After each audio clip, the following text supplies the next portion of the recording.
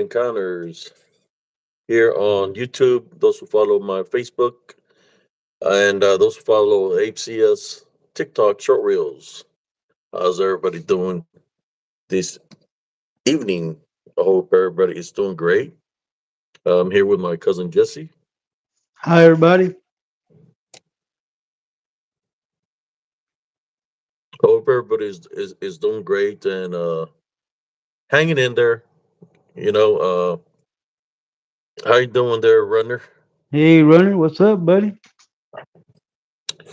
You know, I want to say a couple of things as I I'm gonna wait a little bit before I say some of the things I want to say. How's your day, cousin Jesse? Oh, man, it was hot today, man. I went and picked up Joe and brought him over here to my house, man, and we hung out for a while, and then I took him back home. You still been working at the airplane with the Nah, man, airplane? he's got an appointment tomorrow, man. 2 o'clock. He got sick with diabetes and high blood pressure, and then they're saying that uh they're probably gonna have to put stents in his heart Oh because wow! he has heart trouble, man. So yeah, the doctor tomorrow. He's gonna go see with the machine he had on his heart. He's gonna go see what it the the readings were on it because it was sending readings to the doctor. So he's gonna go do that tomorrow. Benny, what's up, brother? How you doing, Benny? I got like a little glare off this light here. See, I can fix it. Well, I was trying to use my tablet, man, but you couldn't see me. I was like super black. I was You're a super shadow black. figure. I was a shadow figure. You couldn't see me. Oh man,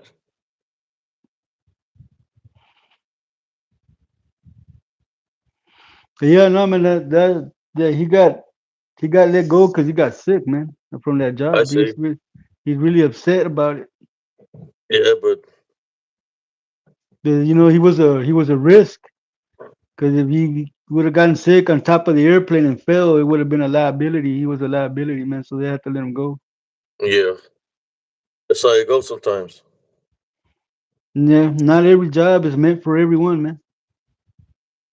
And that's you have to be. He would paint the plane, so that's how many planes had he already painted? So he had already gone through like 10 or 15 in a couple of months he was there. Oh wow, And they that's were pretty pretty big awesome. planes. They were pretty big planes, man. Yeah, we'll keep him in prayer. You want to say a little prayer for him? We'll pray for him right now. Heavenly Father, it's time I wanted to play for my cousin Joe Carvajal for you to heal him from the ailments that he's got, and for you to protect him spiritually, Heavenly Father, for him to continue to maintain his faith and not be discouraged, but for him to become better health wise. If there's any negative energies that are around him, we type and rebuke in Jesus Christ's name, and as we're placing heavenly spiritual crosses on him from head to toe, replacing heavenly spiritual crosses where he lives, at his home, on the doorways and the windows, for him to continue to have faith in you, Heavenly Father, and for you to show him the way. This I pray in Jesus Christ's name. Amen. Amen. Hi, Madeline. How you doing? How you doing, Sister Madeline? How you doing this evening? We just pray for my cousin Joe that is going through some things, which is cousin Jesse's brother.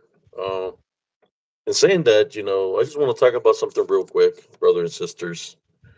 You know, as y'all know, I've been through a lot all my life, spiritually, physically, mentally, of the things that I've gone through all throughout my life since I was a kid, dealing all the way back to the curandera in Mexico, witches, warlocks, which are wicked people, and the things that they bring through cantations, manifestations, and spells. I just want to say here to the viewers, for anybody that's listening right now, have faith over fear. No matter how many people or who's coming your way, maintain your foundation. Don't give in to the enemy. Uh, that's one thing that I've never done is quit and living my life regardless of who or what or how many are coming after me spiritually. I continue to do my spiritual works, whether who likes it or not. I don't give in to the enemy. Is and I've just dealt with a lot of things, and not just me, but I know cousin Jesse has dealt with people like this in his life also. But never give up on what your goal or your dream is. Don't let anybody, how should I say, manipulate you uh, into giving up what you're doing. All Uh, right, Bunny Bear. co- Continue to do the works that you do. Here I am. I think right now it's kind of like I'm one of the remainder guys that's left from all the attacks of this wicked people. That are affiliated with each other. I'm here. Out of everybody. Sister Bettina, brother Josh, and wherever else they've targeted. I think there's other people that's still standing. Uh, that's one thing. Where I've been and what I've done in my life. Spiritually, physically, when I was in the military. That's one thing about me. I never had the give up mentality. I had that. I will overcome any obstacle that comes my way, no matter what shape or form it is. I'll overcome that obstacle through Jesus Christ. So in saying that, I know that certain people have been targeted, just like I've been targeted for a couple of years now. But I'm still going to continue to do my work. So I don't care what they say, what they pout. I'm still going to continue to do the works. And if they do have a problem with me that bad, well, I'm ready to handle it however they want to handle it. Physically or spiritually, doesn't matter to me. Uh, I will overcome the enemy as I've overcome him time and time again. And I'm talking about the trolls that are affiliated with Barton Nunley, Larry the Pervert Fisher, uh, Dana Wicked Ortega, Fat Puffington, and all the other people that are affiliated with these people. I ain't afraid of y'all. I've never been afraid of y'all. And if you talk a big game, but I think to me it's just a big game because I've been talking mess about you for a long time, and y'all ain't done diddly squat. So you just talk a big game, but don't do diddly squat. Pura puro cinco.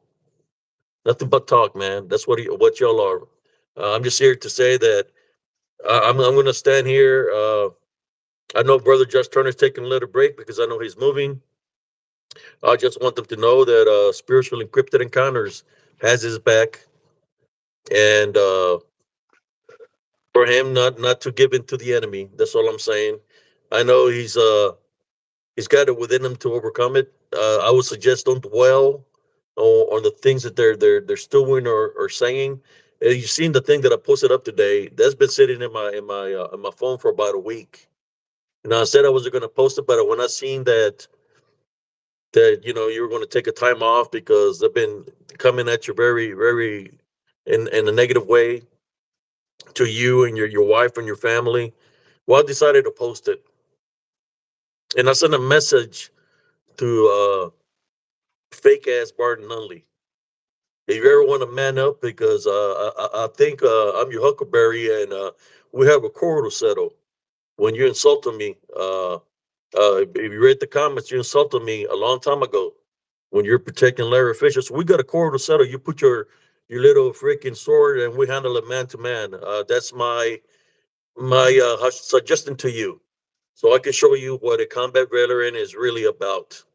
If you're man enough, and I doubted that you're man enough, I would probably would have to have a wig and look like a woman in order for you to raise up your hand and try to slap somebody or try to hit somebody, because that's what I believe you are, is a manipulative coward that beats the hell out of your wife daily and mentally manipulates her. Well, I'm a guy, and I whoop your ass, just straight button up, straight up. And by the time I'm done with you, by the time I'm done with you, you're really praying to the Heavenly Father and ask God for forgiveness and repent for your sins. That's all I'm going to tell you right now. You're waging a war that you cannot win. That's all I'm telling you. You're not going to win spiritually or physically. Bottom line. You don't believe me? You want to step up to a young lion? I'm not that young, but I still got it within me to whoop that ass. And that's the truth. You're an old, fragile man, uh, a pretender. I think you might have graduated fifth grade, and that was the highest grade you went to, especially being out there in the mountains, hillbilly. But in saying that, enough about this loser. The only reason I'm talking about this fella because he sends his people to come troll me. He said he's not affiliated with his people, but then he defends the people that he said he's not affiliated with. I posted something that I've been holding for about a week, and I posted it today. And I'm here in my group, Spiritual Encrypted Encounter, and saying, hey, whenever you got a niche and you're up to settle some business, man, because I mean, you called me out a long time ago. You called me out when you're defending perverted Larry. I mean, I don't care who it is. You want to step up, find out. You have to go to the temple before you get to Austin. Stop here in Temple. See what happens.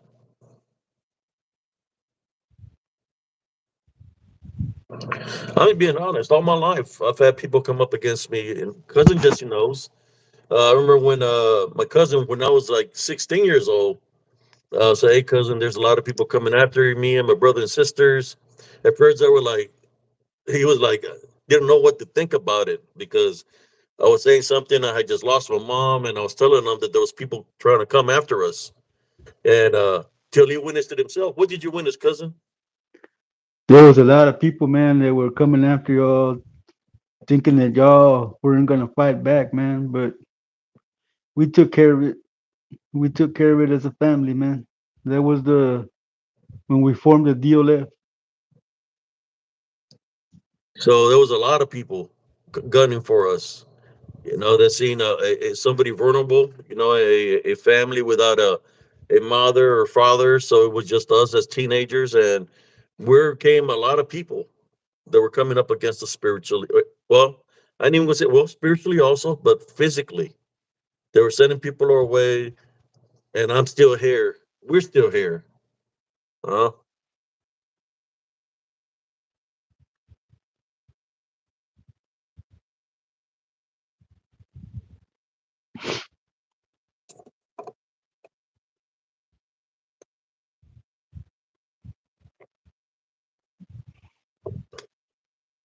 I'm just being straight up.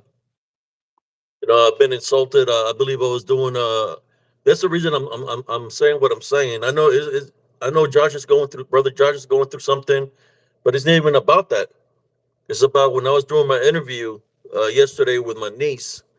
Uh, Freaking sick ass corn of the cob came in and sent some negative stuff about Oh me and yeah, my niece.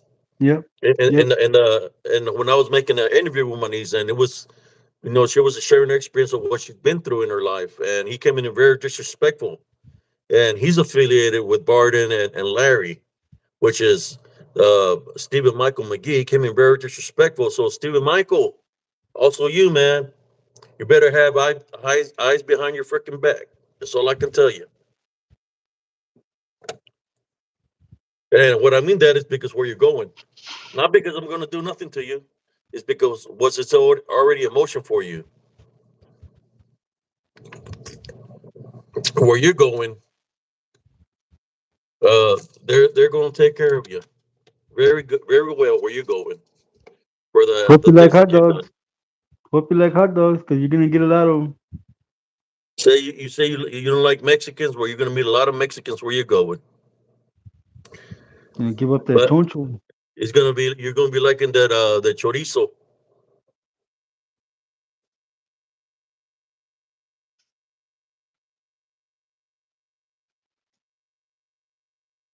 Josh Amos is asking you for some kind of help, cousin.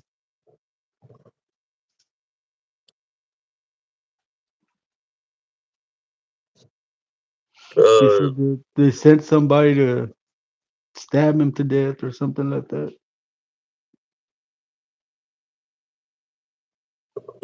somebody sent it to stab to death. There's somebody sent some 100 people to stab him to death. That they framed him and put him on a terrorist watch list. The FBI and is paying local thugs to kill me. What can he do? I don't know, man. Just the name itself. I've never seen this guy ever pop in here ever. So I'm booting him out. I never seen this guy here, and he's. I think he's somebody making fun of a brother Josh because Josh today said he's not going to be doing this for a while. So he's in here trolling with saying all these things. Hi, I Lojo. believe How you doing? I don't believe it's a real person. Yeah, give him some chochon, Sister Madeline. Yeah. La quieres a las duras, huh?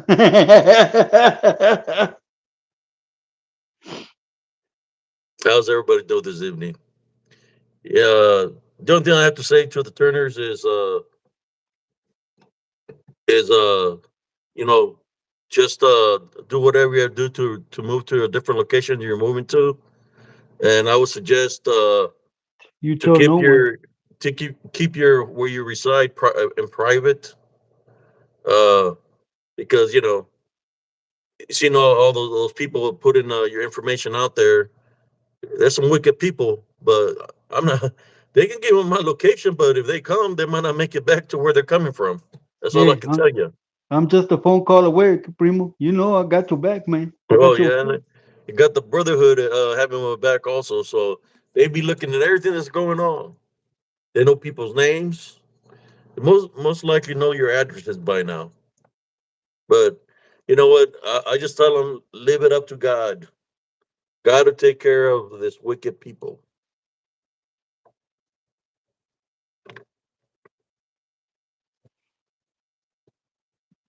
What's the topic, cousin? Al Gore wants to know.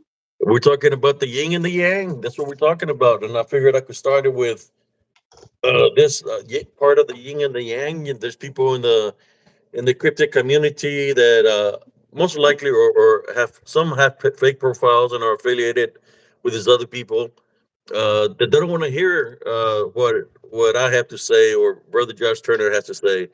The only thing I can say is this: yeah, I've had a lot of people insult me and say a lot of things that they want to do this or that, but none of them has stepped up. That nobody's come to meet Sar and see us man to man. Uh, they said they want to do they want to whoop my ass. They want to do something. Think I had a fat Puffington saying he could kick my ass, and he hasn't messaged me once to meet him here at this rest truck stop area that nearby where I live. In which he already knows that he'll get his ass whooped. That's Hey, why he hasn't Z9. called me up. I went to church yesterday, Z9. I believe in Jesus, but I'll check somebody in a hurry that's disrespecting me, man. Two different things, my brother. That's right. I believe in Jesus Christ, but it doesn't. I can whoop somebody's butt with a love foundation, teach somebody a lesson in life with a love foundation. When I was in the military, I prayed to Jesus Christ, and I had to do what I had to do to make it out of a combat environment through Jesus Christ.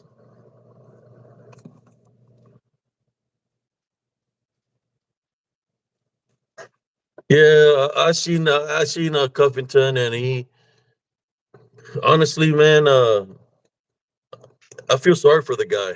You know, feel sorry for the guy because when he says that he wants to do something, like when he said he wants to whoop my ass, it's the way he said it. He said it like he was scared. He's like, should I say this or not? I don't know how Sergeant Cias is going to take this. And Sergeant Cias gave him an open invitation. I haven't heard a single peep from that guy all this time. A single So peep. she pinned him. Is that why he's pregnant, Madeline?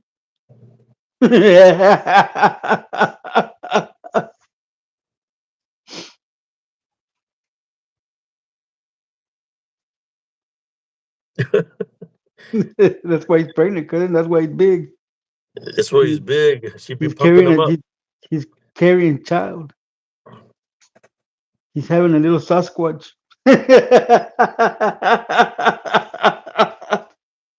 No. For the people he's affiliated with, you got a guy that beats up his wife daily. And if you look at the videos, you're like, if you seen a picture posted of a Barden, right? Then if you were to see the wife's picture beside him, you could tell she's living in fear. I mean, I can place a picture of me and my wife, and you can see we're happy. You put a picture of them side to side, you can see that she's living in fear, and you can see he has a narcissistic personality, a wicked personality. Madeline, I don't think he's expecting triplets. I think he swallowed a third grader.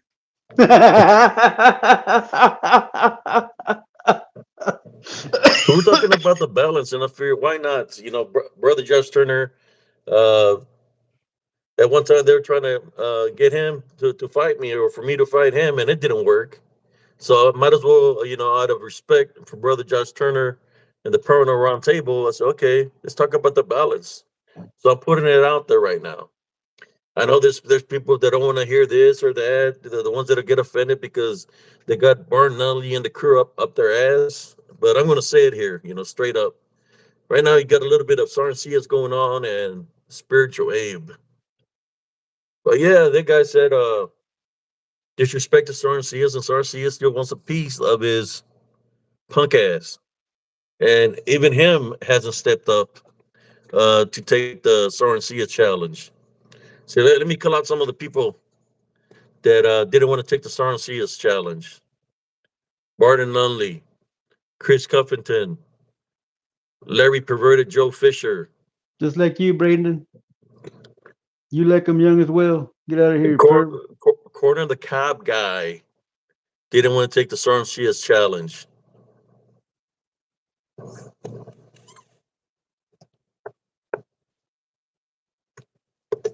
Well, you know why he didn't take the Sergeant CS challenge? He heard that Sergeant CS had some I can't believe it's not butter. It's whoop None of ass. them have stepped up, man.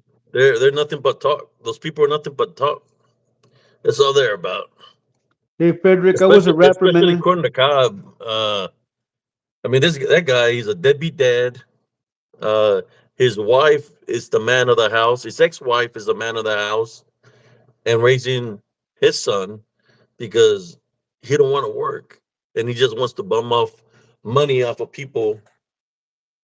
Wants to rip people off of money. And Bartonelli is just another.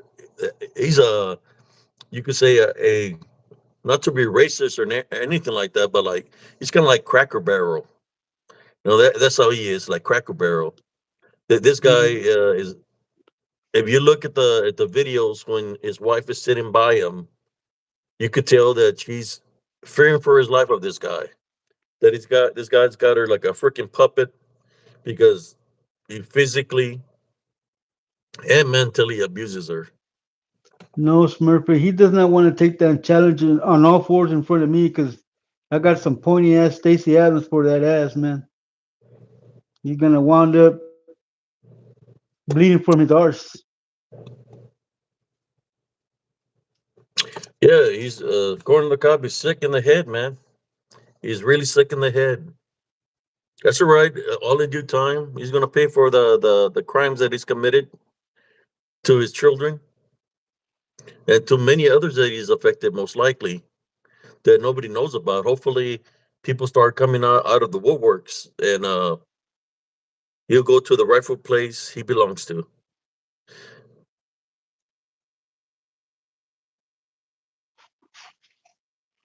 So that's what I was talking about, the yin and the yang. There's some bad people that are, they're all over around the world. But I'm just talking about this specific individuals right now. Corn the Cob's been messing with me about almost 2 years and a half now. Uh, I noticed that they have one thing in common. All these people that are supposedly uh, people of God that only know certain verses out of the Bible, and they try to use certain parts of the scripture to their advantage is this: that they talk a big game, but I've challenged every single one of them to mutual combat, and then none of them have taken the offer, in spite of them trolling me and disrespecting me. They haven't manned up. So that by itself already tells me that it'll be too easy for me if they cross my path. So I'm going to continue to say what I have to say, whether they like it or not, because I know one fact: that they will not man up.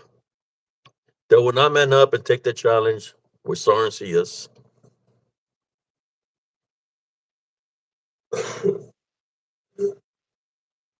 Yeah, they're sick in the head. Larry Joe Fisher was sick in the head too. I remember because we stayed in the same hotel when we were up there in the conference, and I seen how he would look at some of the females that were out there when his wife wasn't around. You could tell he had some serious issues, and some of the conversations that I had with him were very pervertive. He's a sick old man. He's one of those old senile sick old man that he wants to throw God there for everything, even though he's living in sin. Uh, when you're looking at women and have pictures of women in your phone because you're taking pictures without women knowing, that's sick, bro. And you're supposed to be married and you make fun of your marriage with your wife. I mean, in all honesty, why are you even married if you're how should I what's the proper word for cousin? When he's looking at other women. Well, how? Eye What do you gazing. say? He's coveting other women.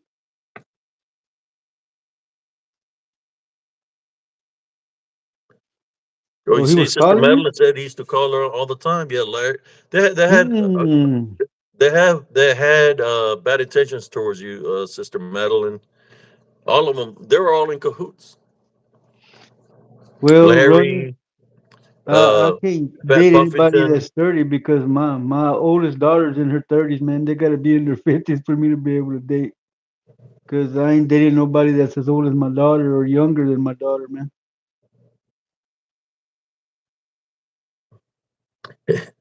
So I love women, but they have to be single like me, over 30 and good hearted. Well, I'm happily married. I know sometimes my wife says, why do you listen to these people? Just do your show, do whatever. And I said, no, darling. Sometimes you have to say what's in your mind because you can keep it in you, but you have to let it out because if you don't let it out, then it's going to bother you even more. You know. That's why I always talk about sharing is caring. You share your experiences so people can understand where you're coming from. So I just figured Yeah. that I could start the show with this and talk about these guys because they're really targeted. They've been very disrespectful to Sister Nellie Turner, which is Larry Joe Fisher, Dana Ortega, and Barton. They've been very disrespectful, in which they're all first candidates to get an ass whooping. Even Sister Dana Ortega, not by a man. There is a woman that's willing to handle Miss Wicked Witch of the wherever she's from. Madeline Uh, would take her out. yeah, it's Madeline would very, take her out. very old and senile Wicked Witch. The things that she says is things that a witch would say, a bruja. So she's a bruja. Martin Arnley is a hillbilly, half half wizard, half brujo. He's not all up there in the membrane. Calm down, Bonnie Bear. We just want her hurt, not killed. Calm down, Bonnie Bear.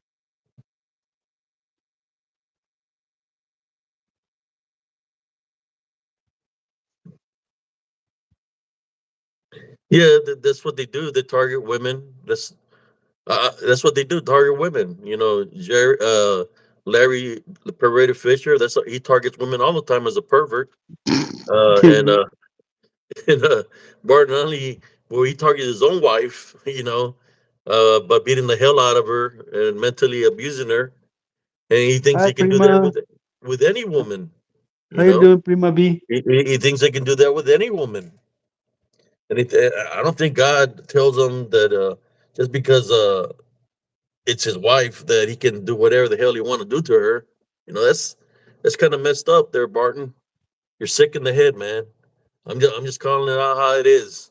That's what I see. That's why you hide behind the shades. You don't show your eyes to the viewers. I'm glad If you're people, doing if good, you were to cousin show B. your eyes to the people, they will see your true nature. So that's a challenge I have for you there, Barton Nunley. I don't want to hear. Well, my glasses are prescribed. No, they're not prescribed. You hide because if people will see your eyes, they will see that you're full of shit. That the stories that you're selling, or trying to sell, or say, or a lie, that they're false stories. That's where you wear the shades to cover up the lie. Well, if they're prescribed, these hands are E for everyone. You want some? Come get some, brother. So I'm a respectful kind of guy. He said, okay, I'm gonna do it. Hey, cousin, I said, what do you think about your do lives late at night? I said, yeah, man, that sounds good. To to show the people that Jesus Christ is with us 24/7, right? So I figure if I get out of people's way, give them the prime time slots, that people are going to leave me alone. I'll do my live late at night, like around 1 in the morning, 2 in the morning, and even like that, they still targeted me. So now I'm speaking the truth about you.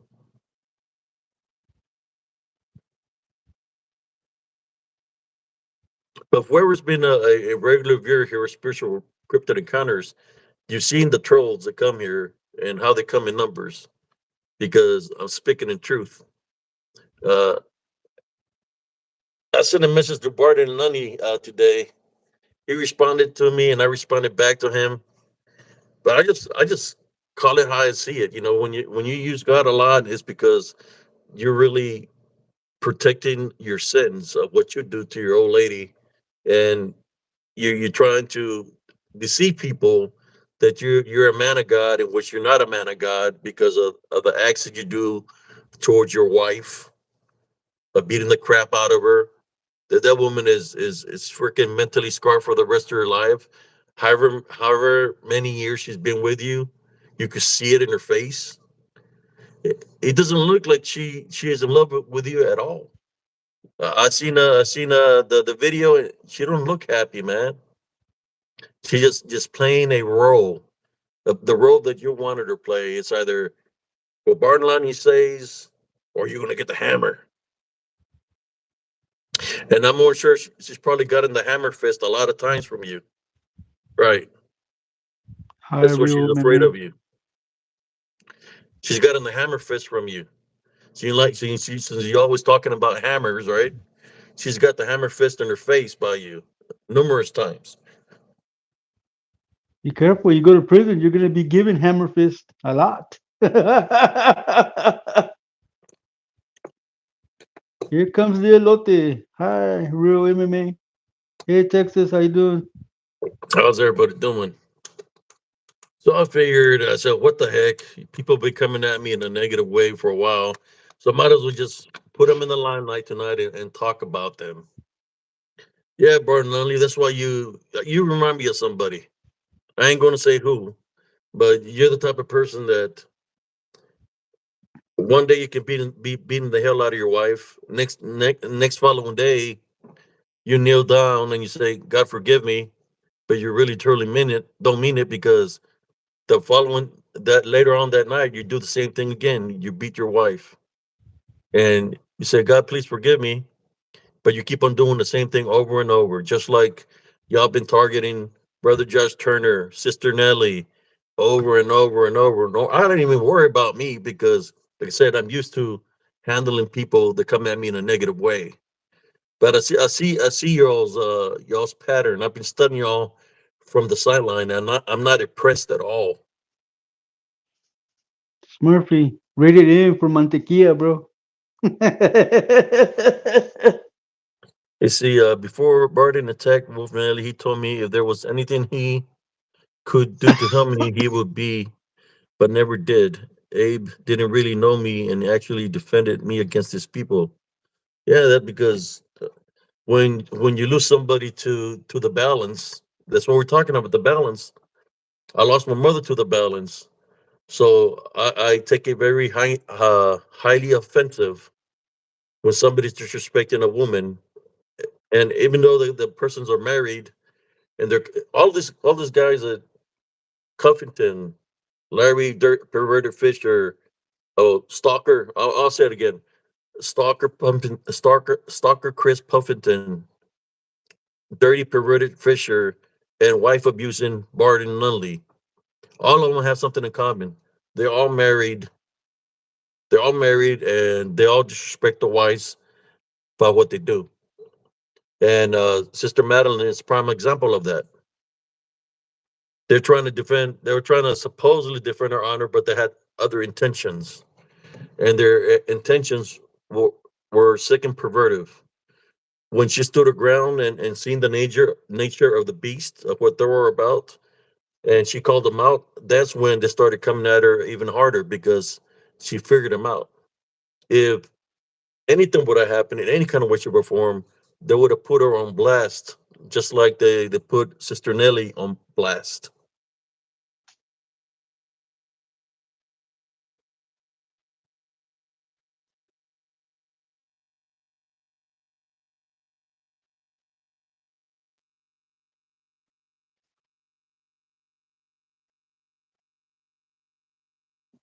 Yeah, so like, this guy's walking in with his big ass sword. He ain't gonna do nothing to as fast as disembodied. He's looking for something that's uh real. If you want something that's real, go to Chuck E. Cheese, Barton. They got a big old rat there you can try to hit with a sword. You probably do something to the guy in the costume or break the machine at the Chuck E. Cheese. But what you're hunting doesn't exist, man. It's a figment on your freaking imagination. But what does exist is the physical abuse and mental abuse that you done to your wife. Now that exists daily for her, and she's living with that freaking abuse. If there was a monster in the LBL, the monster is you, Barton Nunley, for abusing your wife physically and mentally. You are the beast of the LBL. And that's nothing but yang, brother. Nothing but yang. You probably when you beat her up, you're trying to pretend you're a wolf, right? You growl and trying to act all tough because she's a woman and she can defend herself. Well, come and try to act with me, see what happens. I'll beat the crap out of you. Not me. I'll beat the crap into you. Or corn the cob. I don't know. You got to get corn the cob ready. He's like, I'm not afraid affiliated with those guys. I see him defend them all the time. He's been affiliated with them since day one. Come on, I'm gonna go kill the beast on LBL. If I ever see it, I'm gonna kill it. He's been there so many times. And man, if he's gonna kill somebody, well, he need to look himself in the mirror because he's the beast of LBL. Maybe he ought to take himself out. No, they're not on his level, Al Gore, but people get tired of being disrespected behind their back, man. They came in yesterday, Al Gore, and were disrespecting my niece. My niece was here sharing her testimony. I've been trying to stay away from a lot of things, right? Just doing my show, but when they come and disrespect my show or my niece, then it becomes personal. That's why I'm talking shit right now.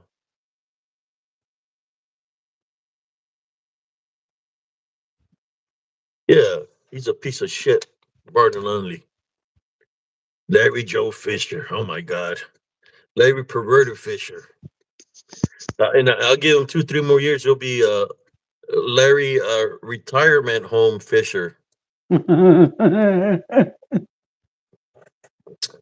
These fellas are old and they want to mess with the young lions. They're lucky. Brother Josh Turner is has got some kind of peace within himself because if he would be the old Josh Turner that he was before, he would already been dealt with his guys. Larry the roofie roofer. He gives out roofie coladas. Yeah, for some, and that's the thing. These guys they want to talk shit about women. That's what they try to focus. Yeah, they might say things about our brother Josh Turner, but women is their number one priority. They want to downgrade women to the like they're Jezebels. The Jezebels that they're really talking about is Dana Ortega. She's a Jezebel. She falls in that other category. There was another woman that hangs around with them also, Blake. She's a freaking Jezebel also. Now those are Jezebels. I know Barton Nunley wife, after being beat up so many times and mentally abused, and she still stuck with them, so she could be a Jezebel too. They have the spirits of the Jezebels in them. Hey That's why man, she's still with her man. hey cousin, you want to ruin those Jezebels' lives? Send them my way. uh,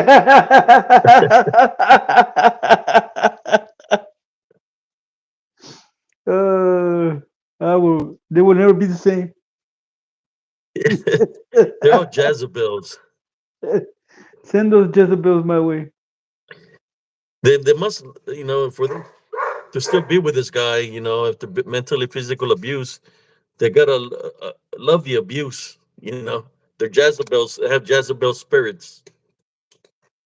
And Barton Only, he thinks he's got the God mode somewhere in his brain. I don't know what happened to him.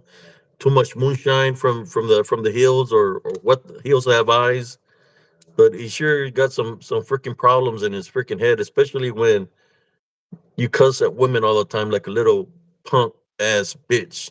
He's been sipping on the Bigfoot juice. I'm thinking that they okay. Let me rephrase myself.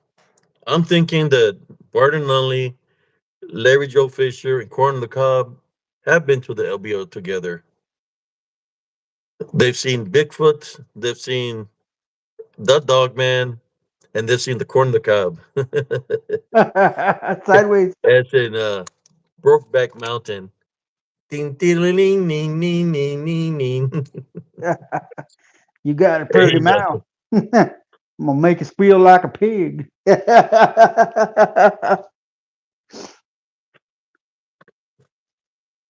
what it is. I done figured them out. So they have the spirit of the Legion in them. The Legion of Corn on the Cobs, the Legion of Squeal like a Pig. No, Madeline, it wasn't their corner on the cab. They were sword fighting. I'm sorry.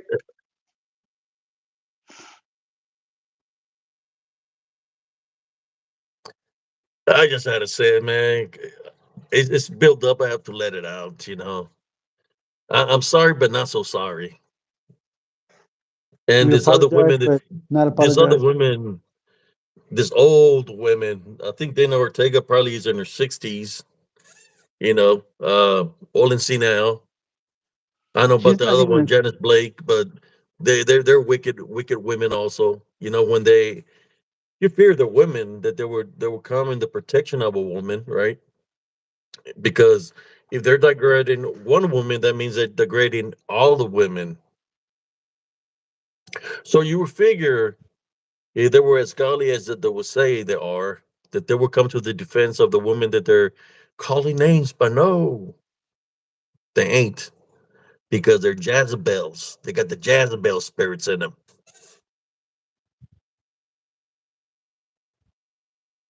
I know Larry probably did something to him. Hit him with that Michael Jackson spell. Mama say, mama sa, mama kusa. Mama say, mama sa, mama. Yeah, I think Larry Joe Fisher went to go fix their roofs. He did something or did some patches on the roofs for free.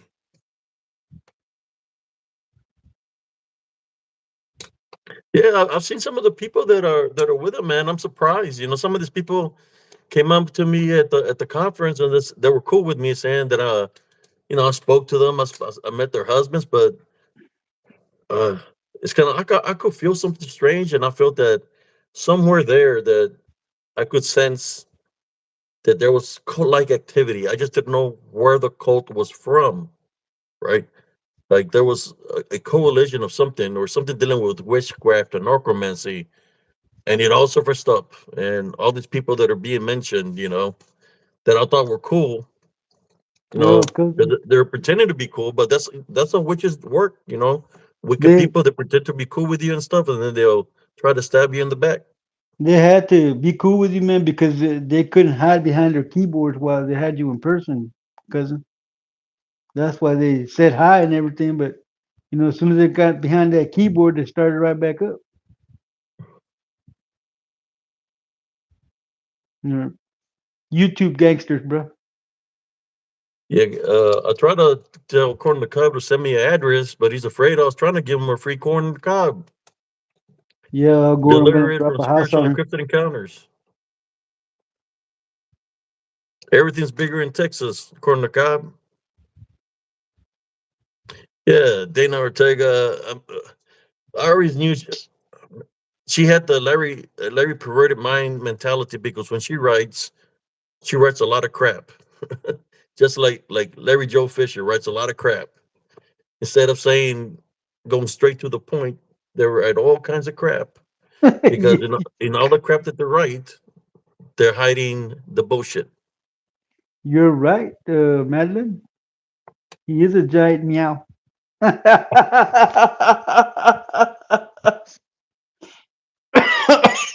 So tonight, if anybody has to vent or say anything that they want to say, you're more than welcome to say I'm here in Spiritual Encrypted Encounters. Sometimes you have to let it out so you can feel better about yourself. So you have to say anything about these individuals. You're more than welcome to say whatever you want to say here. Since they come and disrespected me yesterday when I was doing the interview with my niece, you're more than welcome to say whatever you want to say here on Spiritual. That's a topic tonight. We're talking about the balance between good and evil. Yeah, that's right. She's got the same mentality. It's a cult mentality. She thinks just like him. Sometimes when I see some of the things that Barton writes, I don't think that's him writing it. Honestly, I'm thinking it's either his wife that she might be pretending to be she's a victim of something. I don't know, but somebody else is writing the things that he's writing because I've seen the things that he writes. Then when he writes the other things, I don't think that's him saying it. I'm thinking he's copying it from something that somebody else said, which is probably his boyfriend, Larry Perverted Fisher, and he puts it there because honestly, he can't talk well. If you've seen his show, he could barely say a sentence. So he it's kind of like the Joe Biden of LBL. Wow. It's like he's an empty vessel. Madeline, I like the way you think. There you go. Slurpee. No, it's Barton has been knowing that was a game plan all along. Even before they did the conference, that was a game plan. The first game plan they had was for brother Josh Turner to fight me, or for me to fight him because they were telling him things and they were telling me things. But I figured it out, and we call it truth. But then then when they tried to turn against them, they were coming at me, trying to tell me things about him. Like they're trying to start, but to me, if somebody comes to me as a man and we call it truce, then there's respect back. So they were trying to for me to go with them, and I said no, I'm good. I'm going to do my own thing. And because I didn't choose them, then they started targeting me. and I still haven't chose him. That's why I'm friended him off my friends list. Corn the Cob's nickname is Slurpee. Smurfy says no. That's too close to his name, Smurfy.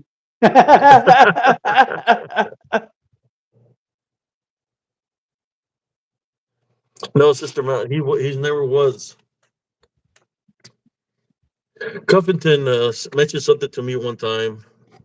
I'm not going to say what he mentioned, but he tried to say that everything that they're doing right now is because somebody hired him to do this. Right.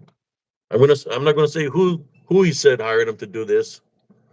Only thing I'm gonna tell you is that's what his excuse was to me, because when he told me this was right before, was when he had the fallout with brother Josh Turner dealing with you, Sister Madeline. That's what he had told me. That his orders were to do what he's doing right now, and that was the orders that was given to him, to Dirty Corn the Cobb, and to these other people that are coming up against Brother Josh Turner in a negative way. But I didn't buy that there was the orders. They were doing it. Okay, I understand there was something dealing with them, but why target me? I think they said there was three targets that were targeting, which was Brother Josh Turner, Sister Bettina Moss, and me. That's what I was told. Not Madeline.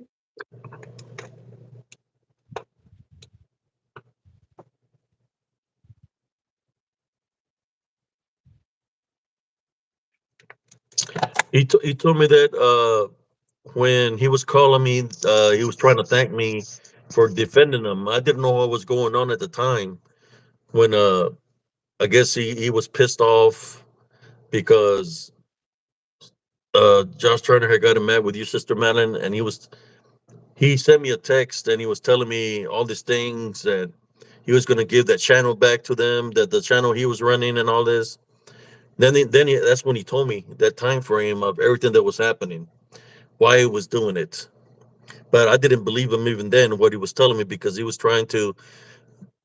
He told me, if you stay affiliated with me, you can do whatever you want to do in my group. That's okay. I'm not telling you to choose sides between me and Josh Turner. And I just left it at that. So look, I'm just going to do my thing, and that's that. So he got mad because I didn't choose them. What I did was unfriend them, because that's when I knew that they were up to no good. No, la vieja chismosa, Madeline. Es comadre. Yeah, that's why. That's another person. That's another person that fits in their category, because how are you going to call your mama a bitch? That's him. I remember when he told me that his mom was a bitch, you know, because she was an evil person and all these things. And I'm like, how are you going to call your own mama, your own mom that gave you birth, the B word? So when I hear them saying the B word to other females in the groups, right? I know where it's coming from, because Comforting called his mom the B word.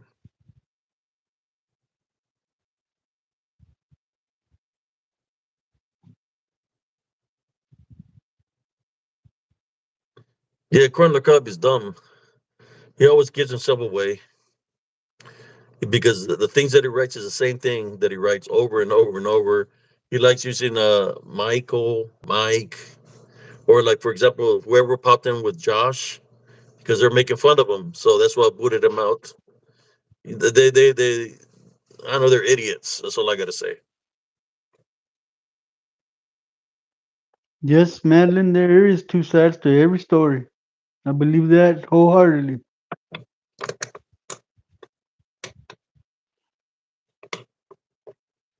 If you know who the Wicked Witch of the West is, Lojo, you tell her to be careful because I'm going to drop a house on her.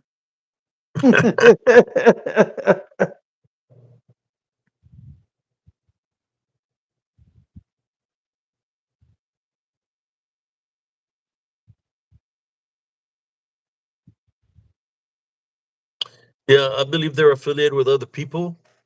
I'm going to tell you from where. From the Bigfoot community, because I remember there was a certain individual that came into my group from the Bigfoot community, and they were just doing nothing but AI everywhere in my group. There were just nothing but AI of Bigfoots. Till when all these things started surfacing up, the person left my group. So what I did is deleted. I booted her out of the my group, spiritual encrypted encounters, and I deleted all the AIs of this Bigfoot families, right? That they placed on there. But I believe the other people that are affiliated with them is some people from the Bigfoot community that are affiliated with Barton, none of them. They just seen Brother Josh Turner as a threat because it brings all aspects to the not just the cryptic community, but through the paranormal community, alien community, any kind of community, and that's what they want them out of the way. Just like they want me out of the way because I bring the spiritual aspect of things into it. If you'll see that, what a place, what a thing that what Barton Nunley says about me. At least one thing I can say is that I've captured the disembodied DDN in my short reels. The only thing Barton has caught is him throwing a spear or using his sword on objects, but he has not captured or killed a dog man because it's not a flesh being. And I also seen on their video like they're trying to steal some of my information that I put out there, trying to mix it up. I know that they're viewers of spiritual encrypted encounters because I see some of the narratives they're trying to spin around now, trying to steal my information, my info of the things that I put out there, and which is that's fine. I know they're trying to make their shitty channel try to grow, but when they say it don't sound legit. It sounds like they stole the information from spiritual encrypted encounters. Wow, Madeline. Like I said, I like the way you think. Cord on the cob. Shouldn't you be bedded mother incest at this hour? Stop trolling. There you go. Mother Big, big, incest. big Mama waiting for you, according to Cobb. You be telling, oh, ma, you know I'm not like other guys.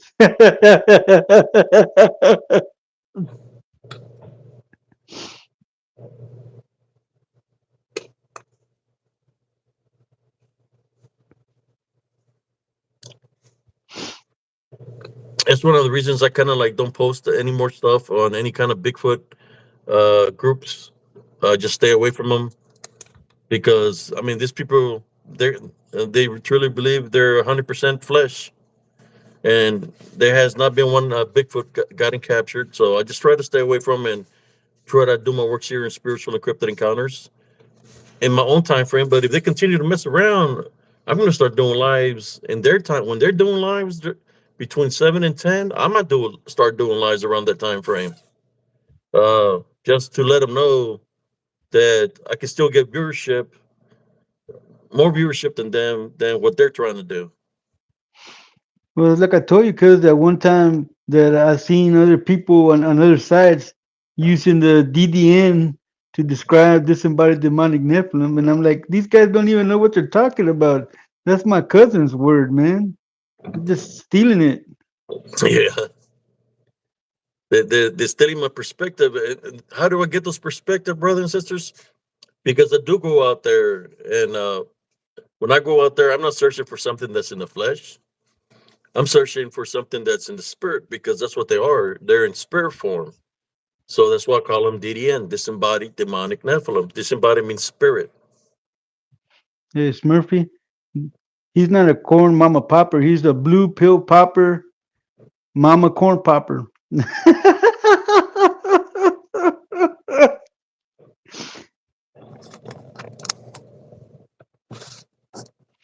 Yeah, it blew me away, cousin, because they were trying to talk like you and use the same kind of words that you use, and then what tipped the iceberg, man, was when they said, "Yeah, these DDN manifested," and like, what do you know about DDNs, man? That's not even your terminology. That didn't even come from you.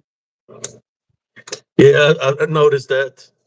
they're trying to steal some of my the everything that I try to say and try to steal my information from me. But I've been talking about this for a very long time. If you look at all my videos, I believe I'm the first one that named him DDN, disembodied demonic Nephilim. I agree with it because I had never heard that till I started frequenting your lives, man. That's when I started hearing the phrase DDN. And like I said, for them to use it, it was two white guys out there in the woods talking about DDNs and stuff like that. And I'm like, nah. Hi, Bash. What's up, brother? Well, the reason they do that, cousin, is because they wanted to diminish any credibility of what I've my information of what I placed out there, the videos that they make. So they're trying to how should I corrupt my credibility. But I got the videos to prove it. I got how many videos do I got on here? It's a lot of videos, short reels that I've created.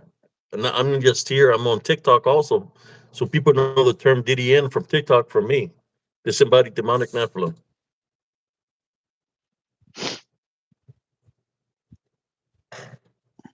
When I talk about manifestations, that's what I say when they surface up, they manifest a manifestation.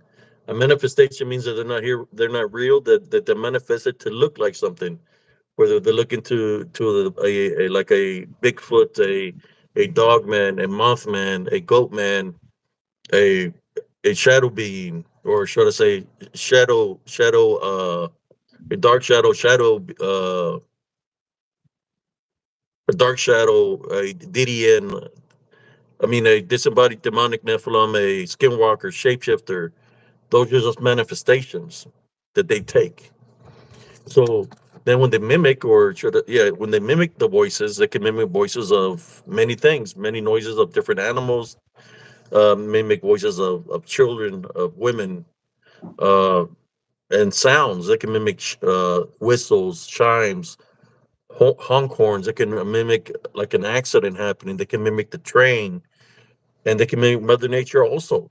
They can mimic raindrops. They can mimic footsteps. Just everything in general. That's what they're about. They have so many capabilities. This is my favorite hat, Bash. Thank you.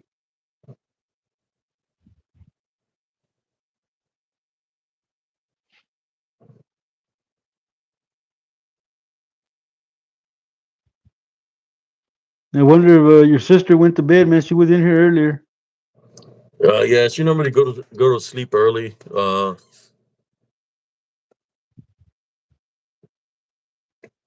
So you see, we switching up the subject now. You got to be there to understand what I'm coming from. I don't mind having somebody there by me, but if I have to protect you, I will protect you spiritually. It just you have to prepare when you go into the woods to investigate because they surface up. When they surface up, they see a spiritual opening in a person that's out there investigating and wish. This is why I believe with Barton Lundy. Yeah, he's been to the LBO several times, but all the times that he's been there, he's been having spiritual openings, and which is being bonded by the DDN. He's being bonded. That's why he acts a fool like he acts right now. That he says things that doesn't make no sense. He reminds me of that movie. What's the name of the movie of the zombies when the old man's up on top of the house with a sign and he's all squabbly because their hair already turned him into a zombie? Was it the one where they're at the mall? What's the name of that movie? Mm-hmm. And the I guy don't is, think I've is seen that writing on the movie. board and going like this to him, "Are you okay?" And he writes back to him. And towards the end, I guess he becomes a zombie.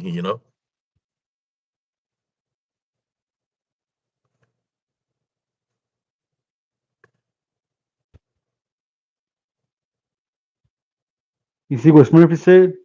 They can mimic anything except Hunter going home.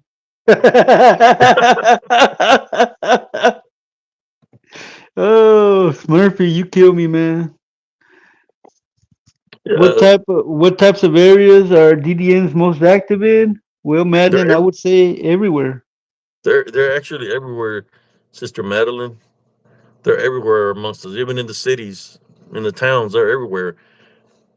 But if they can catch you alone, which they really do suffer some, will be like within the woods, in an area where there's nobody else around but you yourself. Just when they try to attack.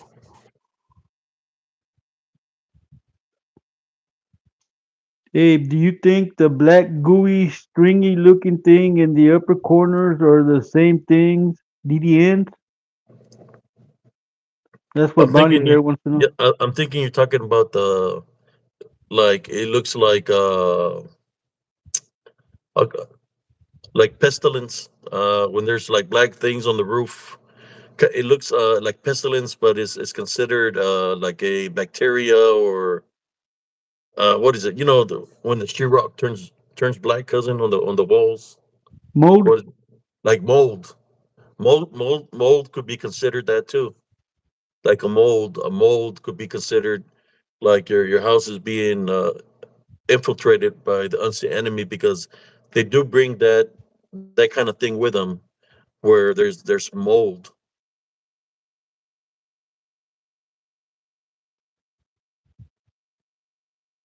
Maybe you can look it up there, Vash, for us, and you can say the name of them. I know he's dealing with a mall. Yes, Dawn of the Dead. There you go. There you go, Dawn of the Dead. I don't watch horror movies, man, so I didn't know that movie. I stay away from horror movies. Ever since I took that acid and watched The Evil Dead and ran out of the theater screaming like a little girl.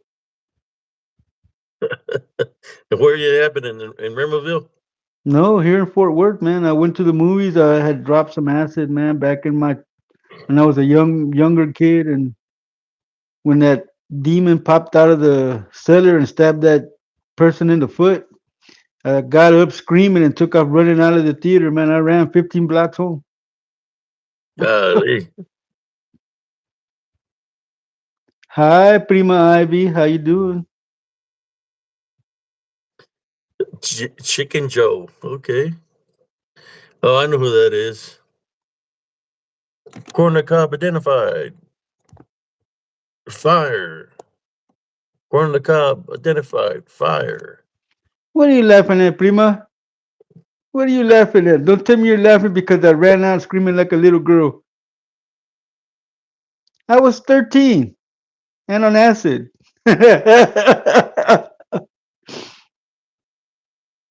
Yeah, you would laugh at me, Prima, but it's okay. I love you anyway. There he is again. Corner cob identified. Fire on the way. Let me Brrr. get rid of his arse. I'll get rid of his arse. He comes in with. You see, he said chicken. He just forgot to put chicken. What's it? The other name he uses for chicken? Chicken. Something. Leghorn. Something like that, Smurfy. Hey man, but then back then when I would take that, I would always be following gremlins all over Fort Worth. Sometimes I'd wake up, I'd be in West Side or South Side walking. Wouldn't even know how I got where I was.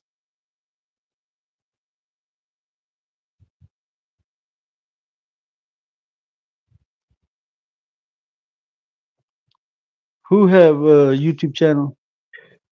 Yeah, corner the cob. It's called AI. But I would recommend is he'll probably want you to donate some money to him. Chicken of the corn? No, chicken of the porn, Smurfy.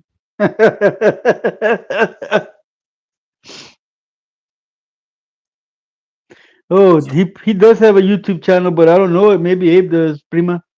It's, I'm not even going to say the name of it. He'll ask you for money when you go there. He says, "Bring Hunter home." He's got little duckies that sell for like $1.50 a set of ducks. For the big duck, he wants like $50 for it, and for every little duck that costs like 50 cents, he wants $20 for them. It's Wow, he crazy. says. Madden says, "Wow, chicken already done banging mother incest. Guess you're a minute man." Damn, Madeline, I like the way you think. That was quick.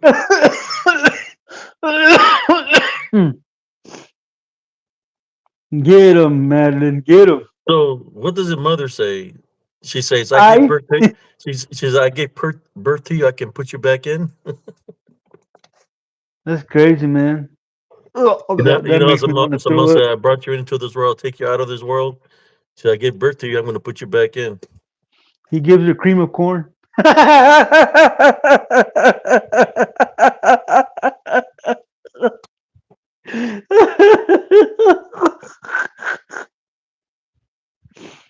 Oh, the cream of corn.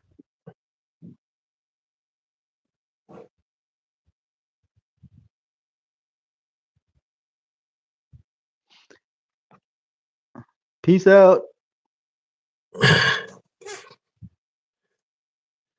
When he goes to the judge, he's going to say, "My mama said."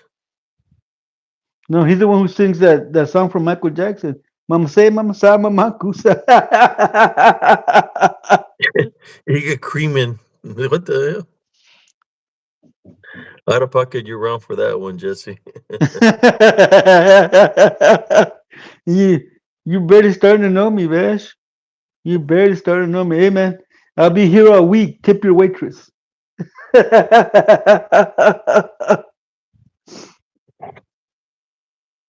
It's the hat, Vash. It's the hat.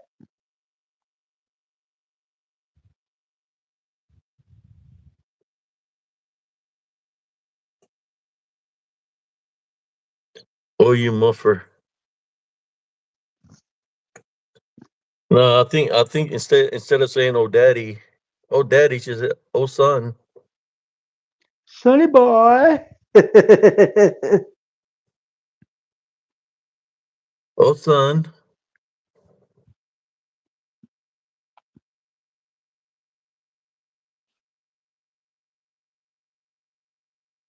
That's some crazy stuff, man. What I heard about that family, man.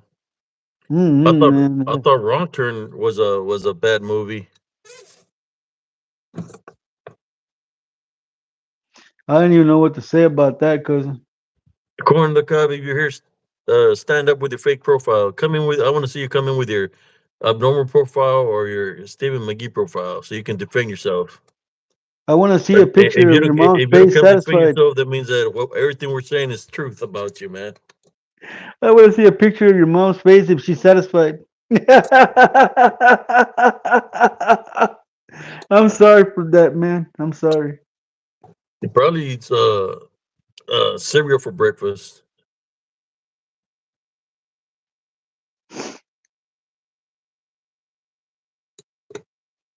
You finishing that water, cousin, just reminded me that I'm out of water. I'm probably gonna get some here in a minute.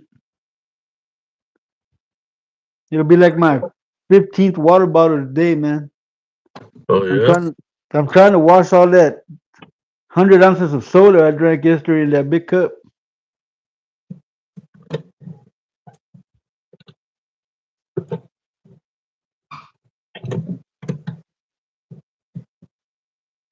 Hi, Leslie McComb. Hi, Wins. I don't know, man. That last name sounds too close to for almost being McCorn. On the cop. Yeah. So you're saying his name is Leslie McCobb? Hmm. No, man, but we put mustard in your mom. Bye. Batella birdie. Yeah, he be coming here. He got so many fake profiles.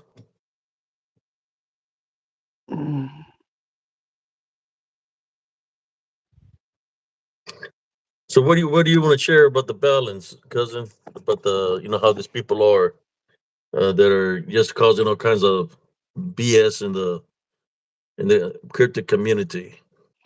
Well, I don't know, cousin. You stay away from that, don't you?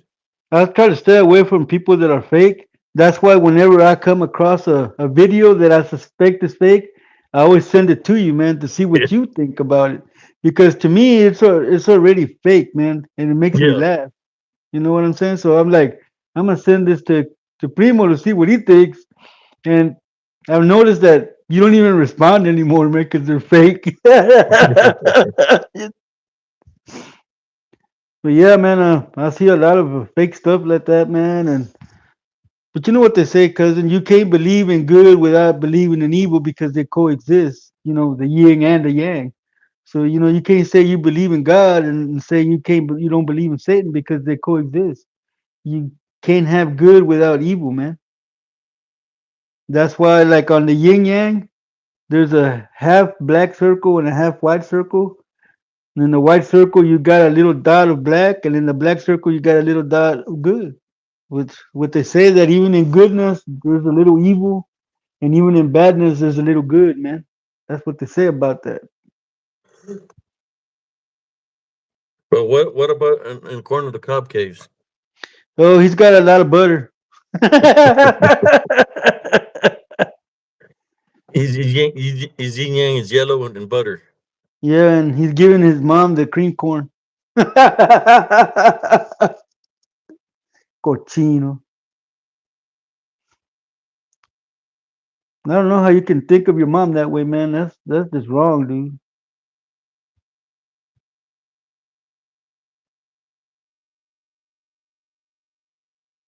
No, Bash. He promised you a miracle for 1999. I don't watch TV, mayhem.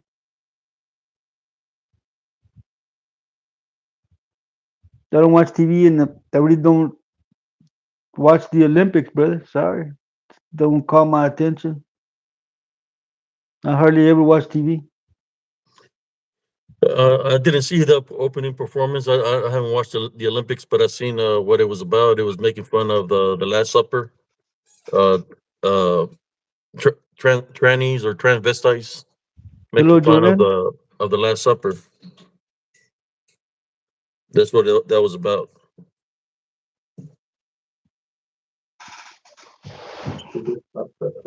But yeah, that's my thought on that. Where? Where it?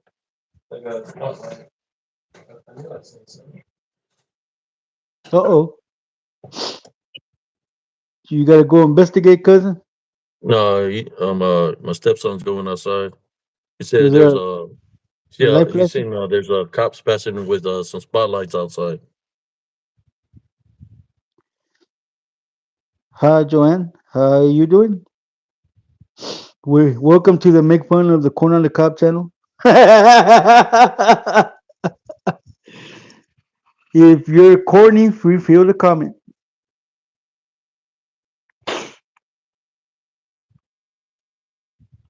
But yeah, cause I've seen videos on TikTok, man, where there's this guy that he's supposed to be his family is supposed to be hunters, Mm-hmm. and he sells these books. It's got these pictures of these supposed cryptics and demons, vampires and whatnot. But he said that he found all that, and he that one of the female vampires serves his family in catching other vampires and cryptics. But you know, I don't think that's real, man. It's probably fake just to get likes, man. Yeah, there's a lot of fake stuff out there, man. To do it for the views. Like I tell you, every time I run into chicks that say they're vampires, the first thing I say when I go in their profile is bite me.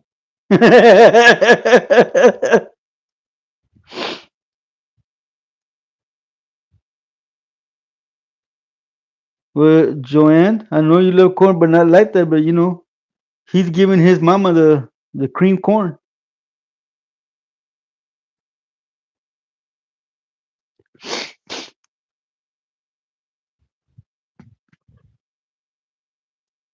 What kind of corn would that be? Incense corn? With lots of butter.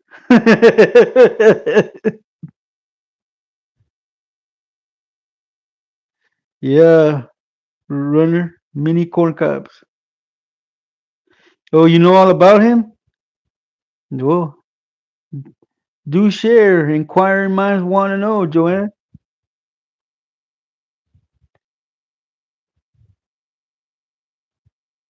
White Crow, evil. Are you American Native White Crow?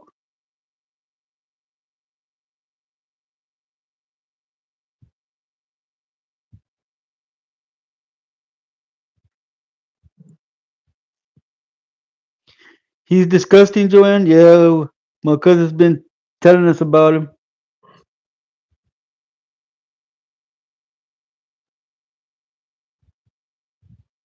Oh, okay, White Crow.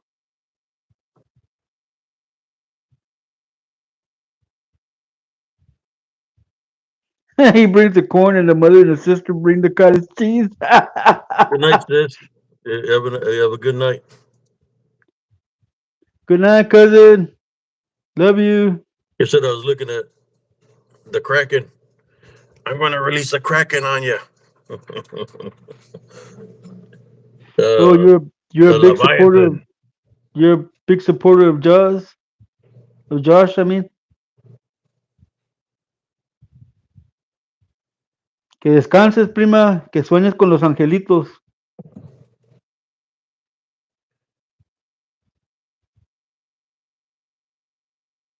So, in saying that, let's talk a little bit about the balance now.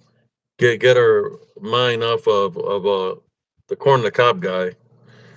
He's got issues and where he's going. He's gonna have It's all, more issues. he's all about the Heavenly Father, That's funny. crack corn. Because he does cracked corn. Joan Harnett said, yes, been following him from the beginning. I think she's talking about Brother Josh Turner. You put Red Bull in the garage? Okay. All right. So let's talk about a little bit of the yang of what I'm talking about. I'm going to share some stories with y'all about how I understand how these people are because I've witnessed it throughout my childhood of wicked people like this. People that don't want to be living in sin, dabbling in the dark arts, doing wicked things. But at the end, when it becomes a spiritual challenge where somebody's addressing them, they Bathroom want break, to cousin. cover the lie with a lie. What they've done, they want to cover it with lies. And I've met a lot of people like this throughout my life. A lot of these people that I met like this in this nature, like how Barton Nunley is, how Larry Joe Perverted Fisher is. Uh, they were practicing or dabbling in black magic, so I know how they think. When they say certain things, even though they're living in sin, they're saying it in that nature because they're being bonded. They're being spiritually bonded by the unseen. We know where Barton is being bonded by, and it's not a flesh dogman from the LVL. He's being bonded by the DDN, the disembodied demonic Nephilim that's out there. He's got spiritual openings. The openings that he has is that he lies a lot, and the acts that does against his wife. Those are spiritual openings of which I believe he has a negative attachment on him. Larry Joe Fisher has a negative attachment on him because he's living in sin of perversion. He's a pervert. He's perverted. He's got a perverted mind, and he's being spiritually bonded in that nature. Sir Cuffington or Puffington, he is being spiritually bonded because, I mean, when you call your mom the B word, that by itself is a spiritual opening. If you're thinking with hatred or anger and vengeance, that's a spiritual opening. And another thing, he had the spirit of, how should I say it, being unfaithful to his wife. How was he being unfaithful to his wife? Because he thought in his mind, somewhere in his uh, AI mind, that he had some kind of relationship with Sister Madeline in some kind of way, shape, or form. That's what he thought, even though he's married. So this people do have spiritual opens of bondage that they're being bonded by unseen forces. because the things they say, the things they do, and by the acts that they do, right? That they're being bonded, and the only way to from themselves from that is to reveal the truth, ask God for forgiveness, and repent for their sins. That's the only way they're going to be free from that. There's nothing that I can do or anybody can do to help out these individuals. It's a personal choice how they want to be. Now, the women that have come up against me in a negative way, Janice Blake, she said something very negative about my mother. My mother's been deceased since 1985. What I understand, a tornado hit her home and she lost her home or mobile home or whatever. That's what happens when you mock the dead, when you making fun of the dead. Things in that nature happen. So I suggest you repent and ask God for forgiveness. Uh, Hiding it. the wicked Dana Ortega says she has no mercy on nobody. That she's not as nice as Barton or everybody else. That she's more wicked. Well, that by itself is already telling you what her true nature is. Her true nature is not nothing dealing with God, nothing dealing with Jesus Christ. Is dealing dwelling in negativity and wickedness. We can call her La Bruja, the wicked Bruja. witch. That's Bruja, what she bruja. is, plain and simple. So the only way she can make it good with Jesus Christ is the same thing: repent for her sin, ask God for forgiveness.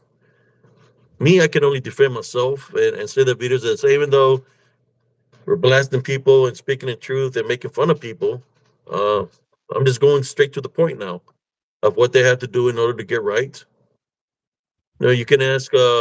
Y'all can all start by asking Brother Josh for forgiveness or Sister Nellie Turner for forgiveness for coming up against them in a negative way. Me, I'm not worried about it because I've never taken the things that you said about me to heart because I've already forgiven you. I forgive people daily. If you want to make things right and you say you're truly people of God, make things right. But don't make it right for one day and go back around and do the same things you were doing. There can be peace in this community.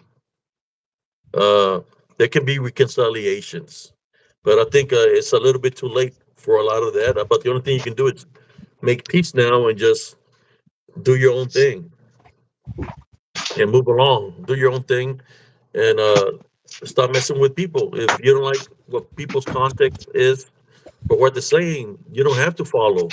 Just move along and do your own thing. And that's what I do. That's what I've never followed AI. I've never followed Bart Nunley because I don't believe in the things that they're saying. I do my own thing. Yeah, I might subscribe to support somebody, but once they show the true self, then I unsubscribe and I continue to do my own thing. Forgiveness is part of love. Hello, Neva's Angel. Welcome.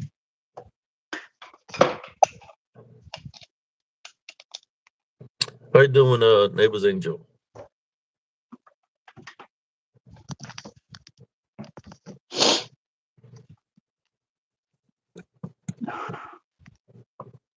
Yeah, I knew people like this when I was a kid. I could see I knew abusive people like this gentleman that just because they're grown, they can do whatever the hell they want to do, disrespect women and stuff. But once I grew and I became a young man myself, then I can defend against them.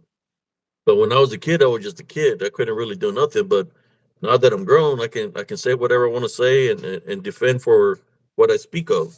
You know, and that's what I'm doing right now. I'm defending against this wicked people that have come up against a lot of people doing good works in the cryptic community just because it is not dealing with about what somebody's saying. Like me, I talk about the DDN, I talk about the Legion, Shadow Figure, I talk about all kinds of things. But I I've been always on say it. that God is with me and I was Montana Love Foundation. But they still targeted me just because I was associated or affiliated with Brother Judge Turner because I would do the Friday night shows. Uh, I am. that's that's what they were getting upset. How you doing, Anna?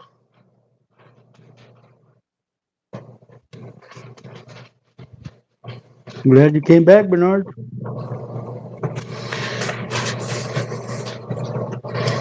I'm only human, right? So yeah, I'm gonna take a picture, screenshots of things that were said to me. I put a picture of somebody so people could see what I've been. I didn't want to put that out, but I put it out there because of what's going on. I said right now is the right time to put this out there, so people could see how wicked these people are. That's what I placed on my timeline of Barton Nunley. He had wrote that to me about a week ago, and I never put it out there, but I put it out now just to let you know that that guy is full of crap. He's a con artist slash liar. If you're a godly person, you're not gonna go after your friends or your brothers and disrespect them and cuss at them and say you're gonna do this and that. You're not gonna do that. But I believe you're defending the people associated with you. Perverted Larry. It's okay for Larry to be a pervert. It's okay for Larry to disrespect women, right, Martin? It's okay for Larry to slap your wife, right? Because you allow that. That's part of your life. That's part of who you are. That's a person that's the most disgusting person in this world that you've been defending all this time, which makes you disgusting too. Which is Larry Perverted Fisher.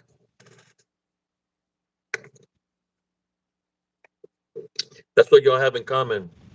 The mind of perversion, the mind of talking verbally bad about a female. That's what y'all have in common. But your common is because you physically abuse your old lady. I feel sorry for her.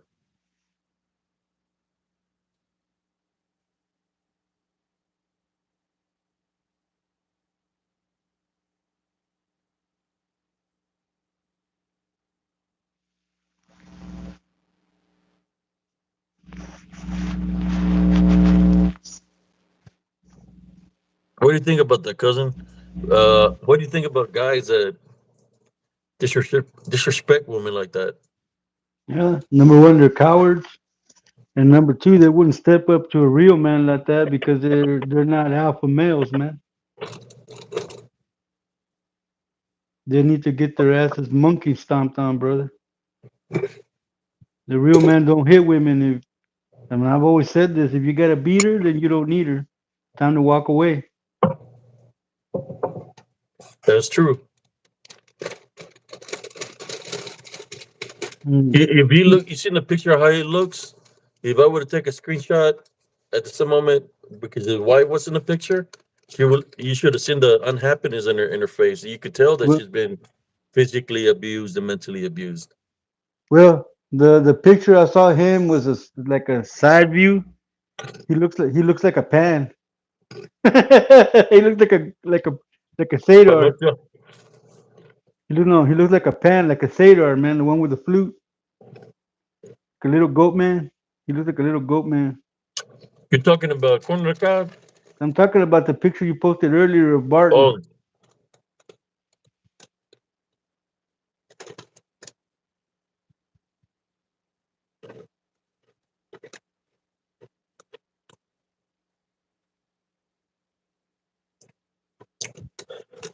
Yeah, man, that's the impression I got from him, man. Because even through the picture, his aura is evil, man.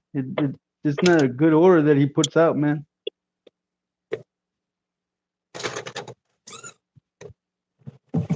He has bad energy.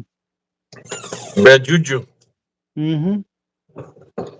Do you think by the picture that he's dabbling in the Yes, coke like the coke, activity? the coke or the ice, one of the two. You said coke or ice, like he's on drugs. That's what you're Yeah, saying. yeah. How would you know, cousin? Cause I've been there, done that, cousin. There you go, ladies and gentlemen. My cousin's a reborn Christian. What did you say about him? So tell the audience what you said about Mr. He has a Barton. bad aura, but and he looks like if he's not doing cocaine, he's probably on meth or ice. And how would you know that? because I've been there and done that. He's saying he's got a bad aura, that he's either on coke, meth, or ice. And I asked him, "How do you know that?" Because he said he's been there and done that. Hey man, an ex-addict can always tell an addict, brother. We know. You can't fool us. And nobody looks down on an addict than an ex-addict. We look down on addicts, man, because we know what they're going through, and there's only one person that can stop that situation, man. If you don't, you can't say I'm gonna do it for this person or I'm gonna do it for God. If you don't do it for yourself, you're never gonna accomplish it, man. And you gotta realize what it is that has you addicted. What has you addicted, cousin? And it took me a long time to figure out is you're chasing the very first high that you got with that drug that made you feel some sort of way. You're chasing that feeling, and no matter how much of it you consume, you're never gonna get that feeling again. That's how people get hooked. So, but the picture of how long do you think he's been on this all his life? Yeah. He looks pretty burnt out, man. So I'm gonna say a few years. He needs rest.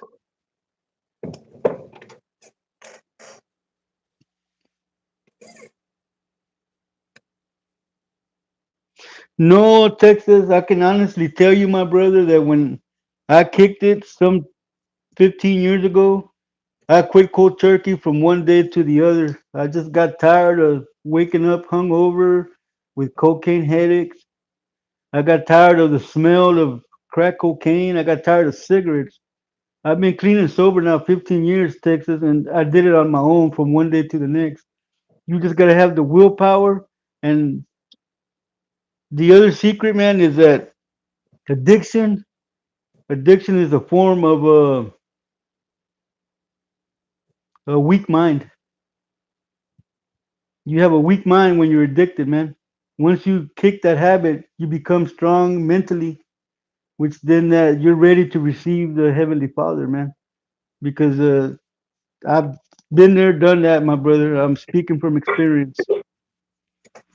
So basically, what you're saying, the rants that he's talking about, that he says about God, this and God that, those are withdrawals from the drugs. Yes. When he talks about God and he starts talking bad about other people, is because he doesn't have the money to go to his next high, so he's taking it out on the people that he wants to bum money off, so he can get his next high. So he takes it personal. Yes, because when you're in the throes of withdrawal, man, you get mad at the world because you need your fix. And if you don't get it, hey man, I ain't gonna tell you what I've done to get my fix, man. But I can tell you that I've never been down on my knees with knee pads, but I've done other stuff that I needed to do to get what I needed, man. I never did no gay stuff, but yeah, man, it's hard to feed a habit, man. So you seen that off the vibe you get off of Bart Nunley, Yeah, but by the picture that I posted of him, that he's addicted to drugs. How about sure enough. you seen Corn on the Cob? What do you think about him? I've never seen a picture of corn on the cob, Oh man. no, No. he kind of yeah, but you could tell. Yeah, I don't got a picture of Corn on the Cob, but I'm thinking he does meth too, because the way his teeth are, you could tell there's something wrong. Do they look like mine?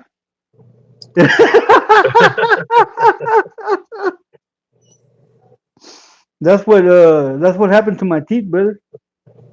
Cousin. The heat of the crack pipe it ruined my the white on my the coat on my teeth, and they just started falling out, man. Sister Madeline said Corn on the Cob. Yeah, it looks like he does meth to me. Maybe we can put a picture of him up one day. I'll send you a picture of how he looks. He looks like he does meth to me. And of course, corn on the cobs. He looks like an inbred and has oyster mouth. Yeah, his mouth is all jacked up. He kind of reminds me of a mixture of Patrick and Shrek. Patrick from SpongeBob. and Shrek.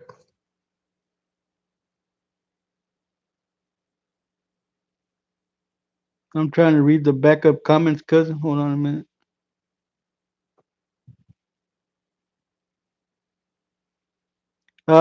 Texas, I tell you, man, I used to smoke packs of cigarettes, maybe 2 packs a day, maybe three. And now I can't stand the smell of cigarettes, man. I can't be around that. It No make more. it smells nasty. We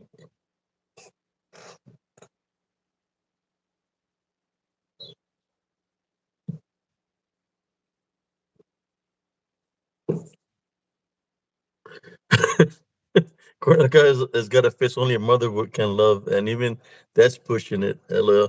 Well, I think she already loves it. So she loves more than his face. Apparently, I she's think eating so. corn on the cob. Yeah, cream corn,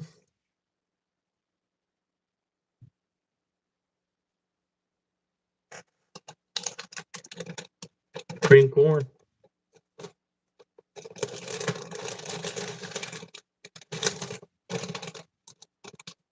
So, Yeah, I smoked a lot, man. My cousin Abe can tell you, man. I smoked a lot. Even when I was a so teenager, I smoked. I smoked cigarettes and I smoked the wacky tobacco too, man. Oh, I love that wacky tobacco. That was before I discovered the coke. I was gonna say Cornucopia changed his name to Cornelius. So you Oh, could so literally tell that the Barton is into drug. He does drugs, big yeah, he time. puts up that vibe. Yeah, That's why he always got the shades, cuz. yep. You know what they say, the Mexican saying, right? Lente oscuro, marihuano seguro.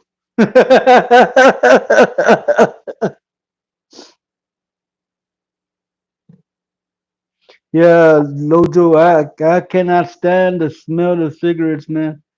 And I hate it when people smoke in their car because that damn smell never goes out of there.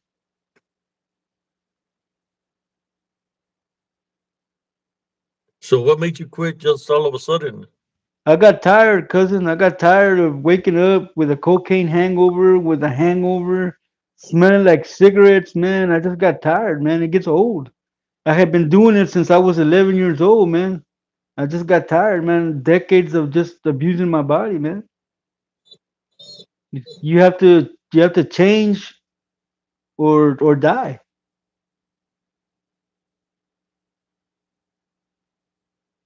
So that's probably what because I knew some people that I was trying to help that they were doing drugs, and I remember uh, I would call him Cheech. That's what his nickname was because he's from California. But I Yeah, remember that Neville. he would always beat up his wife. They were By the getting in time I was fights by for the the time I was first high of 11, I was the. already in a street gang, Neville. We started young.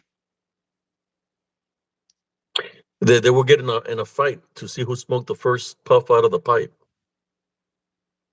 Like he would literally punch her in the face. You ever see witness Wow. that, cousin? Huh? When they were fight over the to see who took the first puff. Yeah, yeah. My brother would get mad, dude, because when we were out there doing the coca, he would try to hide the thickest line, and I would always find it. And he was like, "How do you know where I put it?" I go, "Because I'm real good at 3 card money, man. You ain't gonna." I know where it's at, bro.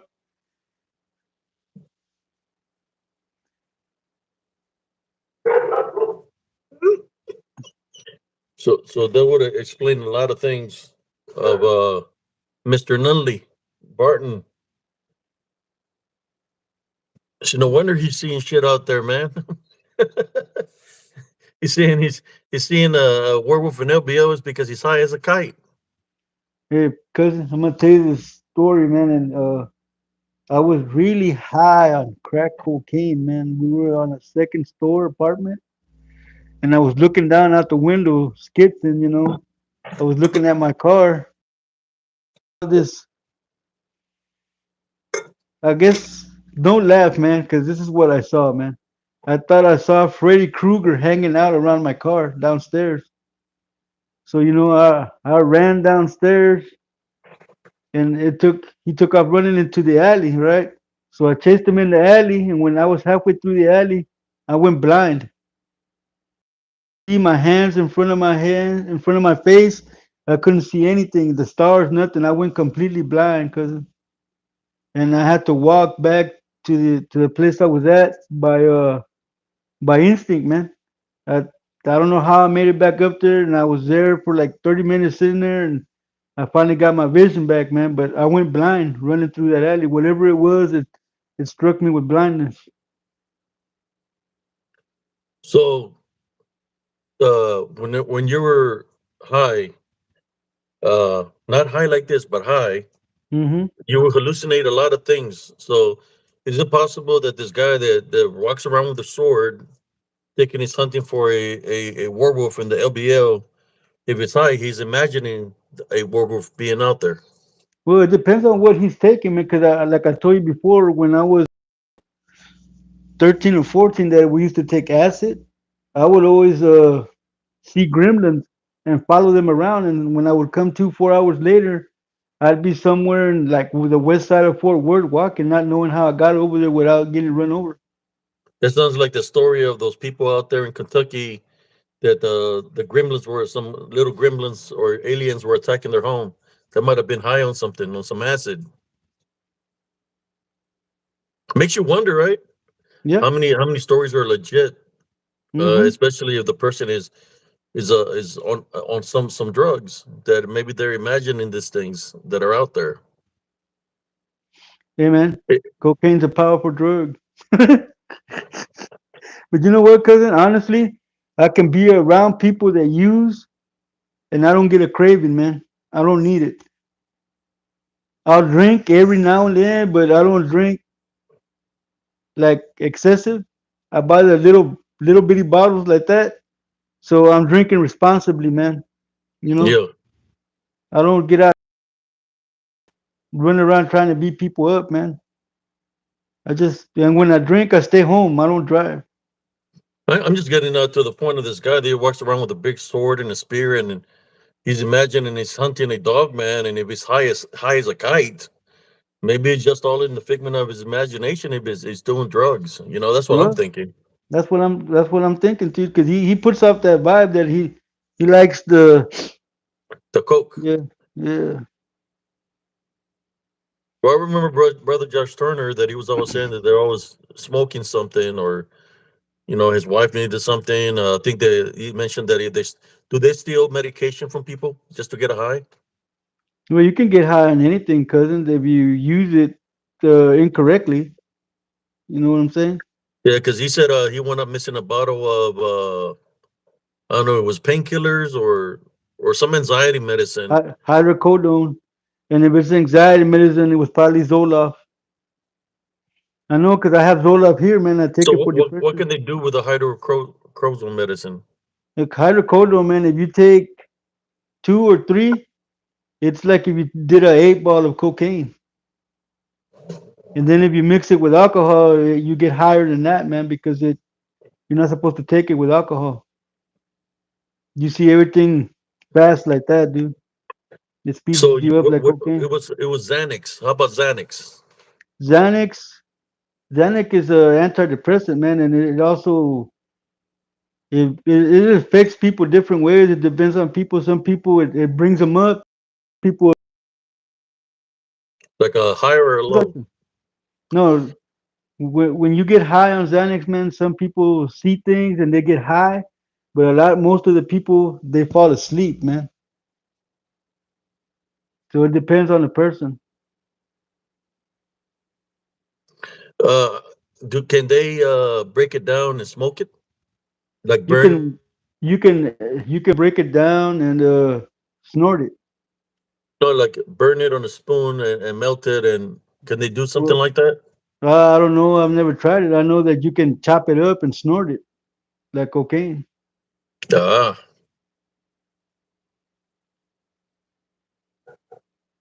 Yes, Lojo. Everything is a offering for a demon, Lojo.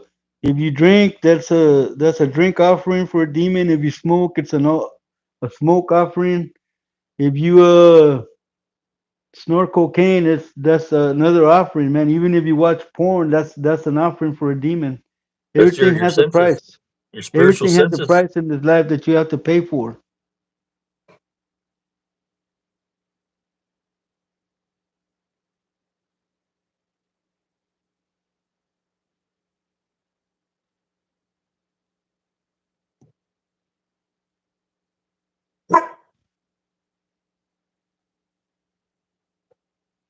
I'm just saying the credibility, because this guy supposedly has a lot of encounters with. First he said he was hunting a Bigfoot, talking about Barton Nunley. Next thing you know, he said all of a sudden he's seeing a Bigfoot, but he's freaking high.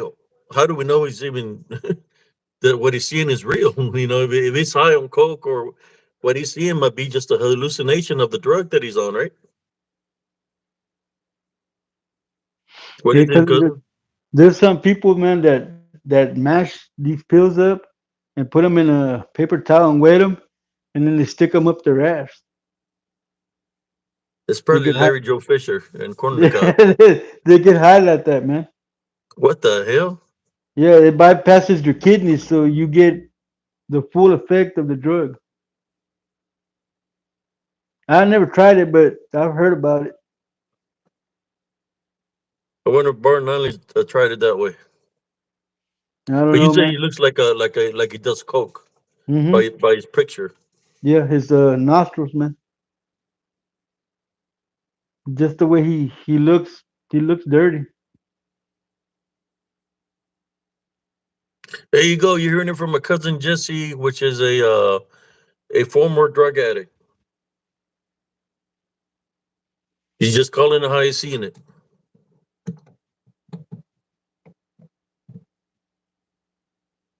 And somebody said, "Oh, Gore, elote por el culo." I think it's booty bumps. What the?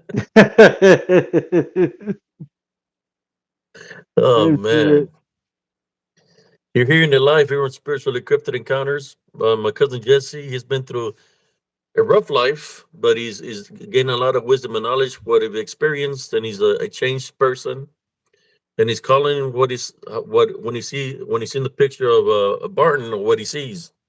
He sees a person that likes drugs, that's on coke, and probably other things. What do you think? He's never shows his teeth. Cause it probably look like mine. I ain't got no teeth from here all the way over here, man. I lost those to the crack cocaine.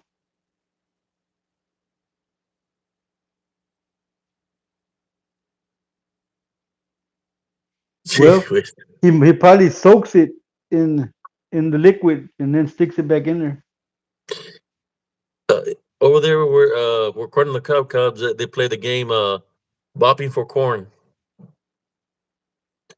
instead of bopping for apples. Bopping for corn. Mm. No, man, his name is Neil and Bob, or that's just probably what he does.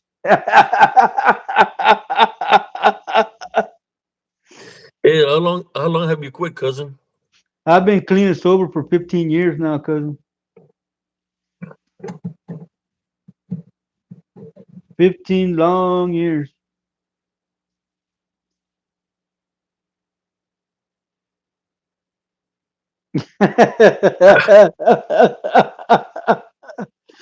Sure, Al. Jesus,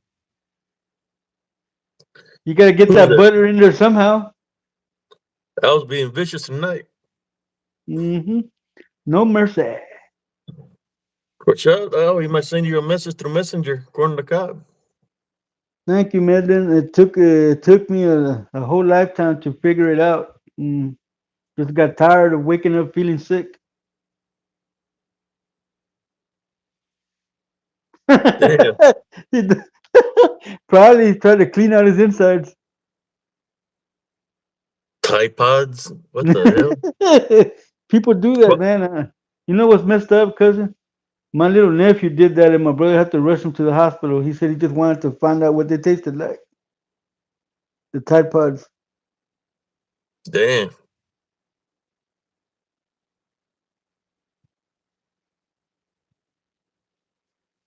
Basically, cousin, the reason I used to do all those drugs, man, I'll be honest with you, man. I was afraid to be alone with my own thoughts.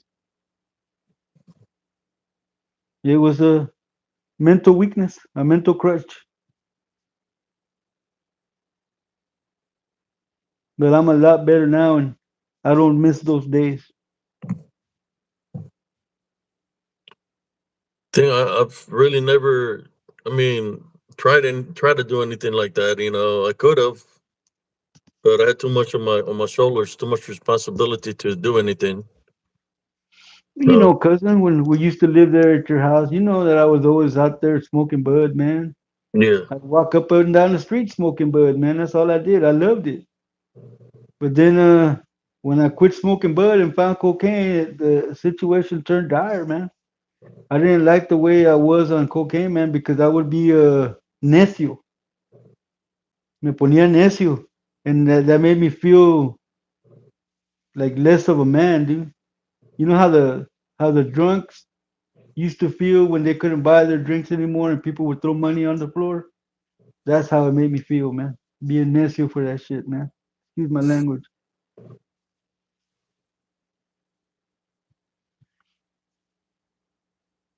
Ugh. Texas, the way I found it, man, is I was trying to get that first feeling of the high I got, the very first high I got when I smoked crack. I was chasing that high, and no matter how much I did, I could never get that high back, man. That's the addiction. That's the dragon that you can't catch.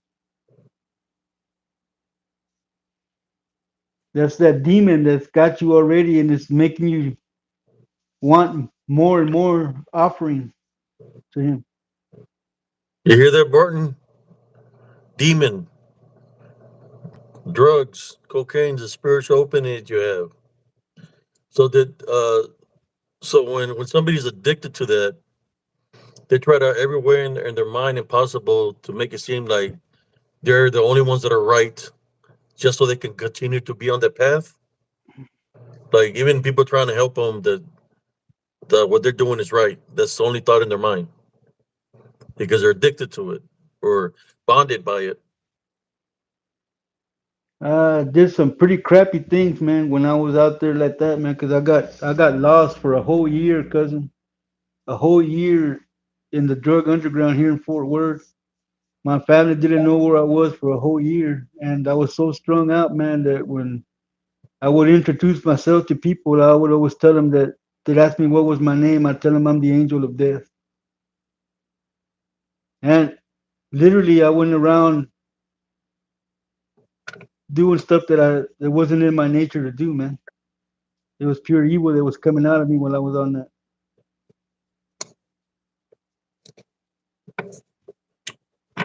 So the symptoms of somebody needing the next hit. How do the people act when they're looking They're for the next hit? What are the they're things an- that they do? they're Characteristics. they're anxious, man, and they'll do whatever they can to get money to get their next fix. Because then they'll start sweating, shaking because of the withdrawals, and they get angry because they don't have it. So they start to threaten people, try to get it. I uh I did Threatening, a lot. threatening as they even trying to punch their old lady.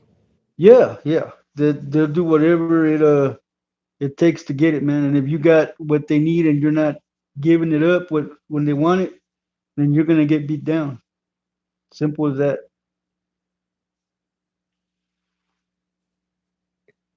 Yeah, Yeah, like I I used to said, man, see I people did people that some. were trying to get the next side that they will grab some bolt cutters and go try to rob homes and cars just to sell stuff to get the next high.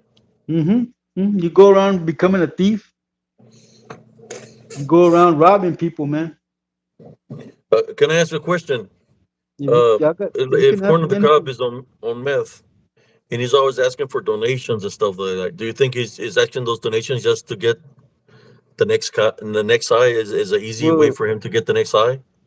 let me ask you: are the donations that he asked for lower than $20 or $20 or above? $20. Well, $20 will buy you a $20 little bag, man. So yeah, that's the price of a good little chunk of rock or ice. He was So selling little ducks that cost like 50 cents, $20 for the little ducks, and then for the big duck he wanted $50.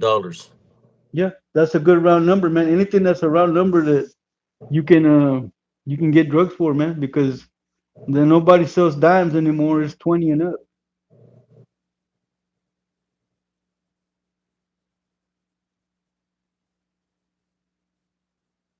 I said all these people get so mad at Wolf when he says he gets donations. Yeah, they getting mad because they want that money so they can get their high. That's why I told Wolf not to stop his donations. They're getting mad because nobody's donating money to them so they can have the money to get their high. That's why their shows are crappy. They really don't have no content because they're just doing it for the high. So they just put up something real quick out there, put up, throw the net to see who falls into the net that gives them money so they can get the next side. What's We going know on, that's that Amos? on on corner of the cob, right, cousin, where he normally comes late at night, like between 3 and 4, after he's high and he's and the shit that he says is just ridiculous. Your cousin, I do an image. I can tell you that I hope I don't get in trouble for saying this out on live, man. But Go ahead. Go ahead, we cousin. robbed this guy, man, and we took so much money from him. We bought a brick of cocaine, a whole brick, man. It looked like a big white brick, and we stayed up for about 7 days without sleep smoking that, man. Like I said, I was doing things that were not in my nature when I was on that, man. Cause I'm all about honor. I was doing stuff that wasn't honorable, man. That's when I decided to quit. Just got tired of it, man. Walking down the street covered in blood, man, because I beat somebody up. Yeah, that's why like those guys were bad with Josh Turner because people giving donations for his show, and these guys were getting pissed off and complaining about that he gets money for donations and all this stuff. Is because they want the money for donations so they can get high. You said it yourself. I'll show you a picture of Barton Nunley. You say he's the type of person that looks like he's into cocaine. Yeah, and if it's dangerous, if that's what a brick is of crack cocaine that's been cooked, yeah, 7 days. Yes, Madeline, I turned my life around. Yes, I feel a lot better now, Al Gore. I don't miss those days. Cause I was one time I kicked this door in at a motel and the dude that was in it ran up. I punched him one time and his legs went dragging like that backwards. Uh, I gave him a Goku punch.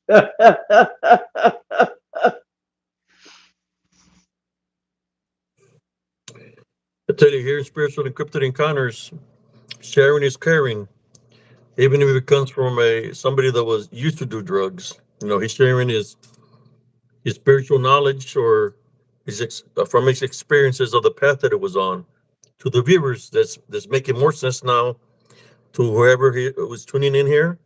That a lot of these people that are coming against Josh Turner is because they have some form of addiction. How about the spirits of perversion, cousin? Like we know a couple of Yes. people from there that have the spirits of perversion, like Uh, Perverted Fisher well, I don't and know what Cuffington. perversion. I don't know what his perversion was, man. But when we picked up that brick, we went and picked up these women that we didn't even know, and yeah, I wish I could say what happened, man. But let's just say that I was yelling, what's my name? And she's like, I just met you. I don't know your name.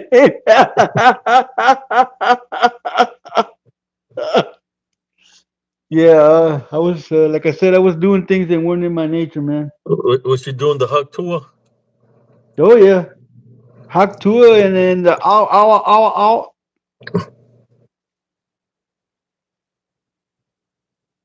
I learned the hard way, man. And like I said, man, I don't miss those days, man. I don't miss those days because I was just doing too much evil, man, and leaving. victims left and right because the person that I was hanging out with would start fights and couldn't fight worth a lick. I always had to wind up finishing the problem, man.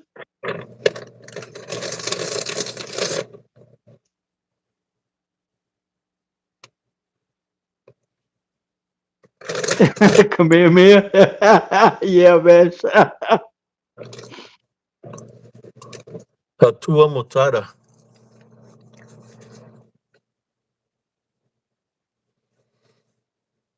Yeah, I remember when my tia, your mom passed away, that you and your bro were doing some stuff, and I just kind of stayed away because I was going through my own things. I was just there to pay my respects.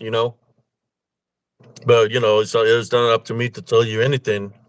I was just Actually, going. when my mom died, I had already quit, man. The only thing I was doing was drinking. I had already quit the powder stuff, man. I didn't mess with Mhm. it. I was just drinking.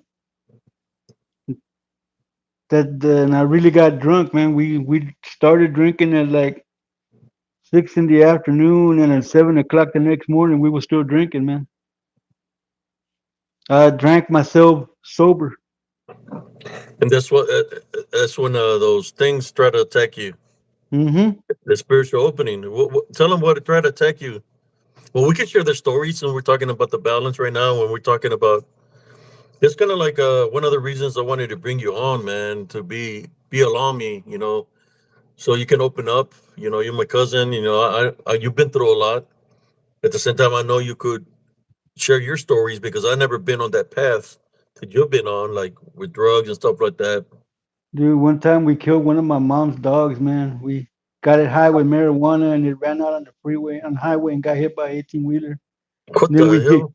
and then we hit it in the grass. She kept asking for a dog, and we, oh, he ran away.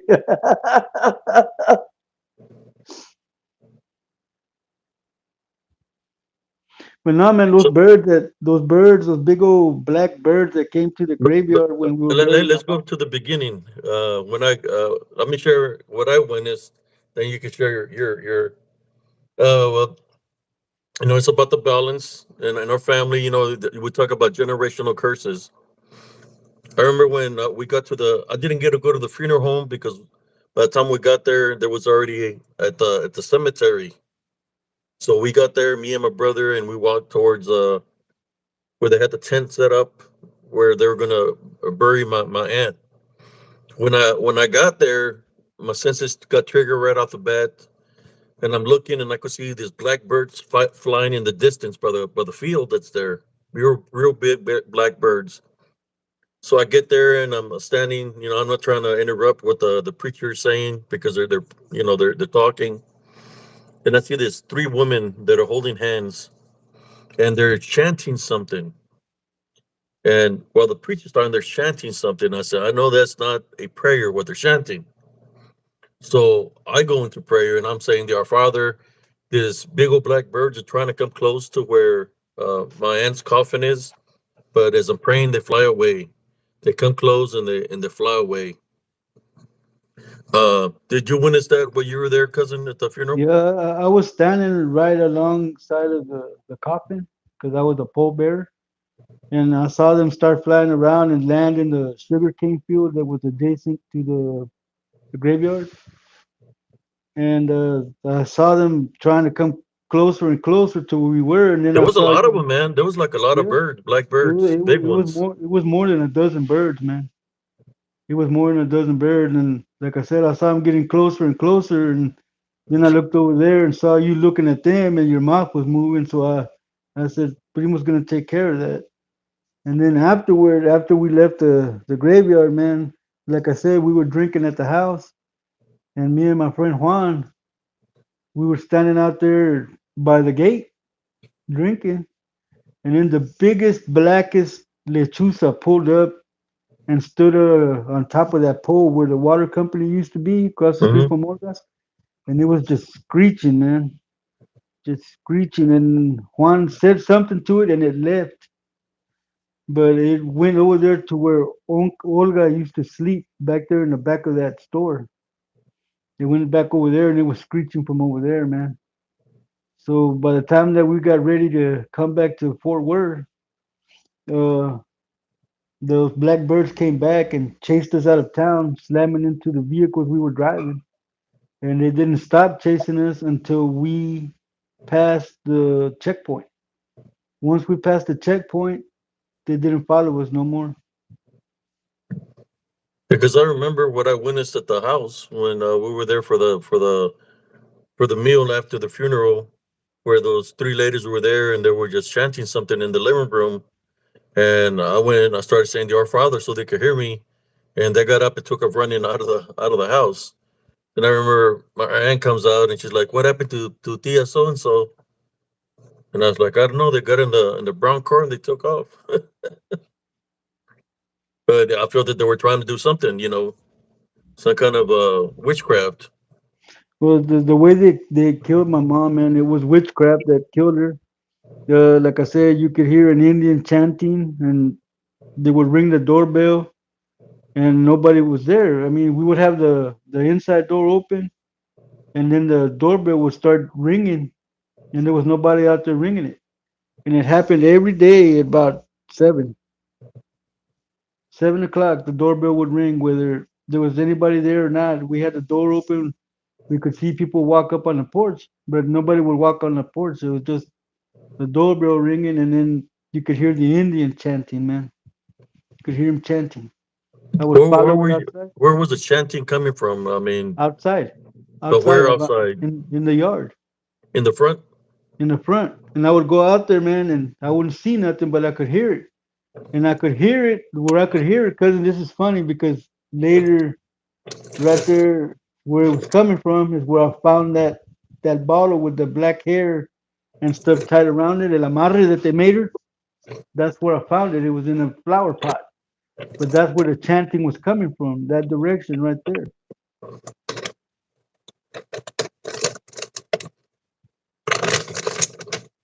People said, "What am I eating?" They're called Zaps pretzel sticks. Jessie honey mustard. Yes, Nevea, but the bad thing that they were brujas, they were my mom's aunts. There's a They were my mom's aunts. which And were my Lola's daughters. there are a lot of Native Americans in our family. Do you remember what kind of native cousin? I can't say the name, man, but You said we're Native American. They were Native American, or yeah, there's a lot of Native Americans that run in our bloodline, man. I mean, look at your sister Beatrice. She looks like an Indian princess. yeah. How about me? I like Yeah. it. You look like the Tonka. White buffalo. But yeah, man, if you look at most of my mom's aunts, they look very American native. They got the face that you can tell that the blood in them is pure Indian, man, American Indian.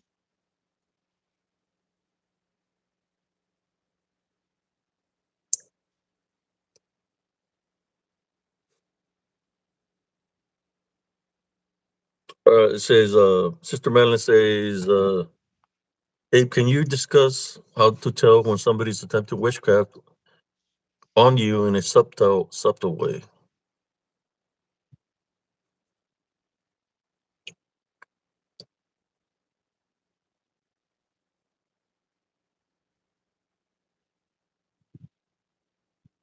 I Well, didn't say Indian princess. Yeah, she said in a subtle way. Like, how do you know, cousin? I mean, tell your what you think about that. in a subtle way. Well, first you'll start feeling a little sick, and then if it's a love spell, you start thinking only about that person. A love You spell. know, yeah, love spell. You start thinking about that person constantly, and that would be the only thought in your brain would be that person. And like I said, if it's a sick spell to get you sick, you start feeling sick little by little. and you go to the doctor and they can't find nothing wrong with you, then you know it's a spell. That's how subtly you can tell because you'll start feeling bad and you'll go and there's nothing they can do for you. Then sometimes the person that has done something to you will come to you, even though you haven't seen them in a long time. They'll come to you, or they must send you a message, and they must say, "How are you doing? How are you feeling?" They must say that message. That's when you know that it's that individual that's trying to do something to you. Well, it And the reason depends, they Texas. ask that is because they don't want what they wished upon you to go back to them, It because they depends. might be feeling a certain way.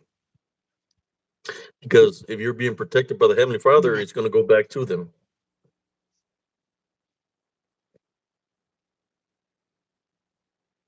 See some of the comments here. Hey, but you look Well, like a Indian princess. Texas, you gotta be aware that if she has a picture of you, your birth date, and a item of clothing that belong to you, then yes, she can cast a spell on you. That's all they need is an article of clothing, your birth date, and your name and a picture of you. They'll put it on a candle and tie you into submission. That's all she needs. All she gotta do is cut herself out of it and give that picture to whoever's If doing they the get close spell. enough to you, also, if you're drinking, they can put something in your drink. Yes, they use Uh, hair too, yeah. and if you're eating something, they can put something in your food. They can attack that way. Well, if she's got some spiritual power, then you need to rebuke it. Yeah, tie bind and rebuke it in Jesus Christ's name. Say you're not allowed any negative form, anything negative And to come up against you, and tie bind and rebuke it in Jesus Christ's name. So you can send it back to the sender. and also say that whatever was yours is it now belongs to her. So now that the curse will go back to her because the item of clothing or hair is hers now. So it goes back to the sender. Yeah, that's what I always tell everybody here in Spiritual Encrypted Encounters. I always maintain the Love Foundation. It's hard, like in our bloodline, it's hard because we have the warrior warrior blood in us, man. Well, That we Nevea, could be fine and we could be a whole different person, but we Nevea, have to maintain the Love Foundation. that wouldn't work on me, Nevea, because I don't like seafood. She says that women use a monthly cycle in men's food. A love spell. Yeah, I don't eat seafood, so that wouldn't That's work on me. voodoo, voodoo, voodoo. Well, then, Can like I it put? said, rebuke it. Yeah, they can put a spell on an object and place it in your. Tell them about what you found at your mom's yard, cousin. I found an old Coca-Cola bottle that had black hair wrapped up, and it had all kinds of stuff down there. And it was, I knew what it was when I saw it immediately. It's called an amarre, and it was dark witchcraft. That's why my mom was sick because they bonded her with that hair, and I got rid of it. There's only one way you could get rid of something like that. You have to take it to running water and throw it over your shoulder and not look back to see where it lands and let the water take it where it must.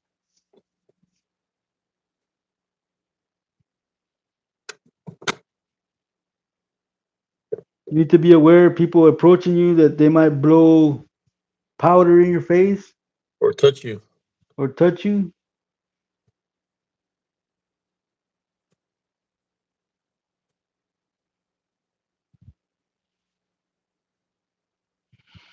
Yeah,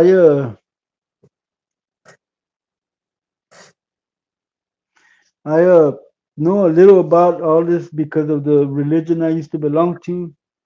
That's why I know a little bit about stuff like that. Tell them about what that's about because some of them don't know, cousin. There are a lot of new people here. Well, they probably heard about Palo Mayumbe. and it's a voodoo witch doctor that worked with a spirit. He'll go to the graveyard, steal a bone, and then he'll appease it with blood, a blood sacrifice, so that it could go and do his bidding. And they can do all kinds of things. I mean, they can send that spirit to do good or do bad. It depends on what the work needs to be done. Is that a form of Santeria? Yes, it's a form of santeria. I think that's what the guy Sister Madeline was talking about. Hector, that's what he was into because he was talking about that because I think he was here one time when Jesse was talking about it, and he started saying all kinds of crazy stuff. Like, and he left, but he Yeah, because he was talking about it. he got mad because you're not supposed to talk about that, man. You're not supposed to talk about it. But I'm no longer in that religion, and So yeah, Hector had got in here and he was talking. He got mad and he started saying something, and he took well, off instead. he got mad because I was talking about it and I was showing the altar, the pyramid altar that I have of the Chango Macho. He was mad saying that I shouldn't be showing that, and I told him it hasn't been fed, so it don't have any energy now. Well, the Hector is a guy that came up to Madeline, and because I prayed for him because he supposedly had cancer, rather. And he said that his dad and his mother went to that like palero stuff, and that there was this lady from Africa that had cursed the mother. The mother had passed away, or something like that. Then he got Well, cancer, and I well, told him actually, that there probably was like a generational curse that she placed on him. I told him he had to type it, but he never mentioned that he was practicing it. Till one day he told me that he was practicing that, and then so there you go. That's why you have cancer, well, because you the thing with that, cousin, and I've told you before that no woman can be a palero because of the curse of blood. The spirit will betray the woman if she's on her cycle because it can only be appeased with blood. So no woman or no guy that likes men can ever be a santero, a palero. So I wonder what the woman was practicing then. She was probably a voodoo priestess, but more than likely, if he got cancer and he was practicing that, it was probably a spell that went bad and came back on him. And that guy was trying to come after Sister Madeline. His name was Hector. I only talked to him one time that day. Everybody was telling me contact Hector. I contacted that guy, and I told him what I thought, and I guess he took it offensively when I told him that because he was practicing that it was like a generational curse, right? That he had to. I told him he had to tie bind and rebuke it in Jesus Christ's name. He had ask for forgiveness, repent for his sins, and get away from all these things of hatred, anger, vengeance. He's Madeline, a Madeline. Most of the paleros I know, they see a woman, they have to possess her. They have to have her. So they target women. If Hector was Cuban, that's even worse because Cubans always target women. There's like crack to them to get another woman added to their harem because they have harems. They could be married, but have like 4 or 5 women on side that they visit. That's what he was trying to get her. I think he was trying to get her an apartment and stuff. He told her she don't have to worry about nothing. Yeah, Dominican, Cuban, the Spanish speaking Negro. I'm sorry. But that's how they are. That's how they are. They're always trying to get somebody's woman.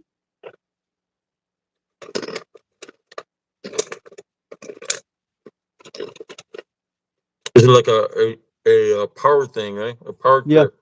yep, yep. Especially if the woman's pretty, they gotta add it. They gotta add them to the harem.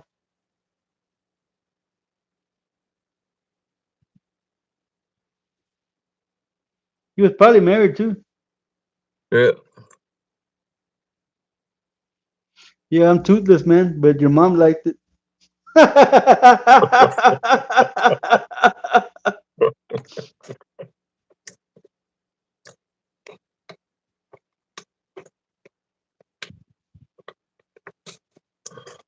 She said he was trying to get her to move to the Dominican Republic again. Yeah, he was probably married, trying to add you to the harem. Do you think he even had cancer at all, or it was just a ploy? No, he probably had cancer, man, because probably he got it back sevenfold for a spell he did that came back on him.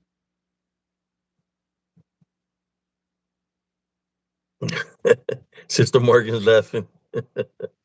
Oh, yeah, my Every cousin's every funny.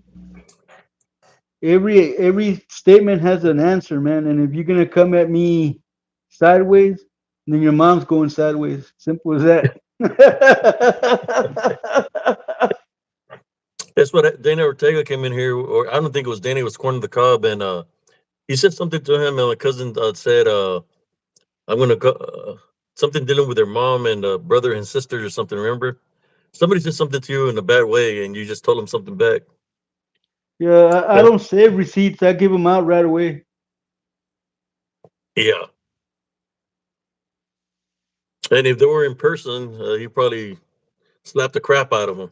I slap the taste out their mouth. My cousin, I'm telling you, those boys don't know what the hell they're getting themselves into. Yeah, I'll go. I have a Facebook. I have an Instagram too, and I don't hardly ever go to Instagram though. I'm on Facebook daily though, and TikTok. Yeah, Yeah, no, man. They don't like it. I live in Fort Worth, Northside. They can come find me, but they're gonna walk over here, but they're gonna crawl back.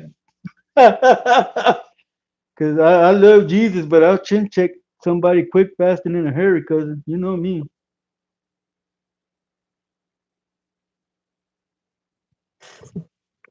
Yeah, I think Abe is on Facebook, but I don't think he goes there anymore. I'm on Facebook. I post daily there. HCS, and then I have a group called Spiritual Encrypted Encounters on Facebook that you can go become a member. Just subscribe, ask to join, and I'll add you. There's a lot of pictures in there, and all the videos that are here, I place them there. So it's got a mixture of a lot of things there. Well, he's got Spirit Encrypted Encounters there, but he's also there as Abe CS.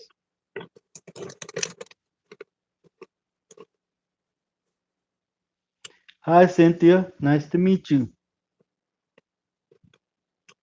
No, Spiritual Encrypted Encounters is the name of my group. You can find me on Facebook, but I'm my in Fort Facebook Worth, is under Morgan. HCS. I live in the north side of Fort Worth, Morgan.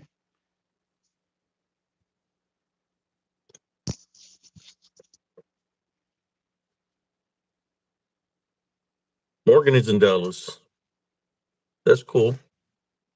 And Navia's name is Cynthia, cousin. Oh man, Manham, the truth. Yes, I've seen No, skinwalkers you in can Central just Texas. you can just say that whatever item she has it now belongs to her, and whatever work she's doing, it'll go back to her, man.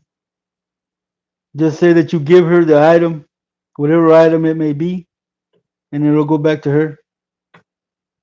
Jassy honey mustard, Jassy honey mustard pretzels.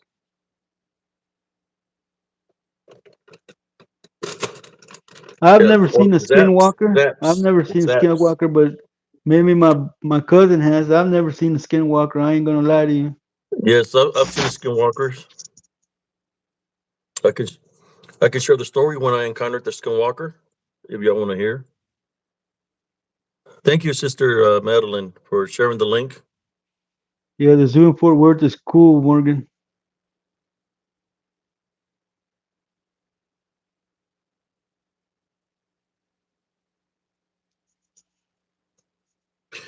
So you're close to the haunted goat man's bridge, cousin. Huh? Is there a Yeah, haunted goat man's bridge over there? yeah, right here in Lake Worth. Is it a true haunting, or is it just No, they've seen it out there, man. They've seen it out there, but you can no longer try to go explore and see if he's there because you can no longer stay at the lakes, man, or any place like that after sundown. The cops run a you lot of off. cults, right? The cops run you off, man. Oh, we lost our freedom to be at the lake late at night. As soon as the sun goes down, man, the cops run you off. You can't be nowhere out there like that. They run you off. I heard there was cult-like activity out there. Is that Yeah, true? there's some devil worshippers that used to live right here in Lake Worth, man. There was a whole community of devil worshippers back They're in on Lake the Worth. yeah back in the 80s. They all lived there, man. We used to go cruise through there just to piss them off. They were, how would they be dressed? All black and black or something? Yeah, all in black with black hoods, man, and they would always chase our vehicles. But we did that like every day. We used to go there every day just to mess with them, man. And we were all in driving in my friend's father's station wagon. It was packed. Yeah, I can share the story. The skinwalker I encountered in Elms Grove. Uh, because I had a little a Chiweenie dog, and every time he barked, he had real good senses. He was like a hunter. So that's letting me know there's something outside. It was like around, I say like around 1:30 in the morning, 2 o'clock. So I'll go outside to see who's out there, and I'm looking on the street to see if I see anybody walking, and I don't see nobody. But when I turn around, there's a red fox standing in my yard, and it's looking at me, and its eyes look a little bit Other than that, yellowish. Dash, So it's looking at me, and I'm looking at this fox. I go up to the fox, and I'm like 4 feet away from it, and just looking at me. He's not running away or nothing, just looking at me. Then he just turns around and starts walking away real slowly, and it looks like this to me. And I start following it. I want to see where this red fox is. It seems strange to me that normally when you see a critter, the critter's going to run away from you, right? But this fox wasn't running away from me. So I'll go walking, and this is in the mobile home park. So I'm walking, and he goes around Miss Kim's fence. So when I go around the fence, I'm not seeing the fox anymore, a red fox anymore. What I'm witnessing is an old man with his back hunch, like a hunchback. You could literally tell that he's got no clothes on. That you could see his ass cheeks, his legs, and he's barefooted. But I could see a hide on his back, like a fur, and something on his head. And he's walking up the street. So he's walking, and I'm walking right behind him. And it's what's freaking me out about this is that it's cold. This is like almost in wintertime, so it's cold out there. And I'm like, what is this guy? Why is he butt naked out here walking like this? And then I'm there with my warm ups and with my jacket. So I start following him up the street up to the block, and he turns left. So I keep in like maybe I'm like 10 feet away from him, and I'm walking behind him, just trying to see where he's going because I mean he literally has no clothes on, just a hide, like it looks like a coyote hide or something on his head, and the fur on his back. So he walks out through the park up to the main entrance, and he takes a right on the main entrance. So I start walking on this. It's a big old quad, and I'm walking behind him. He passes the embark, and he goes around the street, and he starts walking by a fence. So I'm walking behind him. Then he takes a left on the fence. Then he's going by the link fence. So when I get to the link fence, I'm seeing him walking along the side of the fence. He's walking, and he goes behind a bush. So I'm looking behind the bush, and it's like looking to see if he's sleeping there or what, right? So from behind that bush, you see a Saint Bernard run, and he goes like behind another bush. So I got the view of the bush where the skinwalker, right, is, and then the Cujo or the Saint Bernard, it's like a Cujo is behind this other bush. So I'm seeing if there's any movement. So then after that, I see a bird fly. it flew real fast away from the bush where the Saint Bernard was. So I said, okay, I don't see no movement. I'm gonna walk along the fence to see if the man is behind the bush. So I walked along the fence that he walked, and when I went behind the bush. There was nobody there. When I looked behind the other bush, the Saint Bernard wasn't there either. So I seen it transform from a skinwalker and he shapeshifted to a Saint Bernard, and from a Saint Bernard it changed shifted into a bird and flew away. That's the experience that I had with a shapeshifter skinwalker in Elms Grove.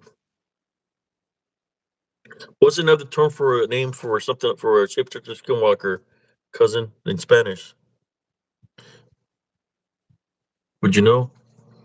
Would it be called like a nahual? Yeah, Nagual. But I've seen them, and I've had another experience also. In native folklore,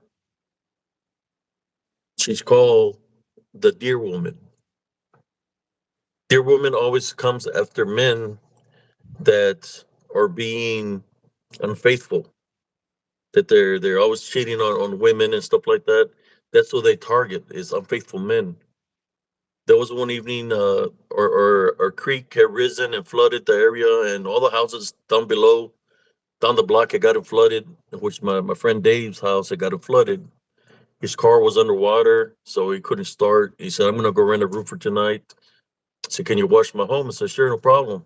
So we stayed in front of our house. We had a picnic table. So we're sitting there, and then we just see this big old dark shadow pass by his car. And me and my nephew are outside. Do you see that, Unc? He said, yeah.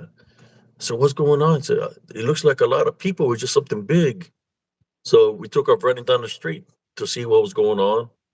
And when we get there, we're looking at his car. His car is intact. Nobody's opened the doors. And we're looking, and there is this mobile home. And he lived right there by the edge of the park. And there's a mobile home behind him. So I start walking and I checked his front door. The door's still locked. So I go walking in between the mobile home. Uh, I go walking in between the mobile home. And when I'm going into the darkness in between the mobile home, a woman comes out and she's got a smile on her face. Very beautiful, what seemed to be a native woman. She's wearing like a deer print shirt on, like a deer print shirt on. And she looks at me, very beautiful. That her face is like she was like probably like I would say like 4 foot. She wasn't even that tall, like 4'9", 4'8". And she looks at me and she says, "Can you give me a ride?" And I ask her, "What are you doing here? You're here looking for Brother Dave." And then she tells me again, "Can you give me a ride?" And it's like I told her my vehicle is not working. So she ignores me and goes over to my nephew, and he looks at her with the beautiful smile and asks him, "Can you give me a ride?" And my nephew tells her, "No, I can't, ma'am. I don't even know who you are." So when he says that to her, she starts walking up the street. As she's walking up the street, we notice something. It's like her right leg is moving real fast. It's twitching like this. And we're looking like, and he's like, "Do you see that, Aunt?" Her leg is moving like this. And you can see the leg of a deer where she was, how should I say, hadn't fully manifested to look like a woman, but you could see the beastly leg moving. And she's moving real fast up the street. So we take off running. By the time she goes up the hill, we don't see her anymore. So we're bolting all the way to the entrance. When we get to the entrance of the park, she's already on the highway and she's moving very rapidly. Uh, that's the experience that I had with this shapeshifter, what people call the deer woman. The thing about her that she's very beautiful, but if you pay attention to her feet, you're going to be able to see the beastly feet, which is a shapeshifter, skinwalker.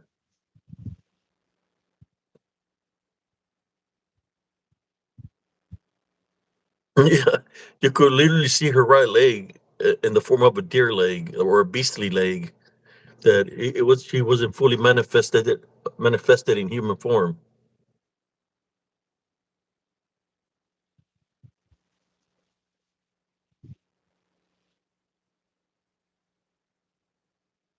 Oh no, she had hoofs. She had hoofs.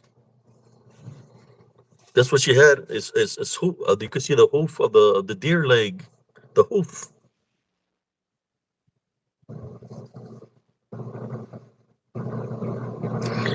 Well, she was from Uh, no. This is like at 2 in the morning. How is a beautiful woman going to come out from the woods out of nowhere? In the dark. There's no way. It's like she literally came from the creek area, like through the woods of the park to that area. I just happened to I was using my instincts because I felt something there, and when I was going to go into the darkness, boom, she came out looking at me. I have some pictures Rebecca. of a Wendigo that I captured. The Wendigo is, I believe, what they call could be the DDN. They move very rapidly, like with some people call them windwalkers. Also, Wendigos, windwalkers, that they move very very fast. Read some of the comments and answer, cousin. Jonathan. She Yeah, was she was native.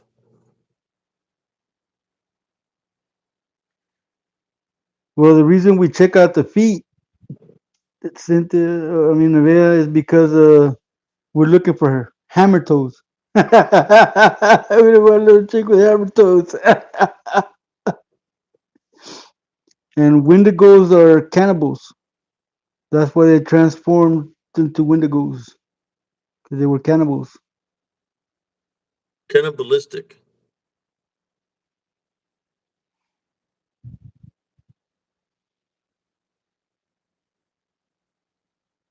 Answer some of the questions and say a story, cousin. I'm gonna play for this little mini real quick. So you're gonna play for the little mini? Yeah, go ahead. Answer some of the questions here. I'm waiting to see questions. Right now, they're all laughing over that hammer toe joke I just told them. Hammer.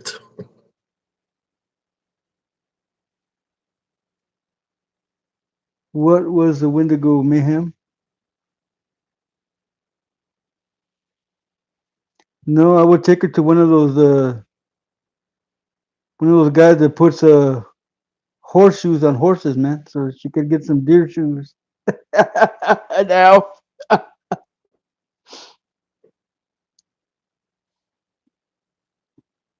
I'll be right back, cousin. Let me go ahead and share a story with him.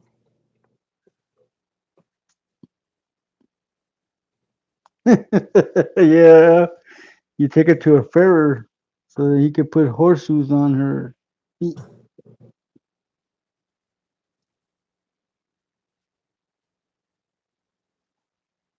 Yeah. What was your story, Nevaeh? He's done.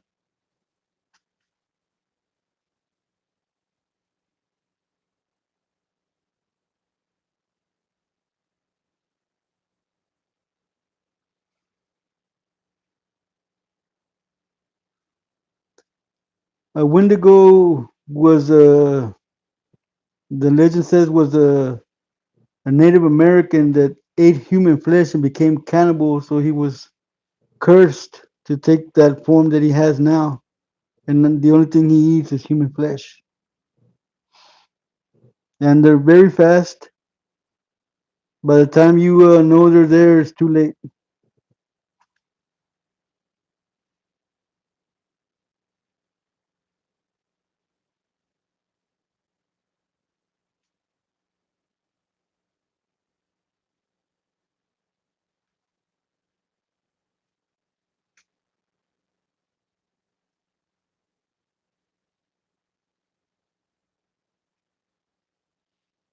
I don't read or watch anything in the horror genre. Oh, I tend to dream it when I fall asleep. That's why I don't watch anything like that. I have enough nightmares without that.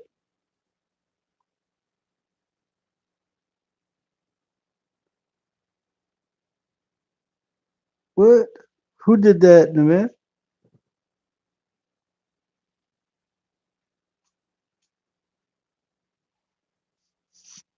She wouldn't quit growling.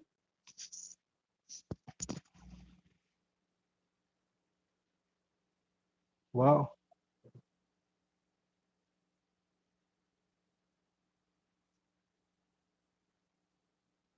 Well, they say those gnomes move. Your puppy? Wow. Could have been a skinwalker, you think? Oh, she was protecting you. Yeah, dogs are sensitive to stuff like that.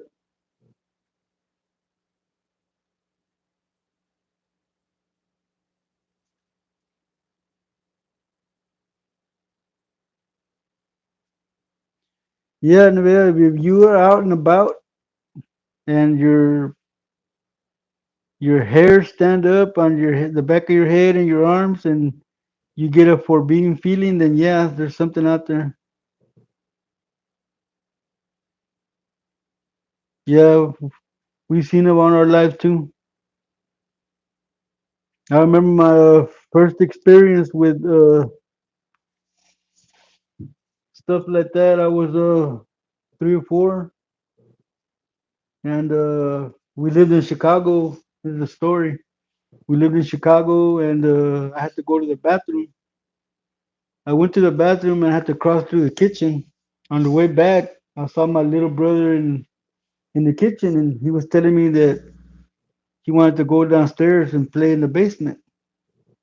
And I didn't really want to go. I told him I was sleepy, but he said, "Come on, let's go."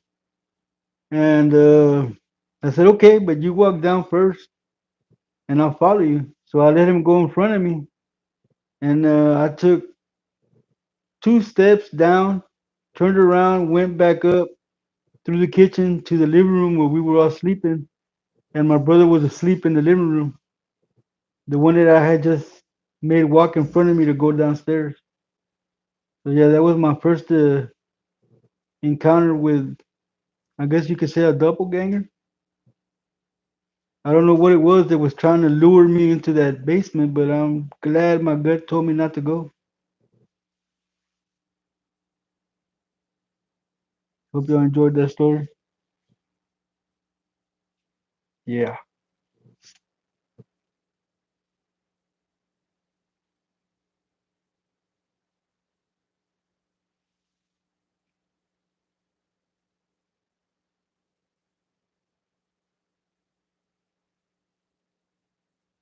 Yes, Lojo, that's a black mirror is a black mirror, and it's also a portal.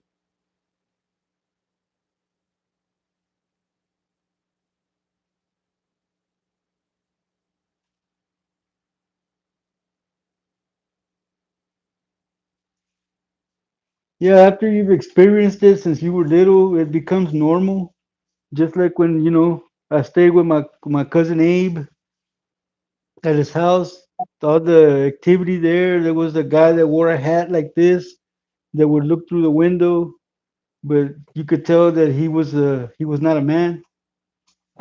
Then the time that I almost got dragged under the bed by a hand that grabbed me by my calf, and I hit the I hit the hand. It let me go. I jumped up, turned on the light, looked under the bed. There was nothing there. We were talking about where I But used to live when I was a kid. yeah, well, yeah, I was just telling them about my experiences with the supernatural. That we've been going through that since we were kids. Yes. Well, you could send it to Abe, Al Gore, and he could probably get it to me. Yeah, Nevada, they this whatever it was grabbed me by my left. the calf and was trying to drag me under the bed. I was sleeping between a couch and a bed, and he tried to drag me under the bed. And I woke up as I was being dragged, and I kept hitting my calf. And to let me go, I jumped up, turned on the light, and looked under the bed. There was nothing there, but I had a big red handprint on my calf. A lot of activity in my old home. That's the house that I tell you about that you could hear the lechuzas outside chanting and running on top of the roof and banging on the walls, chanting. You could see faces and things with their red eyes looking in the windows. A lot of activity there. I remember once I didn't want to sleep between the couch and the bed anymore the next day, so I went to the back room. Thought I'd be safe. I built a nest, and then in the middle of the night, there was something trying to break through from underneath the house. I had to run back to the living room. Yeah, had an uncle that used to live in that room back when I we were growing up, and I mean the house wasn't all the way like that. The house was only two rooms, and then there was two other rooms. There was a divider, right? It was two rooms, and in the other two rooms, my uncle used to live there, but he was dabbling in the dark arts, and he lived in that room where you heard the thing pounding underneath.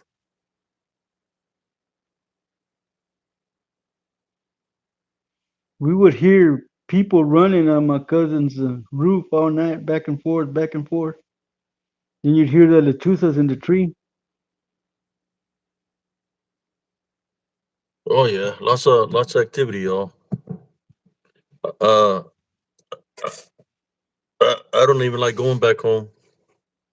That was one of the reasons. Well, not just because of that, but just the area itself. Is I don't know if it's an elevation kind of thing or a magnetic pull, but when you enter, as soon as you cross the Texaco, you feel it right off the bat. The energy change, like you could feel heaviness as soon as you start going into that town.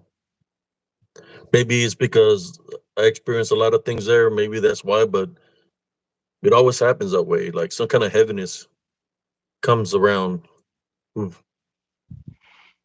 I don't know because I think the lechuza is the witch would probably win over a deer woman, but you know the witch has the witchcraft that she can use. The deer woman is just a spirit.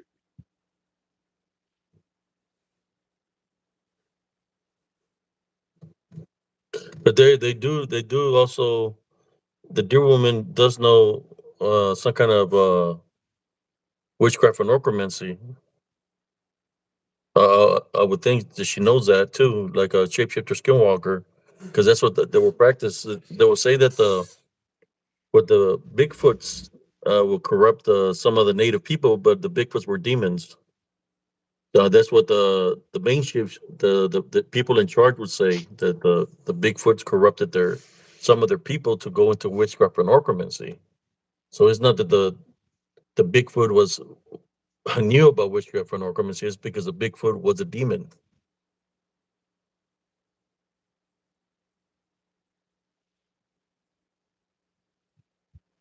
Yeah, but you know some of the lechuzas are 7 feet tall, man. The deer woman you said was like 4 foot 5. Well, yeah, her human manifestation, but when she was going up the hill, she started getting bigger and bigger. Oh wow, She, yeah, I didn't know that. the female manifestation, she was short, but when she started going up the hill, she was transforming. She was getting taller and taller, and you could see the leg. She went Still higher than vibrating. yeah. She was like changing form, or she was going up the hill. And my nephew was like, "What? Oh, do you see that? What the?" He was like, "What the fuck is that?" You know, The because tournament wouldn't last Al Gore because with the claws that bust the ball. they choose a basketball tournament.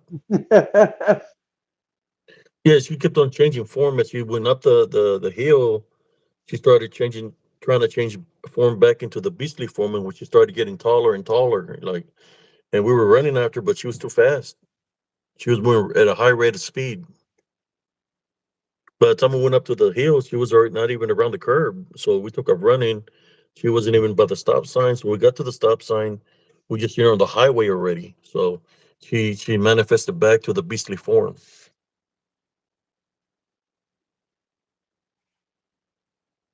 No, that was the what they call the deer woman. And you know what I didn't know about the deer woman? I just I just remember how she looked. That she had like a deer print, and I just went up to Google after I experienced that. I said, okay, she had a print of a fucking deer. She had a leg of a deer. So I'm gonna put, is there a deer woman? Right. When I look up deer woman, boom, she popped up right there. The Spanish native folklore. She does exist, by the way.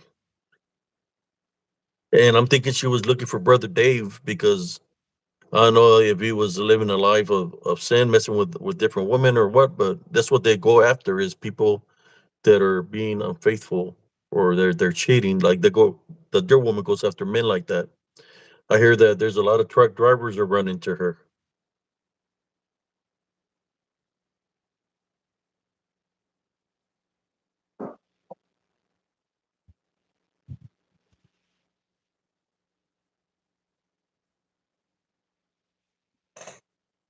And after that, because I've seen the shapeshifter numerous times, I've seen a shapeshifter during the day too. I could share that experience. There was a Philippine lady lived at the edge of the woods nearby the swing set. But not that she was the closest to the swing set. And well, one of the closest to the swing set was her. There was other houses there, but they got removed. But she see me walking over there towards the path, and she called me. I went to her house, and she told me, don't go walking through there." And I said, "Why? That's a shortcut to go to the store, because we go through there, go up a little hill like a ditch, and get on the highway, cross the bridge, and go to the store." She said, "Don't go there." And I said, "Ask her why." She said, "Something evil lives there." He's like, "What do you mean evil? Can you explain?" She said she was out there getting flowers from the woods, and that this giant snake came out of the woods and wrapped around her, and he was looking at her, and he had red eyes, and he was saying something to her. And I asked her, "What did it say to you?" She couldn't say what it said. She only told me, "There's something very evil there. Don't go." So that's the only thing she told me. So I figured, she's just trying to scare me or something. There was another day I was cutting through there, and there was this man standing outside her gate by her tool shed, but by the fence. And I look at him, and I go up there. Hey, he said that he was her son. What seemed weird about this guy is the way he was looking at me. He had like a yellowish glare in his eyes, and he was looking at me. And he said that he was her son, that he was a what do you call a historian for natives, that he works up in Arkansas and New Mexico. That's what he told me. So I'm listening to him, and then he's like, "I see you were going to those woods over there." And he looked at me and he said, "Do you know what a lycanthrope is? Lycanthrope?" I said, "No." I said, "Do you know what a werewolf is?" I said, "Yeah, I've heard of that." He said, "Well, in there, pointing at the woods, that path that you're going through, there's one that lives there. That's where it lives." And he's looking at me, and I was like, "Yeah, well, thanks, man. It was nice talking to you. Thanks for letting me know. I didn't know." So that day, I went all the way around, which is a long route to go to the store. So I left it at that. Next thing you know, like maybe 3 or 4 months later, I heard that she was buying a house because she used to sell at the flea market, and I seen her. She sold a mobile home. They had taken a mobile home, and I seen her son in, uh in the shed, like he was taking stuff out of the shed. He had a truck, and I went up to him. "Hey, man, how you doing?" So and he's looking at me and he's like, "How you doing, man? Remember me from last time?" He's looking at me and said, he's like, "I never met you before." So yeah, remember you were telling me about not to go. You were standing here by the fence. You told me not to go in there because there's a lycanthrope there that you're a historian and all this stuff. He said, dude, you're freaking me out. He said, I've never spoken to you before. That's what he told me. That Wow. he's never met me before. So I believe what was outside the gate was the shapeshifter skinwalker that manifested to look like her son. Uh, and was told me not to go there because it resides there in the woods. But that's what the son told me. He said, "So you said you were a historian? So I'm not a historian. I'm a mechanic." That's what he told me. He was like a mechanic or something like that, you know?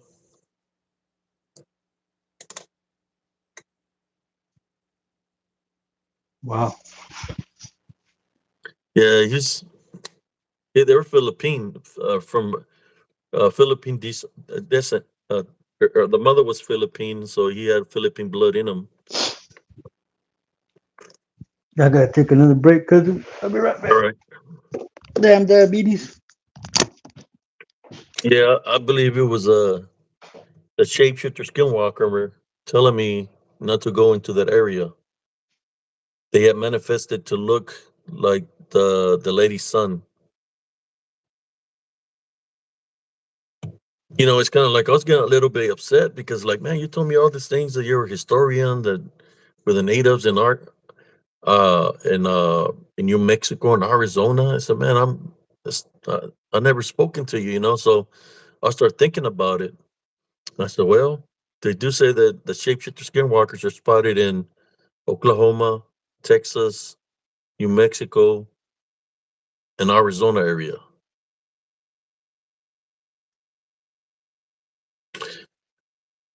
which was the natives that used to live in Central Texas. They were called the Tonkawan's. That's who they are. The shapeshifter skinwalkers. They used to be cannibals. They cannibalized. Uh, some of these natives, the Tonkawan's. Matter of fact, in Salado, Texas, which is here in Central Texas, they found the oldest native Indian burial ground of the world. The oldest.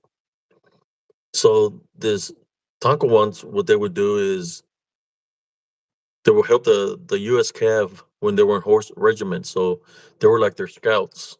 So when they were hunting a fugitive, uh, a native, whether it was Cherokee, Apache, or Comanche, they would use the Tonkawan's to track them down. There was a story where the Cav scout that had captured I believe it was a Cherokee, and the Tonkawa, the scout was looking for the Tonkawa scouts, and he couldn't find them. And when he found them, that they were cannibalizing the Cherokee, right? That they were cannibalizing them. So they were known to be cannibalism. They were only into meat. That wasn't about agriculture, and they were called dirty Indians. The reason they were called dirty Indians is because they were always naked, kind of like the naked ship, the native, the naked skinwalker that I ran to. It was naked. That's how they lived. They hardly wore any clothes, so they're called them dirty Indians. So what happened to them is that all these the Comanches, Apaches, and Cherokee got together. All the natives that they were killing their family members, they wanted vengeance, so they came after them here in Central Texas and they start killing them. So the scouts intervened with the governor at the time, so they got the remainder natives, the Tonka ones, that moved them to Oklahoma. When they were in Oklahoma, they started doing the same thing they were doing here in Texas, cannibalizing. So the governor from over there wasn't having it and moved them back to Central Texas. When they got here, the natives came after them again, trying to kill them all because they wanted vengeance, right? So the remainder of them, the government, the United States governor, I mean, the Texas governor interfered again and moved the remainder of them to New Mexico and Arizona. That was the last places that they moved them to. What's weird is about all these areas they have a lot of uh, how should I say, experiences with shapeshifter skinwalkers slash Bigfoots slash dogman because they have the ability to manifest into anything in that nature through because they're cannibalistic. So yeah, it's a hot area, man. You can go fishing or you can go camping, and they're going to run into you. You're going to see them if you have the spiritual gift. They'll come up right to you in disembodied form. What I call DDNs. They'll be looking at you behind a tree, and it's just dark energy. And then they move real fast, and you by the time you know they're way down in the bottom. Rich, Chalkridge Falls is a location where I noticed a lot of activity there. But there's another trail. I just can't remember where it's at. That there's a lot of activity there of the shapeshifter skinwalkers. But it's all throughout Central Texas. I used to see activity like that on Fort Hood also when I was in the military.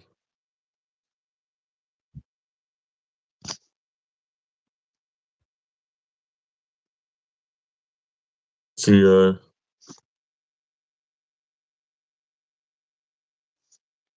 in Arizona, yeah.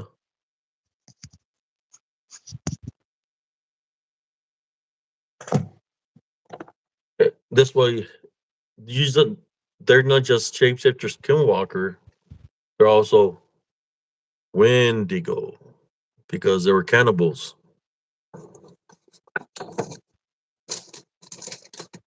We from Texas, darkness. Central Texas, which is near Fort Hood, Temple area. That's Central Texas, Austin area. I'm in Fort Worth.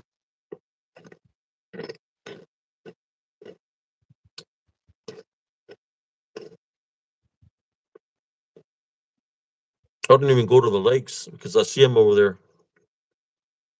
I'm spiritually gifted, so they show the presence to me. They'll pass right in front of me, moving real fast. What kind of videos you looking for, darkness? Was that He's darkness is from asking Texas? if you got any They, videos. huh? Darkness is asking if you got any videos. Yeah, I have a lot of videos here. I create a lot of short reels of the things that I capture out there, and of course the videos that I make here on my lives. But look, check out my short reels, man. Yeah, check out my short reels. I got some short reels here in spiritual encrypted encounters. But then I got short reels under HCS 865 on TikTok.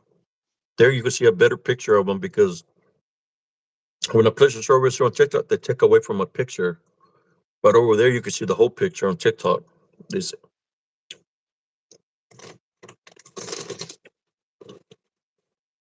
ABCS ABESIS 865 on TikTok. Or you can check them out here. Check out my short reels, man. I got a bunch of things that are captured out there that I call the DDN, just about demonic Nephilim. And whose picture, Nalia?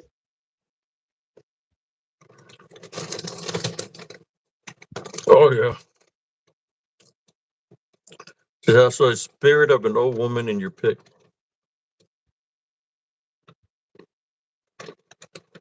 Probably my side, cuz.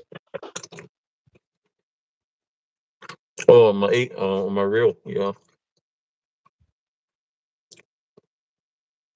I've got all kinds of reels. There's one where you can see something coming from the ground up, and it stands, it opens his mouth, opens and closes his eyes, and towards the end of the video, he just goes straight down into the ground. That was creepy as hell. I think I have the song of the outer limits or something like that, or Yeah. Doo doo doo doo doo doo doo. it's creepy, man.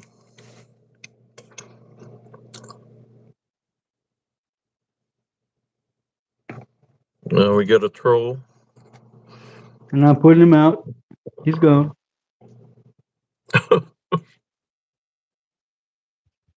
You can go Yeah, give that old lady mouth to mouth. who do we got here? Who's still here with us? I see 28 people here in the lobby.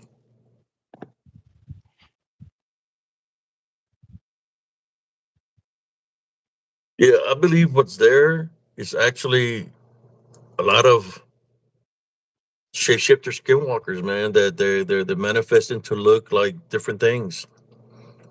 It can manifest to look like a person.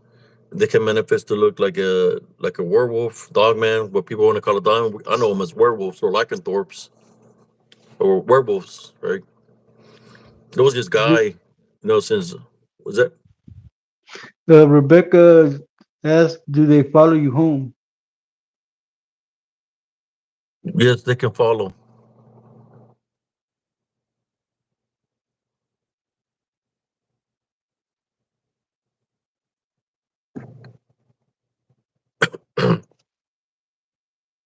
Come on, at this time, maybe it can only be him. It's almost 2:30.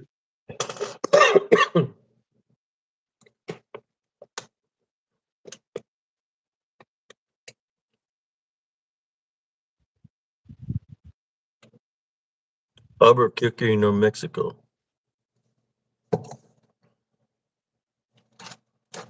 I used to run into him when I was in the army all the time on Fort Hood at the ranges. When we'd be training, I was always seeing this werewolf-like creatures out there by the wood line.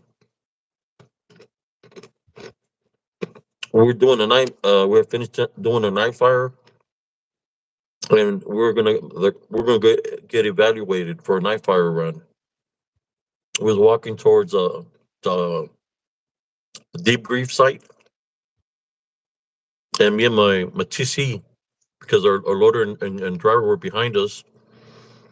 We seen them over there by the standing by the wood line looking at us. There was like two werewolves, or so that people want to call them dogmen. That's fine. They were looking at us, just standing there looking at us. We looked at each other, and then we said to each other, "said Do you see that?" And they said, "Yeah." When we turned back, they were gone. I'm And then sorry you didn't see anything, darkness. It's there. he just said, "Sometimes we just have to leave what's in Mother Nature alone." We're getting deep briefed like around, I think it was like 3 in the morning when that happened.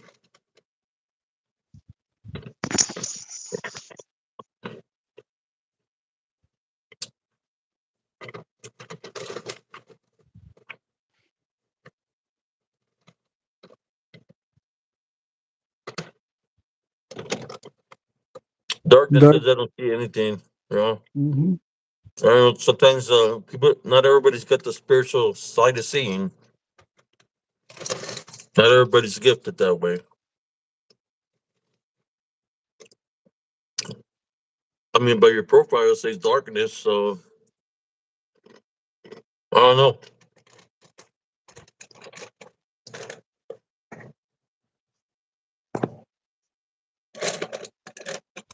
I think we lost some people, no, cousin? Says we have 23 people in here. Yeah. I don't think Sister Madeline is here no more. She would have said goodbye. No, well, she probably left. You see a skull?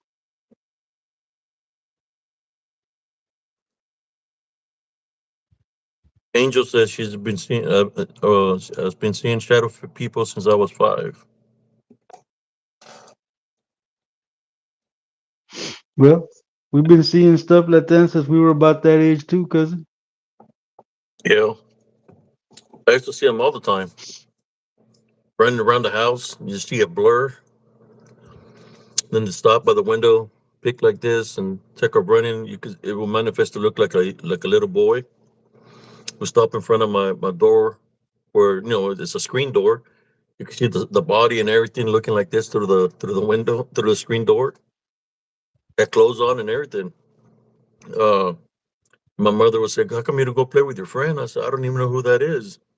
They said, "He probably came out to play with you. Go play with him." So I go out there. As soon as I walk out the door, he takes off. So when I go around the house, it's already in the corner. So by the time I get to that corner, it's going around the other corner. I get to the corner, it's going around the corner, and I just it's like I can't catch up to him, because he's moving real fast.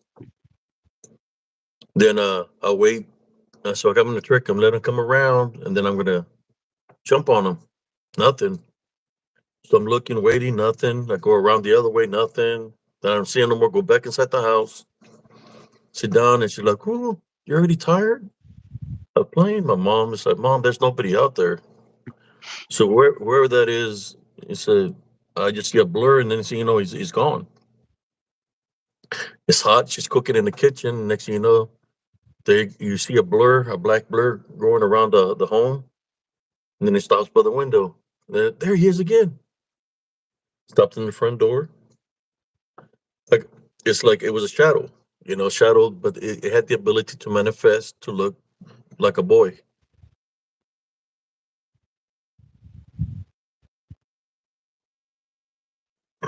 Well, Lojo, we are from a farming community as well, Yeah, so agriculture. we can sympathize with you.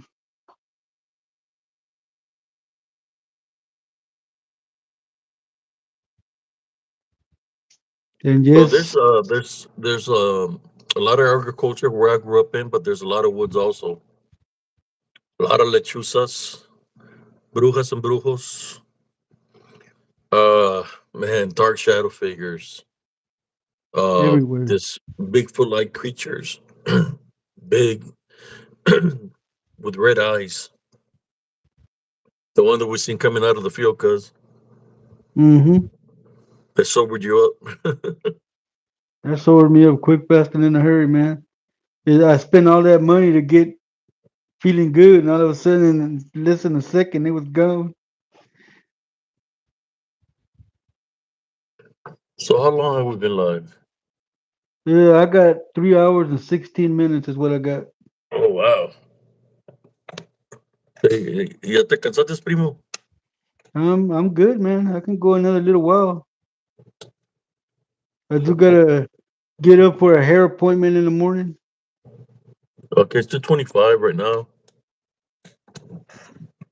Would you like to share a story with us about you had some encounters out there when you would go walking out to the ranch because you used to live in a ranch by the Yes. agriculture, by the fields? Yeah, I remember one night I was on one of the many nights that I walked home. I lived 2.5 miles out of town. I was walking. I had about a mile left to get to the ranch where we lived, and out of nowhere, this white lechuza came out of nowhere and almost hit me in my eyes. I went like that, and it flew like that. I turned Was around trying and to look. scratch you. I turned around and look up in the sky like that, and all of a sudden, out of nowhere, a car almost hit me. That there was no car coming. When I looked before the bird came at me, there was no car down the road. So when I turned, it was maybe a second that I turned and looked up, and when I came back around to see the road, a car almost hit me. It was a white Cadillac. So yeah, I don't even know how that got there because, like I said, I had just looked to the front and there was nothing coming. Joanne says she's going to sleep. Rebecca says I got stood up, so that's why I'm up. Sorry to hear that, Rebecca. Nice to meet you too, Joanne. Give us a like and come back on another day. We'll be here. Yep. We normally go do a live like around between 1 and 4 in the morning. But I said, let's go early tonight between from 11 to around 3, or it depends when cousin Jessie gets tired. Rebecca, he But stood you up. I can't believe that. I can't believe it's butter. No, that's corn on the cob. Oh,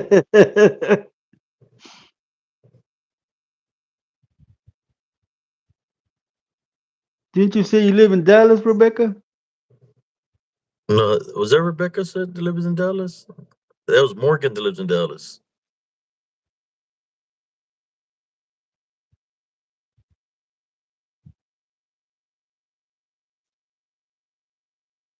Hey, when you were little and the witch let you go home, Oh, you live in Taos.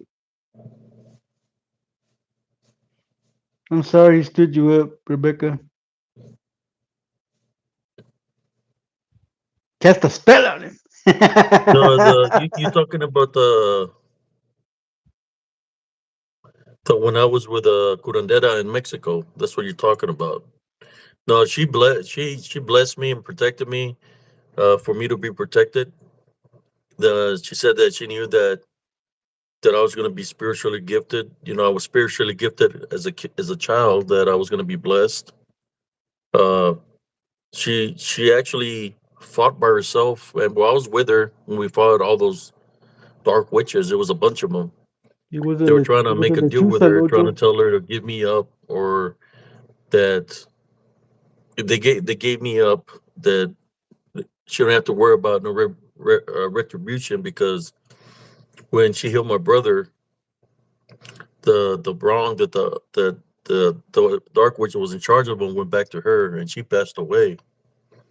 But she protected me, you know, and she blessed me also, saying I was going to be a strong spiritual man. You know, it's kind of like she had the gift of prediction, you know, and she even said to my mother that something bad is going to happen later on. That if you don't protect yourself at the time and remember these words that I'm saying, that something bad, a tragic thing might happen in which it can affect the lives of everybody, which it did. So she was a very spiritually gifted woman. This is like in 1970. See, I was 3, so let's see, 72. And what happened was in 85, the tragic event. So how many years is that? That's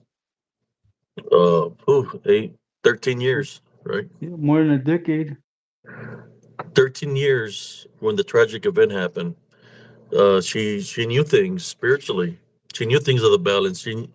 She knew things of when somebody did something to somebody at a certain time in the past, and she knew what to do to fight those brujas Yeah, no, yeah, they're spiritually. called lechuzas.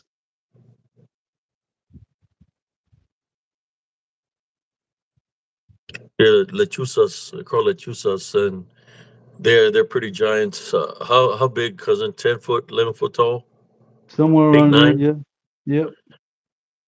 When you see them flying in the sky, they look huge. If they get close to the ground, you can see how big they are. Very massive, and they will try to, if there's a hit on you, they'll come and try to do something to you. A They always spiritual go hit. they always go for the eyes when they go physical. They try to blind you and take your eyes. 'Cause the eyes are the gateway to the soul.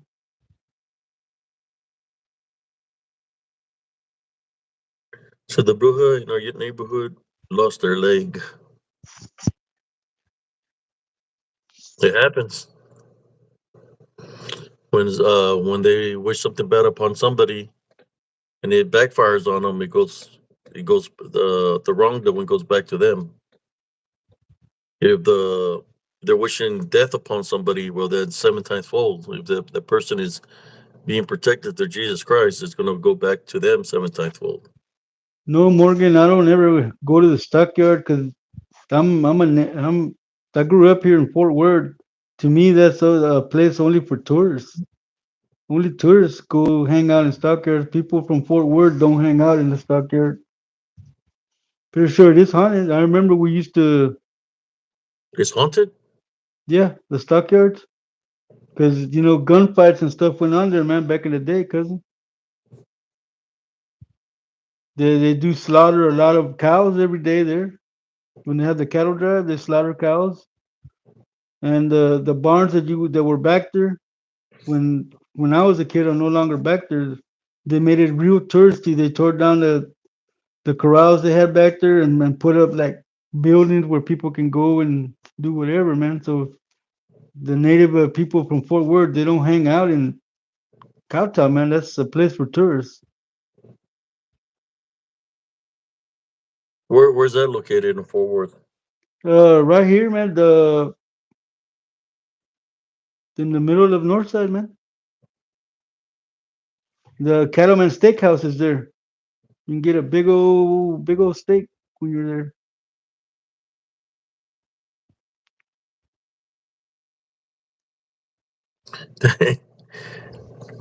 He said, my dad told us to get in the house. He shot it. It was fast and creepy. He screamed and left. He knew who it was. So do I. The witch, the lady without the leg.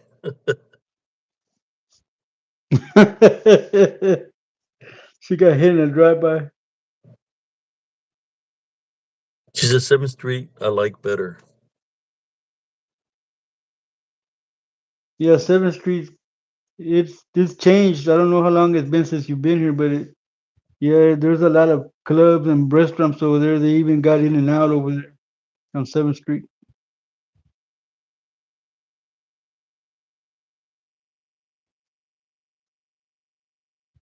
Neve's angel said she died.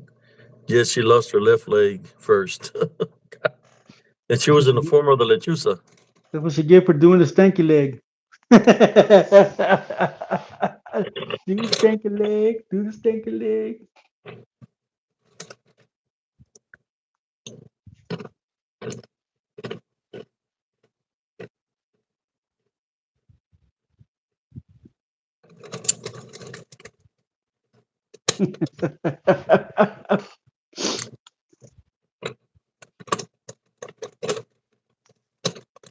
It's crazy.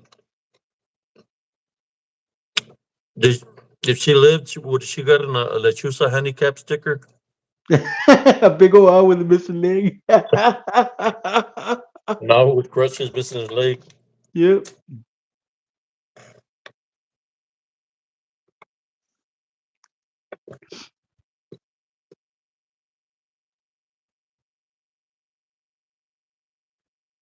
There you go, another troll.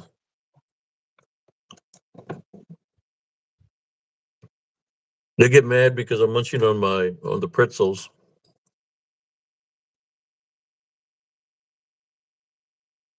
Thank you, Manheim. Manheim been checking out the short reels. Mm-hmm.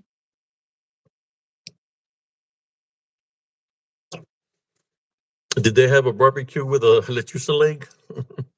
Big old turkey leg. I don't know, cause if they shot it off her and she turned into the bruja again, it was probably just the leg of an old woman, toda arrugada, yeah. Toda chupada. Varicose veins y todo el pedo. What you say, the lechuza? No los puedo chupar. No los puedo morder, pero los puedo chupar.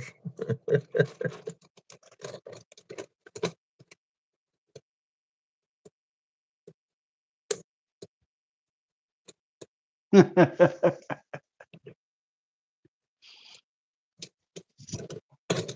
cousin, did I ever tell you my vampire joke? Your what? My vampire joke. Mm. No, un vampiro volando una noche. Se lo estaba llevando la fregada de hambre. Va mirando y mira un bum en un callejón. Cae. Y luego lo mira y le dice, te voy a chupar la sangre. Se levanta el guanito y le dice, a mí me chupas la pura reata, güey. Le hace el vampiro así. Pues apúrale antes de que salga el sol.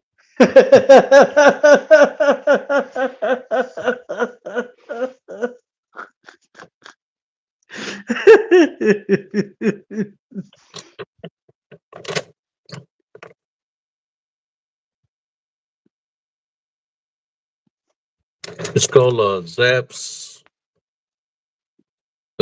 pretzel sticks, Jassy honey mustard. It's got a bee on it. See the bee right there? Uh-huh. You like that joke, Noah? She says she's dead.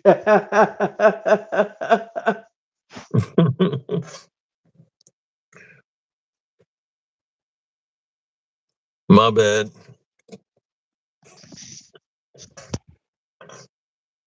The late night snack.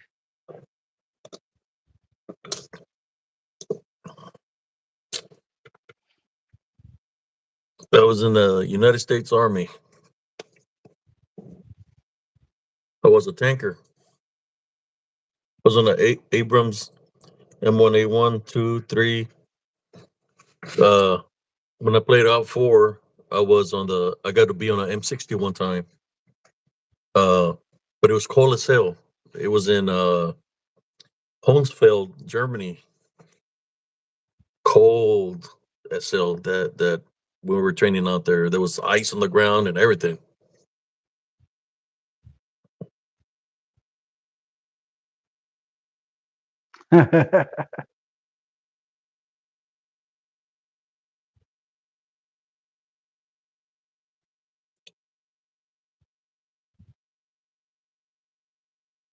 But that was a long time ago. Was in from '89 to '99, 10 years. I wish I could have done all the 20, but I had gotten injured, so I couldn't do my job anymore. So I had to leave. So I was having physical problems till they found I finally Good got night, Rebecca. everything out of control. But went by the time everything got controlled.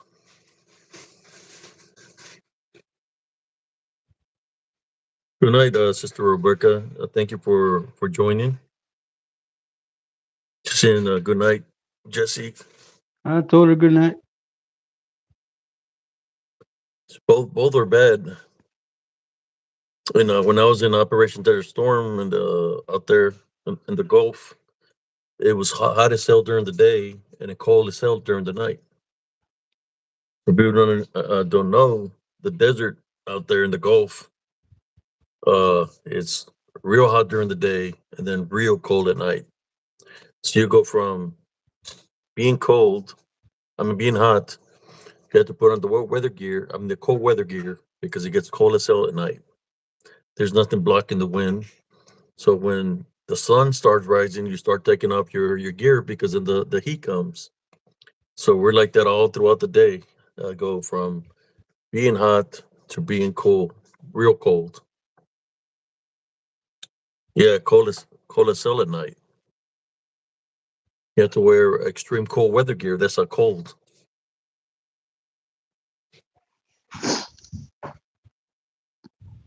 Yeah, there's nothing blocking the wind. Matter of fact, you can hear all kinds of noises when through the wind. You can hear disembodied voices of women, children. You can hear it in the wind. Sandstorms. You see the sandstorm coming from a mile away because there's nothing blocking it, so you can see it where it's coming. You're like, oh, here comes the sandstorm. It started getting closer and closer and closer. I would just jump in my tank and close the hatch. People had to put on the bandanas and goggles in their eyes. You reminded me of that show Rat Patrol from back in the day. He not only heard the gin, he saw one. Nerea. Yes, I've seen the Degen out there. Had several encounters with the Degen. Like I said, I could sense things, and they would come at me at nighttime. That night, they would try to come and attack the Gen.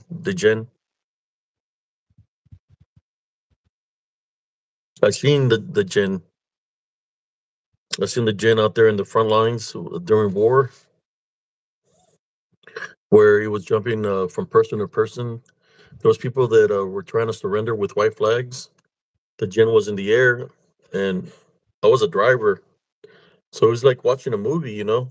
So I'm seeing everything, and the bullets flying, the tanks exploding, and I see the Gen floating in the air. There's a person holding a white flag. There was like, I think there was like 8 or 9 people holding white flags trying to give up, and for surrender that they were surrendering, and the Degen got jumped and went into one with a first white flag. He dropped the white flag, and you could see the Degen in him because his eyes were yellowish. And then he picked up the weapon and pointed. He got killed. When his body dropped, the Gen jumped into the next person, onto the next.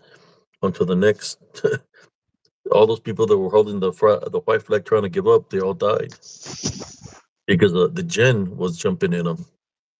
I'm more sure there's probably people in the military that can relate to this because they've seen a change of demeanor of people around them, even our own service members, because the Jinn has the ability to bond and possess. That's what they do. Yeah, the djinn. I seen it. Seen it in the air. It looked like a black, but it was disembodied, like a shadow figure. He was floating in the air, and I knew it was in smoke because the smoke was rising. And this one was just stationary. And then when I seen it go in disembodied form into the person, that's when I knew it was the djinn or something demonic. But in that region, the djinn, you know, they never told us about the djinn, but I already figured that's what it was, right? So the only thing I could do is pray for me and my crew for the Heavenly Father to protect us from what the djinn was trying to do.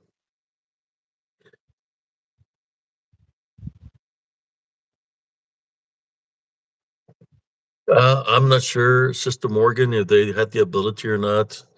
I know I've always had the ability, and sometimes when you're out there, imagine this: you're out there fighting. We're fighting the Saddam Hussein's elite army, which is the Medina Republican Guard, and we're defeating them. We're destroying them, right? But then they never brief you as like the military never briefed me for, hey, well, you're out there fighting. It's not just going to be the Medina Republican Guard you're fighting. You're going to be fighting the Djinn because the Djinn is going to be out there. So when you see something like that, you kind of like just keep it to yourself. Because if you try to say that to anybody, what you witnessed out there, they're gonna try to alienate you or think you're crazy or something. Um, God bless you too, Marcus Hill. so you just try to focus with the mission, which the mission was to fight the Medina Republican Guard. And I kept that with me for many years. I never told nothing about that to anybody till I created the spiritual group encounters, and I shared the story of what happened out there in the front lines, of what I remember. But there is a lot of soldiers that are coming from over there. They're acting differently because they do have the gen on them. It's bonding them, and some of them are being possessed. I lost my brother-in-law to this because he was out there numerous years during this new Iraqi war. He was out there all the duration. He was God his rest his soul. Uh, he was he worked for he was a paralegal.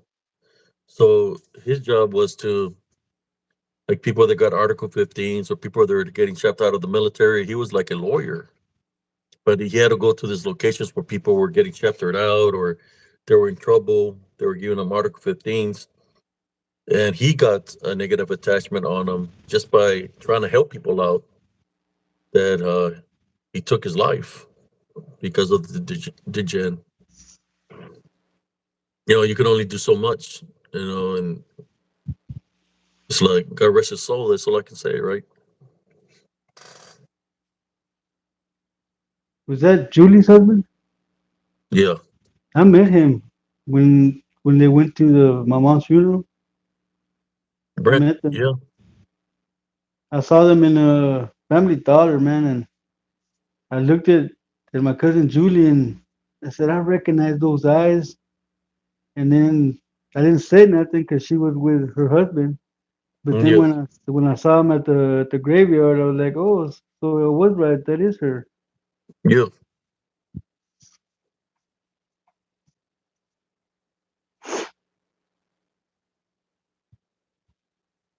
You're welcome. So there is a lot of veterans that are coming from foreign wars, whether they're in Syria, they're in Bosnia, they're in Iraq, Kuwait, or wherever they get sent to. There is other things that are out there that can get attached to them. Just like if somebody from a foreign country will come and try to fight over here in the United States, and they come to Central Texas, that most likely they'll be attacked by the DDN or the shapeshifters that are around here. And that's what happens. But I believe they're all from the same source. I just call them disembodied demonic Nephilim, DDN. Yeah, because what I capture here is no different than what I've seen out there in the desert. They manifest to look very very tall, same characteristics, Same things that they do, and they can mimic a lot of voices out there in the Gulf. They can mimic remote control cars, any kind of noise you could think of, an alarm, a lawnmower, a weed eater. They can mimic those noises, those sounds.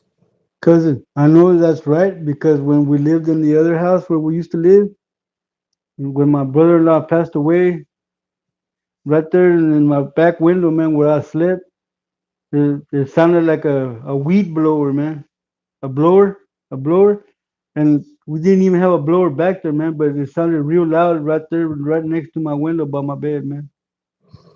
Yeah, I've been here in my house, watching TV. Then next thing you know, it's like I start dozing off. When I'm dozing off, it's like I start hearing a weed eater or a lawnmower in front of my house. And I wake up and I don't hear it no more. And when I start dozing off again, you hear it again like a lawnmower weed eater. But it's because that's what they do, you know? They mimic those sounds. They can mimic the sounds of wind chimes, of doorbells, uh, any voice that you can think of. A lost loved one. They can mimic their voice. They can manifest to look like them. They have many capabilities. But what we got to do as human beings, as children of God, is not believe in the manifestations or the sounds that they're making. The reason they That's do that another. is because they want you to believe that what you're hearing or what you're seeing is real. So if you're believing in that, then it has a spiritual opening over you. You can't give it the power of belief.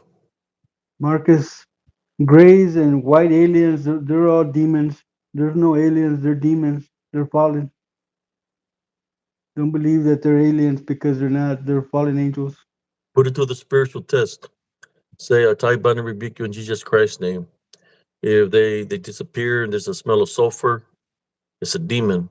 Or if it disappear and there's a smell of pestilence, this demon. It's a demon that's doing that because you tie, bind, and rebuking it in Jesus Christ's name. That's what I tell everybody. Put it to the spiritual test. I mean, it ain't going to hurt you, right? The only precaution I say is this: if you're doing it, make sure you're in the right path. Because if you're not on the right path, then as they're going to see it as you're challenging it when you're saying the tie, bind, and rebuke in Jesus Christ's name. So if you're saying that to it and you're not truly believing Jesus Christ or have a relationship with Him, living in sin, like certain people that have come up against the seer and spiritual encrypted encounters, they said they believe in God, but they truly don't. Then they're liable for a spiritual attack by Amen, the Sonali. yes. But we got to be right on the right path because they're always looking for a spiritual opening.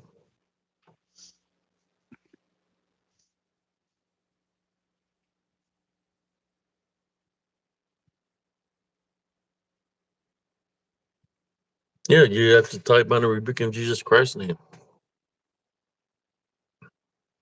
I seen that one that looked a werewolf, like a dog. We would call a dog a werewolf, Literally, it was huge, it was massive, and it's looking at me. This one was a little bit different than the other two. There was like grayish, real tall, looking at me, and I'm looking at it. Where it's like a Mexican standoff, and I say to it, "I type on and rebuke you in Jesus Christ's name." I said that to it, and it just disappeared, and it smelled like pestilence. So I went up to where it was standing, and on the ground where it was standing, there was goo, black goo, where it was stood. So I had some holy water, and I threw some holy water on that area where the goo was. Marcus, Hey, Bigfoot is the DDN,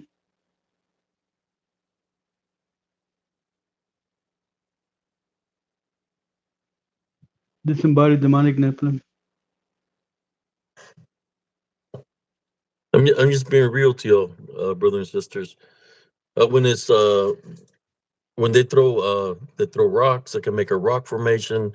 They can throw chunks of wood at you, but that's just because they want you to believe that it's a Bigfoot.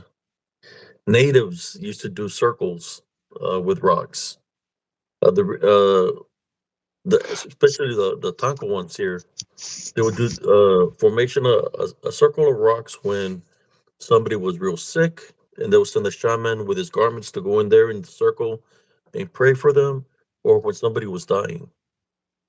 Pestilence You know, smells like sewage, mayhem.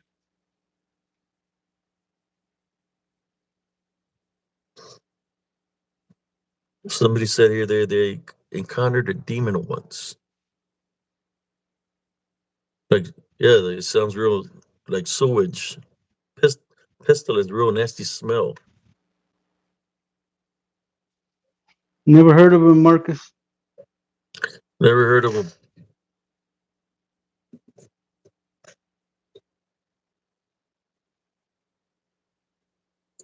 Yep, just like that, Bounty Bear.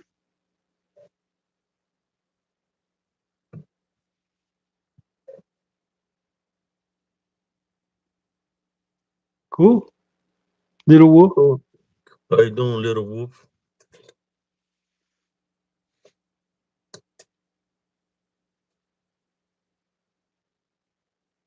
Yeah, I had an experience like that where that it happened to me. Yep, Uh, Tsunade, that happened. like I tell you, I had the little chihuahua. I always kept it in my restroom. Something was trying to get it because I would find the little restroom window torn all the time. So I would always fix the window, Uh, and one evening he was barking. I went outside and I seen my neighbor's light on. I see a woman sitting on the bench, and I'm looking at the woman from a distance, but it's dark, so I open the gate, go out to the street, and I'm looking left and right, and the woman gets up and walks down to where the curb is, and she's looking at me. I'm looking at her, and I'm thinking to myself, that's no way. So I start going into prayer. I start going into prayer, uh, because the reason I'm saying there's no way that it could be what I'm seeing is because it manifested to look like my mother. This happened like in 2015, and my mother has been deceased since 1985. So he's looking at me and he's got this weird smile, and I start, praying against it. And he looks at me, and then I could see through it that it wasn't my mother because the manifestation looks somewhat like her, but it wasn't. I could see the real thing behind it. So it took off, which was, I believe, a Egyptian skinwalker. Then it went to the opposite street, and we're walking parallel to each other. And I'm seeing it, it's seeing me. And I start, I'm still praying the Our Father. And when I'm praying, it just disappears and it takes off. It like just vanishes. But it manifested to look like my mother. That's when you know it's evil because they know what's within you. Spiritually, they know your past, they know everything about you.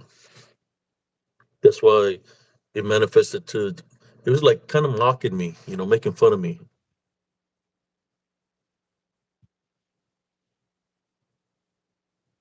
Yeah. Wow, it shook your bed?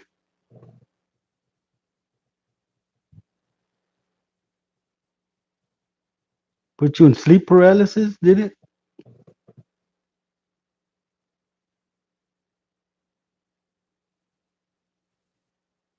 But pestilence smells like sewer, crap, in that sense of way. And pestilence, the sulfur smells like sulfur. Two different kind of smells.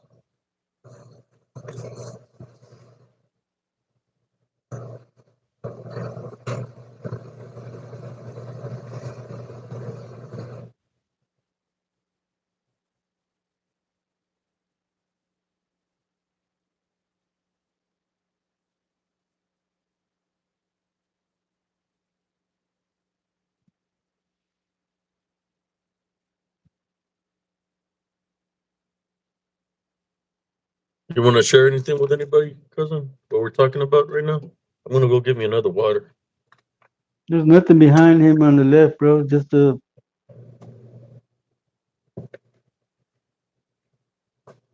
thank you. I'm goofy, but so's your mom. Bye.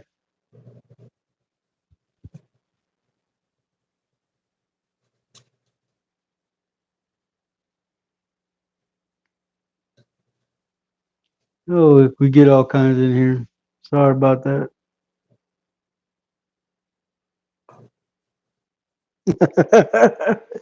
You're starting to know me. Right, Morgan?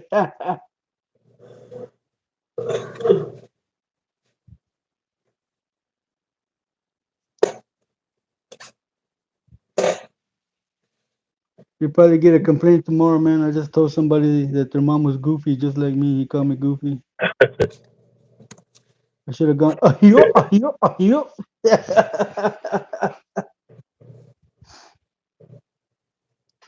What's up, Rebel? You probably will see Rebel. Rebel, it's time for a treat.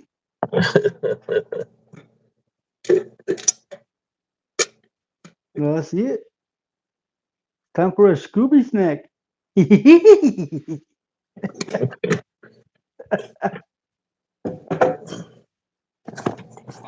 Yeah, Morgan, I don't take no disrespect kindly, man. And since I'm from the 80s, the first thing that comes to my mind is to mention their mama.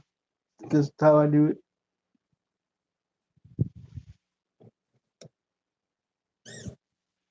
Any other stories that anybody wanna listen to? I know y'all talk about the degen. Any other beings that you're interested? So somebody was talking about a gray alien and stuff like that. I'm just here to let you know that you're tricksters. They can manifest to whatever you're thinking. So if you're believing in ET, the movie, you're gonna look like an ET to you. If you're believing in fairies, you're gonna manifest to look like a fairy. Just so you can get the belief factor over you. That's what they Mm, do. The only fairy I know is Tinkerbell, man. So it's gonna look like Tinkerbell. Yeah. Wow. Well, what else can I say? I've seen a werewolf, so it Tell them the wouldn't story about surprise. the werewolf being kind of her cousin. Well, guys, when I went to Faro, Mississippi back in 2018, I was working at a cotton gin over there, night shift,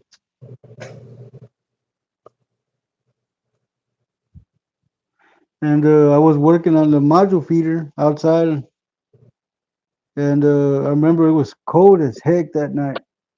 The module feeder stands about a good 5 or 6 feet off the ground. You have to walk up a ladder to get on it, and they have a catwalk where you can walk up from one end, from one side to the other on that one side.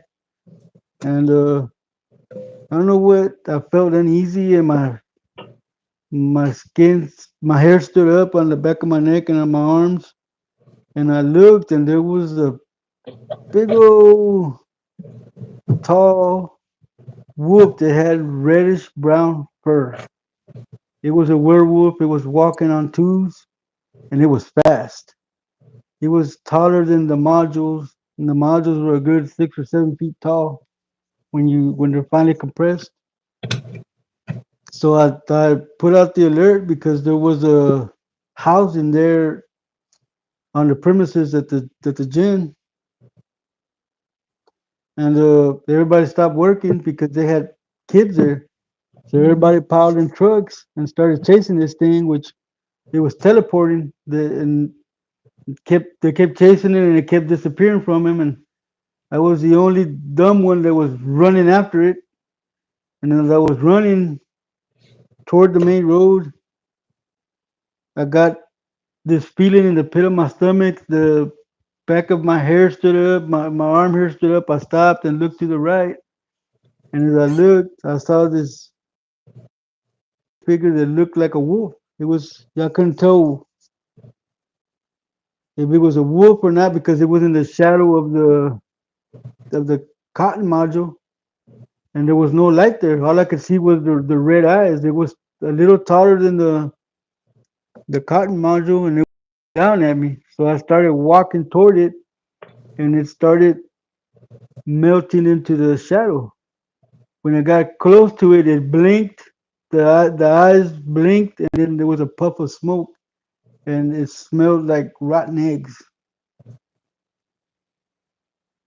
But yeah, that's my werewolf story, man. I actually seen that.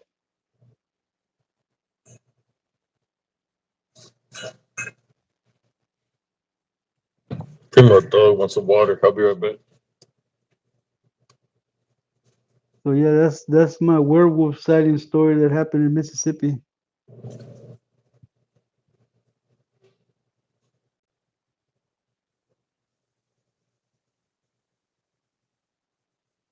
Any questions?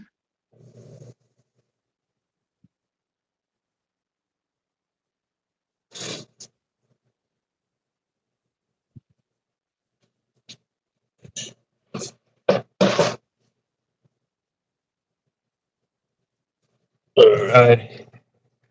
Let's see some of the comments. I was trying to figure out what he wanted. He hit the bowl and the water was empty. I So can I gave hear him him. some water. I can hear him hitting that water, man. Well, you must not show fear, Neville.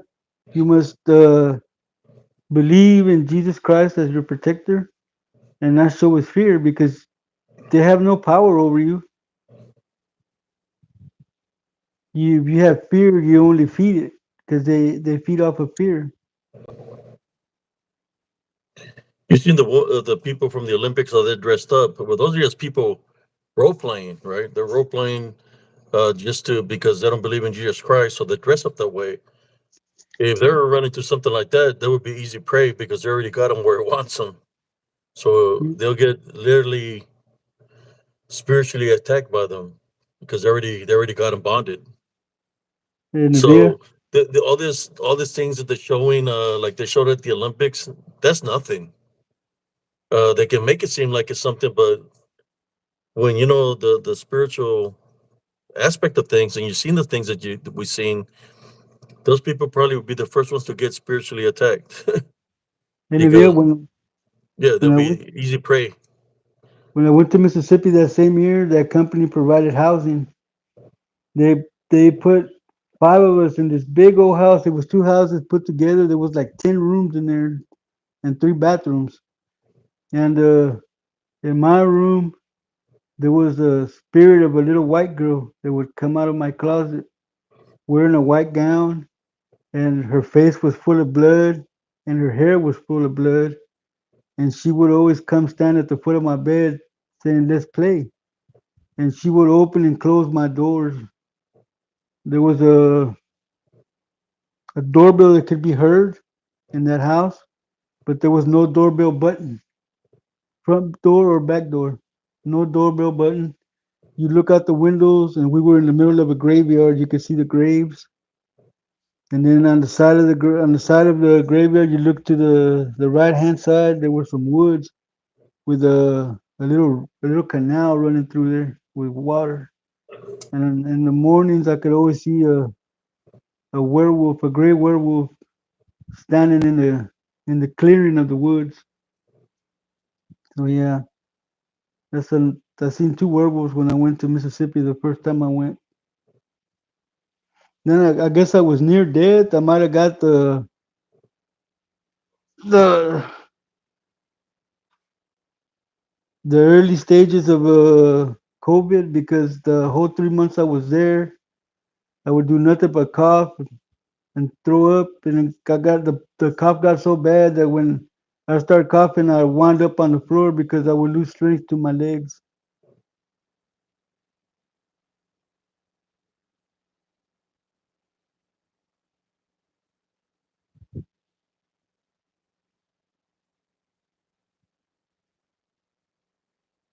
Well, you saw a skeleton in your bed? I never seen one of those.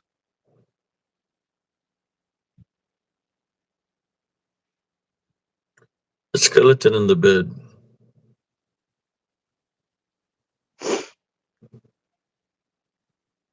What was it doing?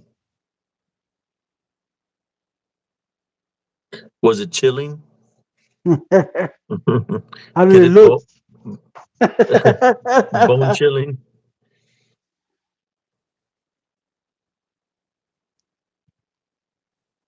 But yeah, that's just some stuff that I've seen that I shouldn't have never seen because I ain't been right after since then. She says you were sleeping at a friend's.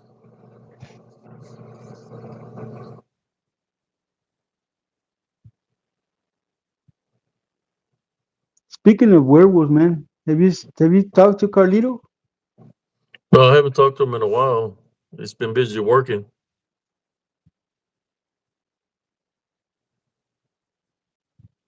I know he really hasn't been doing no more podcasts or anything like that.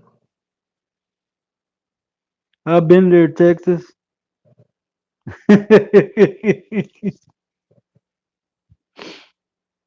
So I was dancing with this beautiful woman that was until LSD wore out, and I was dragging the mannequin across the parking lot. Oh my god! Hey, cousin, the the second time I ever smoked marijuana, cousin, I was going through an alley and I went on a bad trip, man. I seen the ground go away and nothing but fire coming up out of the holes. So I started running, jumping over these holes that had fire coming out, and demon hands trying to grab my legs, man. It happened the second time I ever smoked marijuana, man.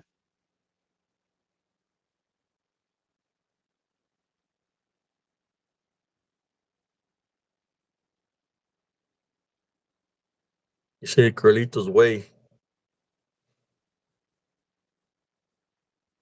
Oh, plastic skeletons. Maybe somebody was might have been trying to play a prank on you. Yeah,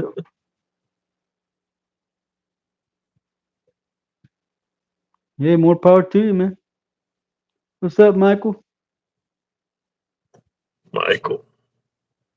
He was Oh, here, I think, yesterday and the yeah, day I before. remember.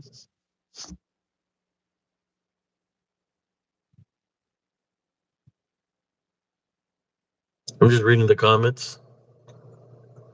What's up, Hope Michael? How you doing, everybody's brother? doing great and enjoying the stories that we're talking about. Is there anything else y'all want to discuss about? We are at 3 something in the morning right now, 3:10 in the morning. Yeah, we've been on for 4 hours, man. Yeah. Are you ready to call it, cousin? Well, whenever you get ready to call it, I gotta get up, go do a hair appointment, man. Oh, see, he said he was blowing through girls and felt bad about that. What the hell? Yeah, you were the guy that was Easy Mike.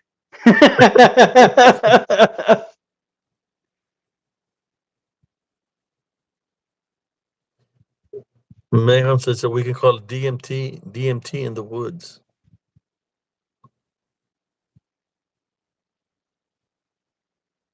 There you go, cousin. There's a question. What do you think vampires are? Well, I don't know much about vampires, but I believe that they exist. Have you They ever exist. encountered anything in Like that a form? vampire? Like a vampire? No, never. I think that the only thing that I can recall that kind of resembles a vampire that I've witnessed would be the Hat Man, because he's wearing this top hat. Looks like he's got a cape, but he's all dressed in black and he's walking with a cane. But what's weird about him is he's got red eyes. Then he was trying. I didn't have no fear, so I'm staying in the location I'm standing. Then he comes at me and he's I get elevated you. off the ground. But I think if there was, I've had some experience like that in that way, and then but to me, they all come from the same location. That not that they're going to suck the blood out of you, but they might drain your energy. I think more of a energy vampire, where they try to target your Life energy, force. The life especially force. if it's manifesting to look like that, to see if you're afraid. That's a spiritual opening. If you're believing it's something in that nature, then that's another spiritual opening. Yeah, I'm But so gay. I raped your dad, dude. Bye. so I would say just to take authority over it in Christ's name whenever you see something like that, just to see what happens. So type on rebuke in Jesus Christ's name, and if it flees, he flees. Then it's something demonic in nature.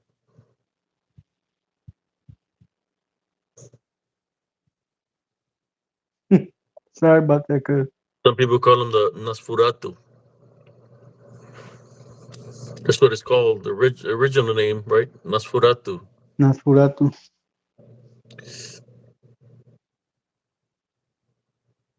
It supposedly originates from Transylvania.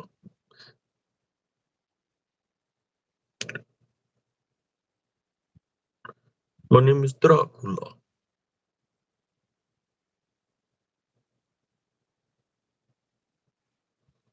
I've heard stories where I think there's people back in the day when there were buried people that they thought were vampiric.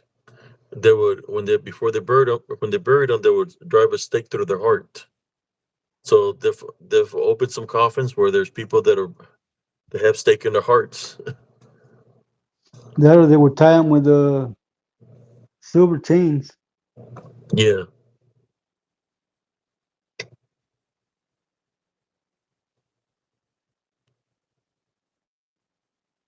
look into my eyes. What do you see? Oh no, it's Count CS. I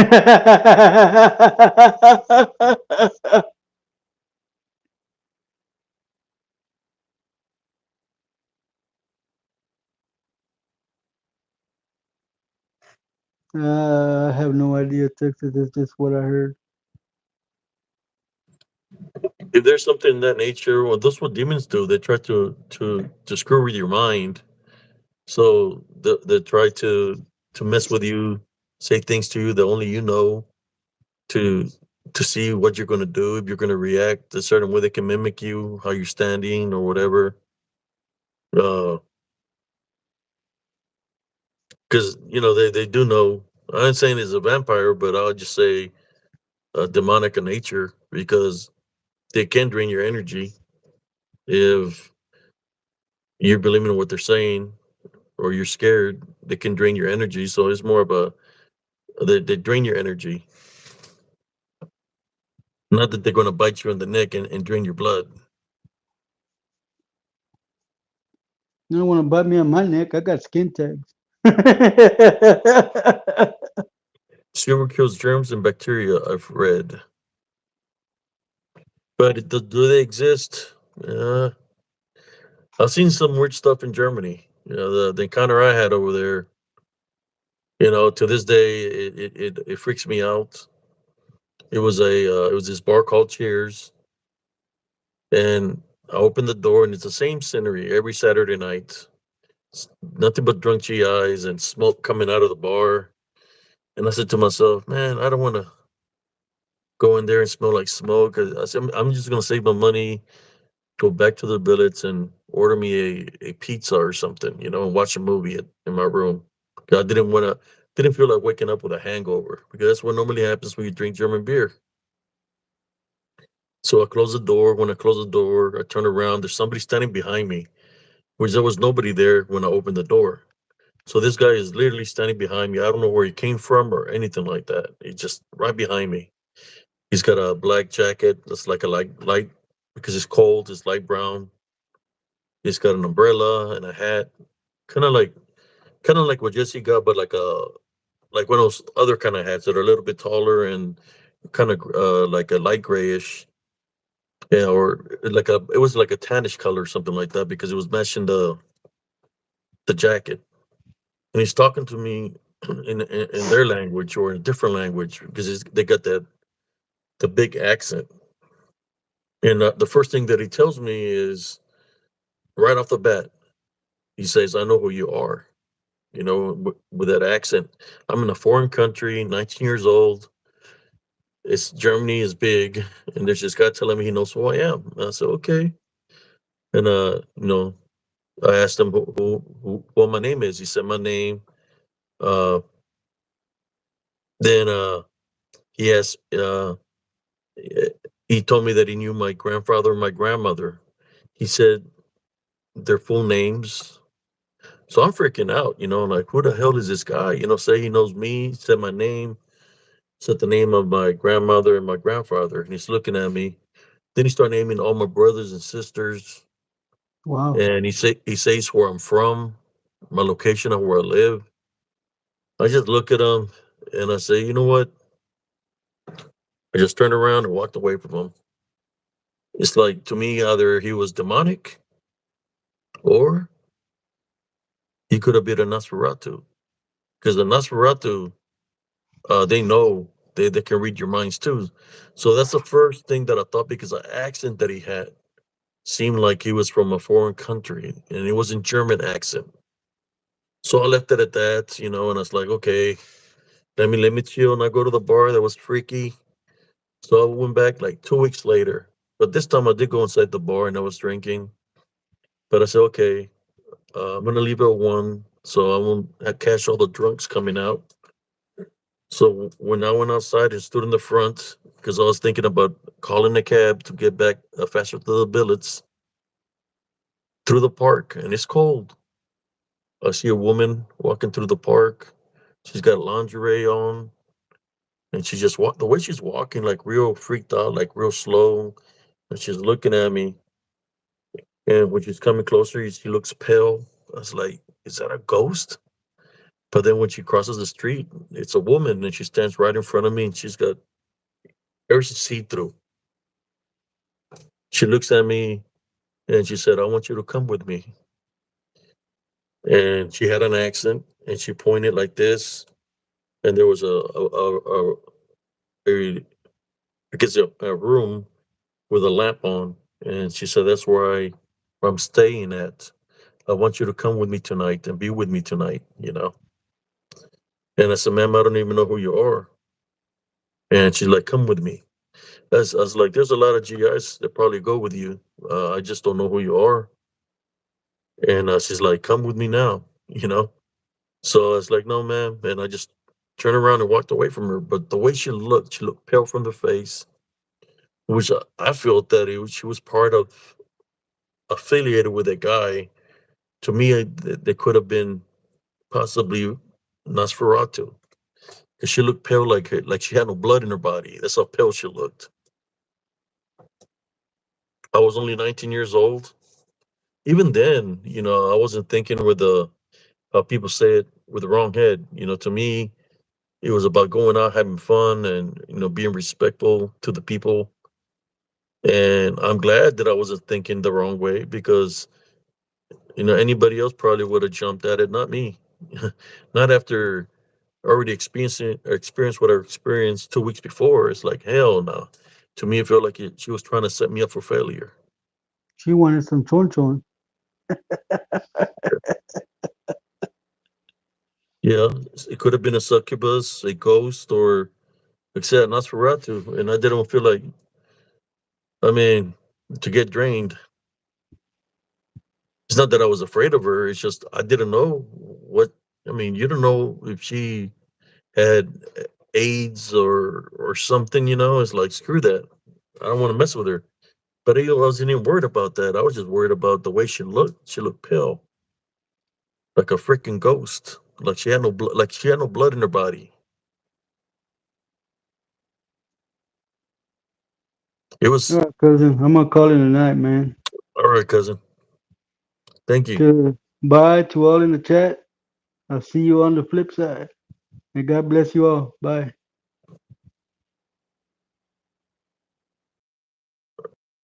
All righty, brother and sister. Since saying that, since cousin Jessie left, I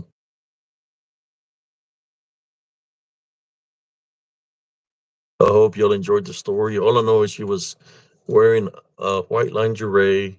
It was see through. You could see everything. It's just the way she looked. She looked pale, like white, like not even white, like just pale, like a ghost.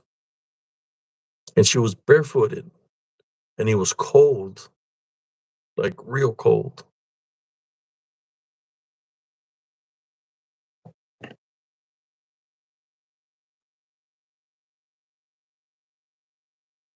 In saying that, brothers and sisters, I hope everybody has enjoyed tonight's live feed. I guess I might go also. Now, unless you want to hear another story, if you want to hear another story, I can say another story. Uh, when we're talking about werewolves, werewolves. When you talk about werewolves, vampires, there's another one that you cannot leave out: gypsies. Because you ever remember those movies from back in the day? You got werewolves, vampires, and gypsies in every movie.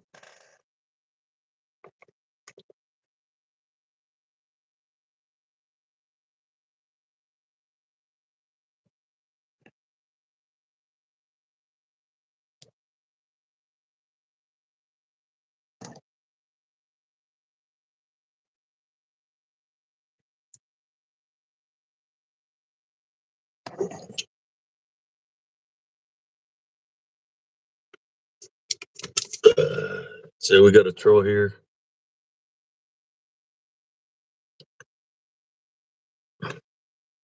They're talking about all these people are vampires.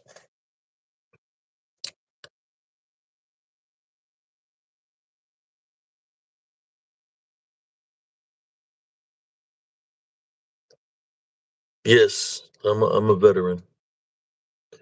Since let's talk about a gypsy story. The only gypsy story I got two gypsy stories, but the one that kind of freaked me out. You know, when we talk about gypsies, we think about a gypsy witch, right? So I'm in stationed in Germany, 19 years old. That was my first duty station, and when I was in Germany, I was at this bar called B15s. I was drinking. There was this beautiful German young woman that sat down beside me. She looked like a model. And we were just chit chatting all night, just talking all night, drinking. Then the bar closed and I started walking with her. She had a bike, but I was just walking with her, and just we were just talking. And she told me that I know that the base is further up, that if I wanted to, I could go spend the night at her apartment. And I say, okay. So I went with her and we entered a room. It was only like two rooms, which was like a kitchen slash living room and a bedroom. So I seen the couch in the area where the kitchen and living room was. There was a couch, so I went to go lay down on the couch, and she went into the bedroom. Right, she went into the bedroom. Next thing you know, she comes out and she said, "Hey, you can come sleep over here." And she's naked. In Germany, naked is not a big being naked is not a big deal. At the same time, she just that's their natural. How do you go? That's natural to them over there. So she told me about I want to go sleep in the room with her. So I was a little bit tired because I had drank quite a bit of beers. So I want to go lay down by her. And she's like literally naked. And I'm not thinking anything in a bad way. I'm just trying to get some rest. Right. So I go to sleep with my shoes on and my clothes on. That's how I went to sleep. Because a beer hit me. The German beer's pretty strong. So I get woken up to a sound.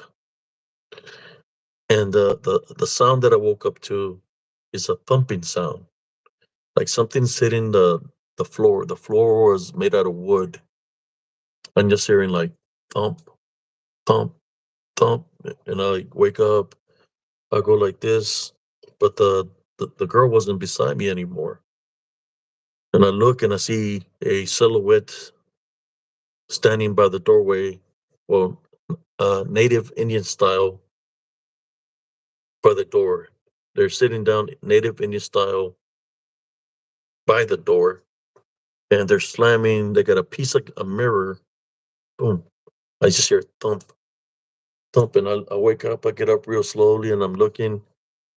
And what I'm looking at is an old lady with white hair. Her eyes are rolled back white, and there's foam coming out of her mouth, and she just stabbing the hell out of that floor. And I'm looking at her, and her eyes are rolled back white, and I go around her very slow, and when she's stomping, and then she just stops. I walked beside her real slow, and I was looking for the girl that invited me there. And I was like, "What the hell's going on here?" So I go to the door that I entered, and he had all these locks. So I'm looking like this and trying to unlock all these different kinds of locks that are There's chains and everything, deadbolts, and I'm looking like this and making sure she don't come and try to charge me with a piece of glass. So I was able to run out of there.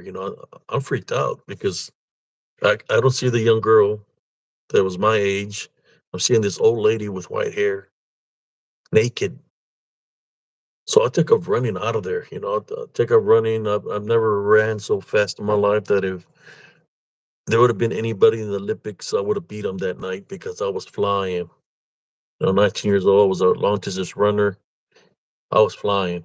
I was like Usain Bolt, just flying and looking back because I could sense the imagination of this old lady flying in the air after me, right? Because of what I witnessed. I ran and there was like a 12-foot wall, 13-foot wall around my base. I jumped over that wall like a freaking cat. That's how freaked out I was. 19 years old. I went to my room, jumped in my room, and I just went to sleep, you know. So then, like 2 weeks later, we're at this fest. It's called the Strawberry Fest. And we're drinking beers, like big old mugs of Strawberry Fest beer, real strong beer. We're drinking, and my friends like, "Yeah, man, we want to show you the Strawberry Fest witch." They said that she appears around this time frame. So we're drinking, and we walk down the stairs. I said, "Look, here's a statue of her." So I look at the statue, and it looked like that old lady that I ran into, and I was like freaked out when I seen her. It looked just like the old lady that was hitting the ground, hitting the broken glass in the ground, in which I believe that the young woman was just a manifestation, but her true nature was the old lady that I guess she had some kind of spell to look young or something. But I'll never forget that day. And she was a gypsy. One thing that she did mention when we were at the bar, that's why I was trying to figure out how is this young girl telling me that gypsies are real, and then she was telling me that werewolves were real too. That's what she was telling me, that werewolves were real. In gypsies, that there's werewolves, and I believe she might have said that the about the Nosferatu, that they exist in her culture. But when I seen her manifest that way, it really freaked me out that she was a witch, that pretended to be young, and I guess I seen her true form.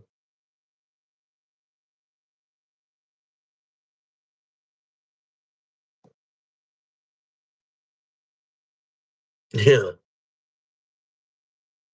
And I had ran into a lot of witches when I was growing up, but never to a witch like this witch that had that ability to to take the appearance of a young lady for 3 hours straight at a bar, then to walk with me all the way to her house, which was a good other 45 minutes to get there, walking, to be able to take a manifestation of a young lady like that for that many hours.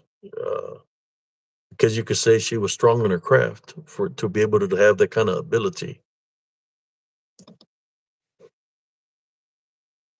Yeah, it freaked the hell out of me.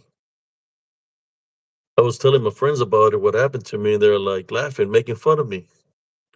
They're like, "Oh, you're afraid of the young girl. You ran away from her."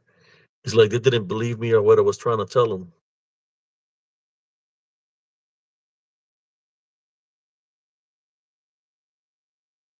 Well, I thought you were just, I'm in a different culture, and that when you go there, they give you a class. So some Germans are friendly, and they tell us about sometimes they might get nude in front of you because it's part of their culture. So we're not supposed to think it any other kind of way. So I was just being respectful to the culture. And she told me, yeah, you can stay there, and in the morning you can go back to the billets, so you can get some rest. Being friendly with me, I wasn't thinking in any other kind of way. That's what I'm thinking it was, like a Romanian gypsy. not a German gypsy, like a Romanian gypsy, because they even had Turkish uh, Turk people that were gypsies over there too. The Turkish people, they were very overprotective of their clan. Where I seen them pull out knives on people real quick. They're ready to slice somebody with some big knives, you know. So they're into all that, into the gypsy world, gypsy life.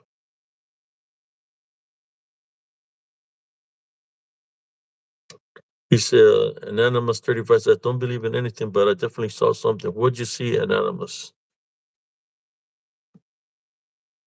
But that's the experience I had in Germany with a gypsy. Well, man, she looked like a model, you know, a very beautiful woman. But went from a very beautiful woman to like, where the hell did she go? I mean, she wasn't there no more. It was just an old lady.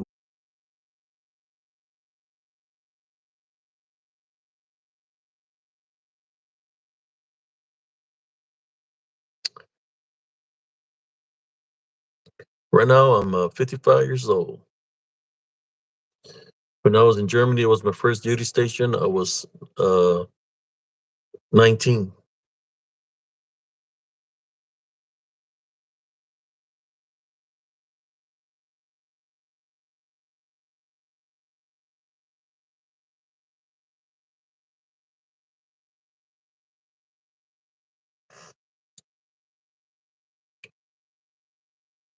But in saying that, I hope y'all enjoyed this story.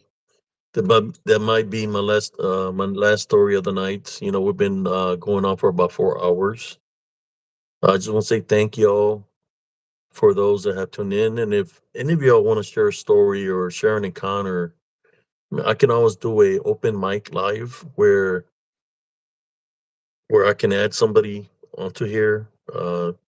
If somebody wants to share their experience or the story, you know, we can go one on one here, and you're more than welcome to say your story or whatever you want to share to the viewers. I believe in sharing is caring. I can make it happen. You know, which uh, you have to send me something through Messenger, so I can add you on through Messenger, so I can send a link if you want to do a live here with me on Spiritual Encrypted Encounters.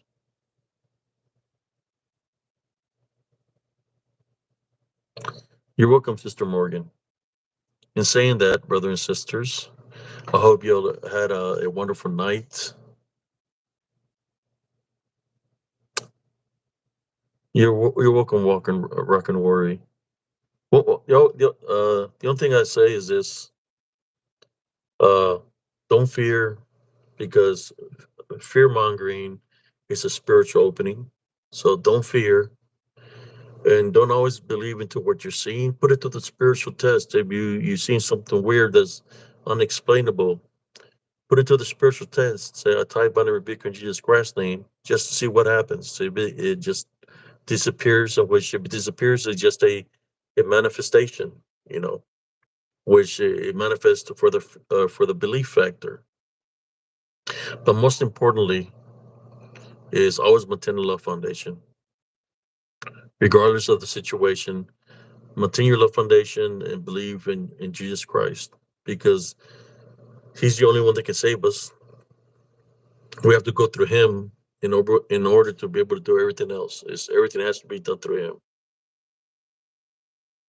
But everything that I've experienced in my life, I've always placed Jesus Christ first. The unseen forces that come up against me, they know that I believe in Jesus Christ, and they know that I'm attending Love Foundation. But they're going to try to test you. Uh, don't be afraid of whatever comes up against you, because it's within you to be able to overcome any trials or tribulations that come up against you through Jesus Christ.